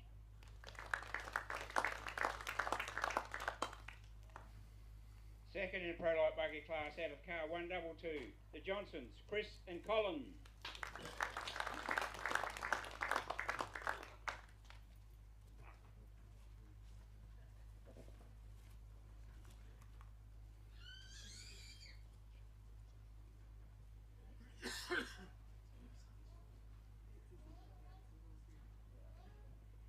I'd like to thank Spencer Golf, put a great weekend on again. Thanks Ian again for letting us tear up his track. Thanks Dad for letting me thrash his car. Thank our sponsors, ADA Cranes and Coles Jr. Thank you. And the winners in the Pro Light Buggy class, Darren Nissan and Andrew Harness in car 164.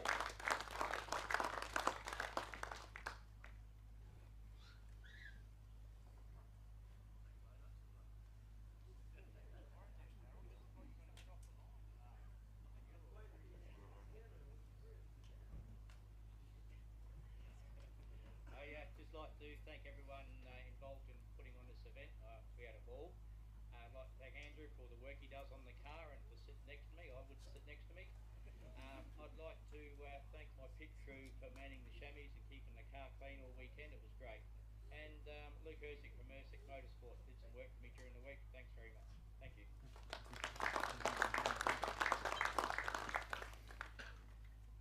In the Pro Buggy class, there's 3 awards. Third in the Pro Buggy class, out of car 92, Simon Yench.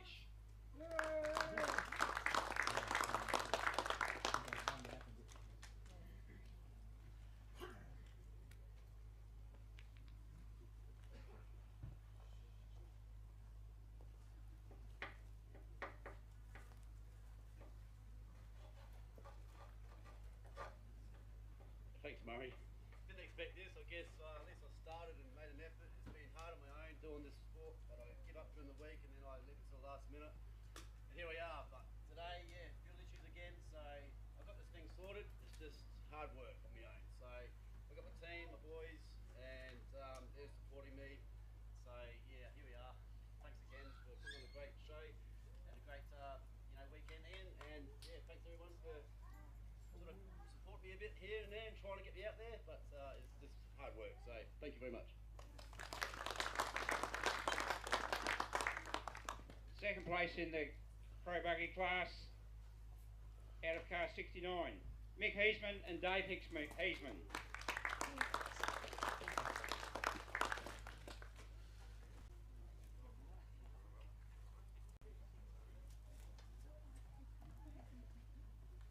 Oh, golly, finally good to finish, well not finish one, but nearly come close to finishing one.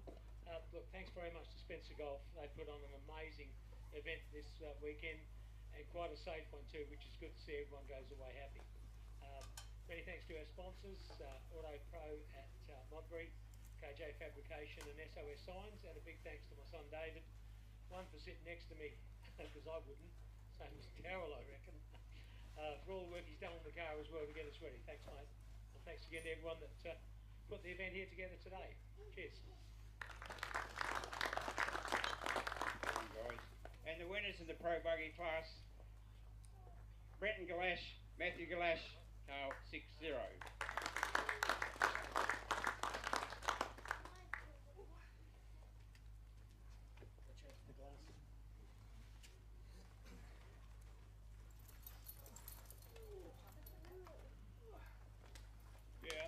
I'd just like to thank Ian and the club.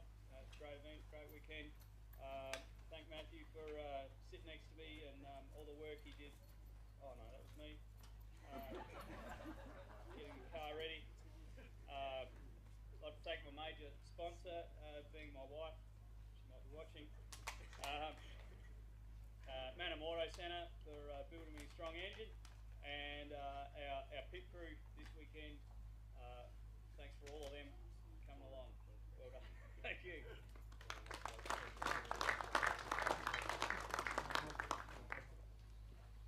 Just before we move on, unfortunately yesterday morning while we're doing recon, one of our family members had a small medical issue.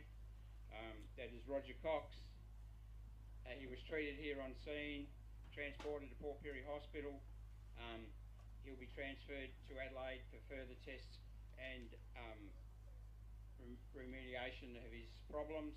Our thoughts go out to Roger and his family.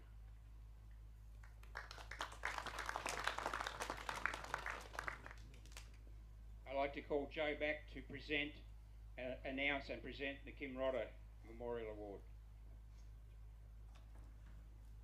Kim Rodder was involved heavily in all facets of motorsport up in our area here. Navigated for Ian Barker for a few years. Expensive call-out plumber, 3-hour charge every time. We've given out this award just to keep Kim's name up and going. It's a bit of a hard luck award. I think there's a family that came here with 2 race cars this weekend, and I think they eventually got one off the line. So I'd ask Shannon and Fitzy to come forward and receive the Kim Rodder Award if they would.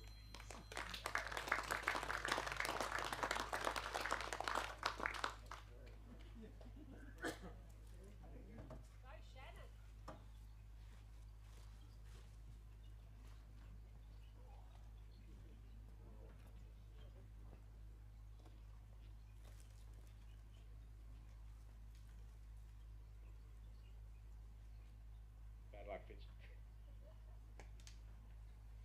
Thanks very much for that. Yeah, we've had better weekends, but anyhow, yeah, I think we've pretty much done all our testing now for this weekend, so we should be right for the rest of the year. So yeah, all good. Thank you.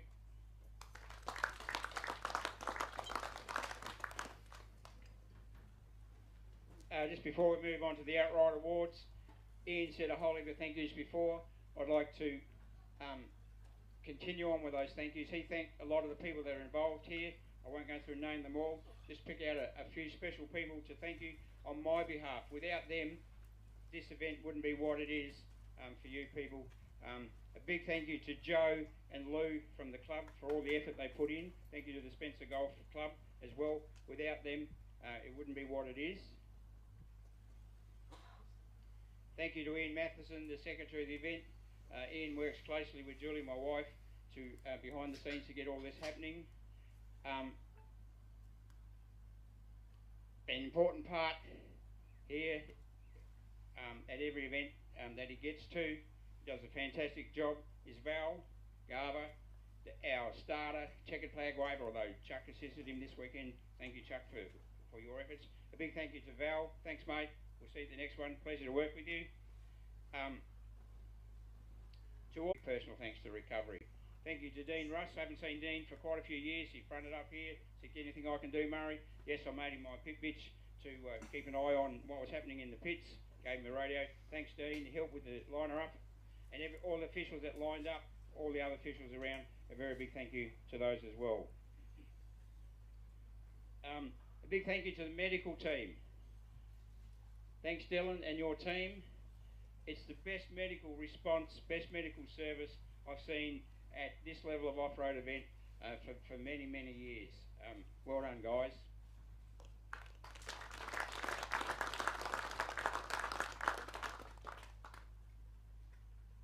And, of course, I'm only the conductor of the orchestra here. As I said, thank you to everybody that assisted me. And a very, very big thank you to my wife, Julie. Sits in the timing trailer there, does all the timing, keeps me under control, yells at me here on the radio, does a fantastic job. Without her, I wouldn't be here. Without her, I couldn't do what I do. Thanks, Stars.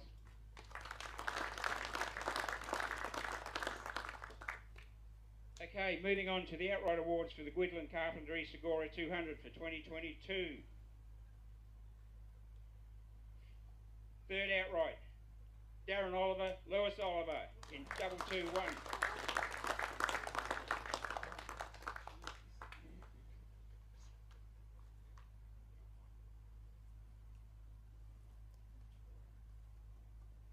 This is a real surprise. Didn't expect to be here, but so I've really got to thank my crew, my wife, my mum, and my dad. We'll be back. Thank you.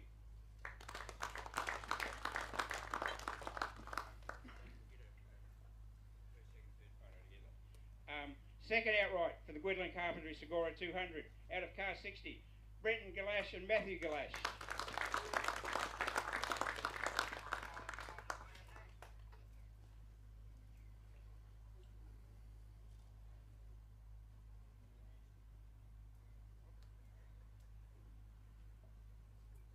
Yeah, I won't repeat everything again, but yeah, just want to thank Murray and Julie and you know, everyone that helped make this event run. Can I say thanks for the food was incredible. So, I agree. That roast was absolutely fantastic last night. Well done to the tennis club here for putting on such a good catering. The winners, the outright winners, the Guildolin Carpentry SGORA 200 out of car 164, Darren Nissan and Andrew Harness.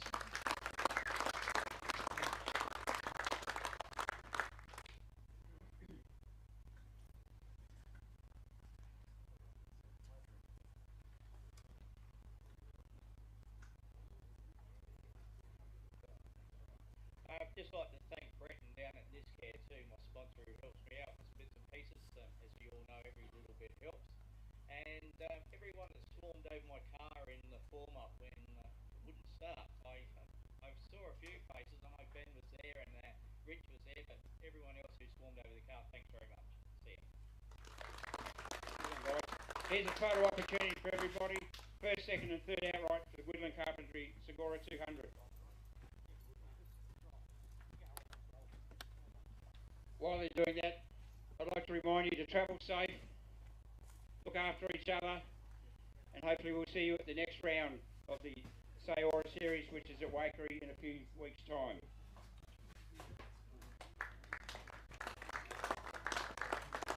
Well done, everybody. Thank you, everybody.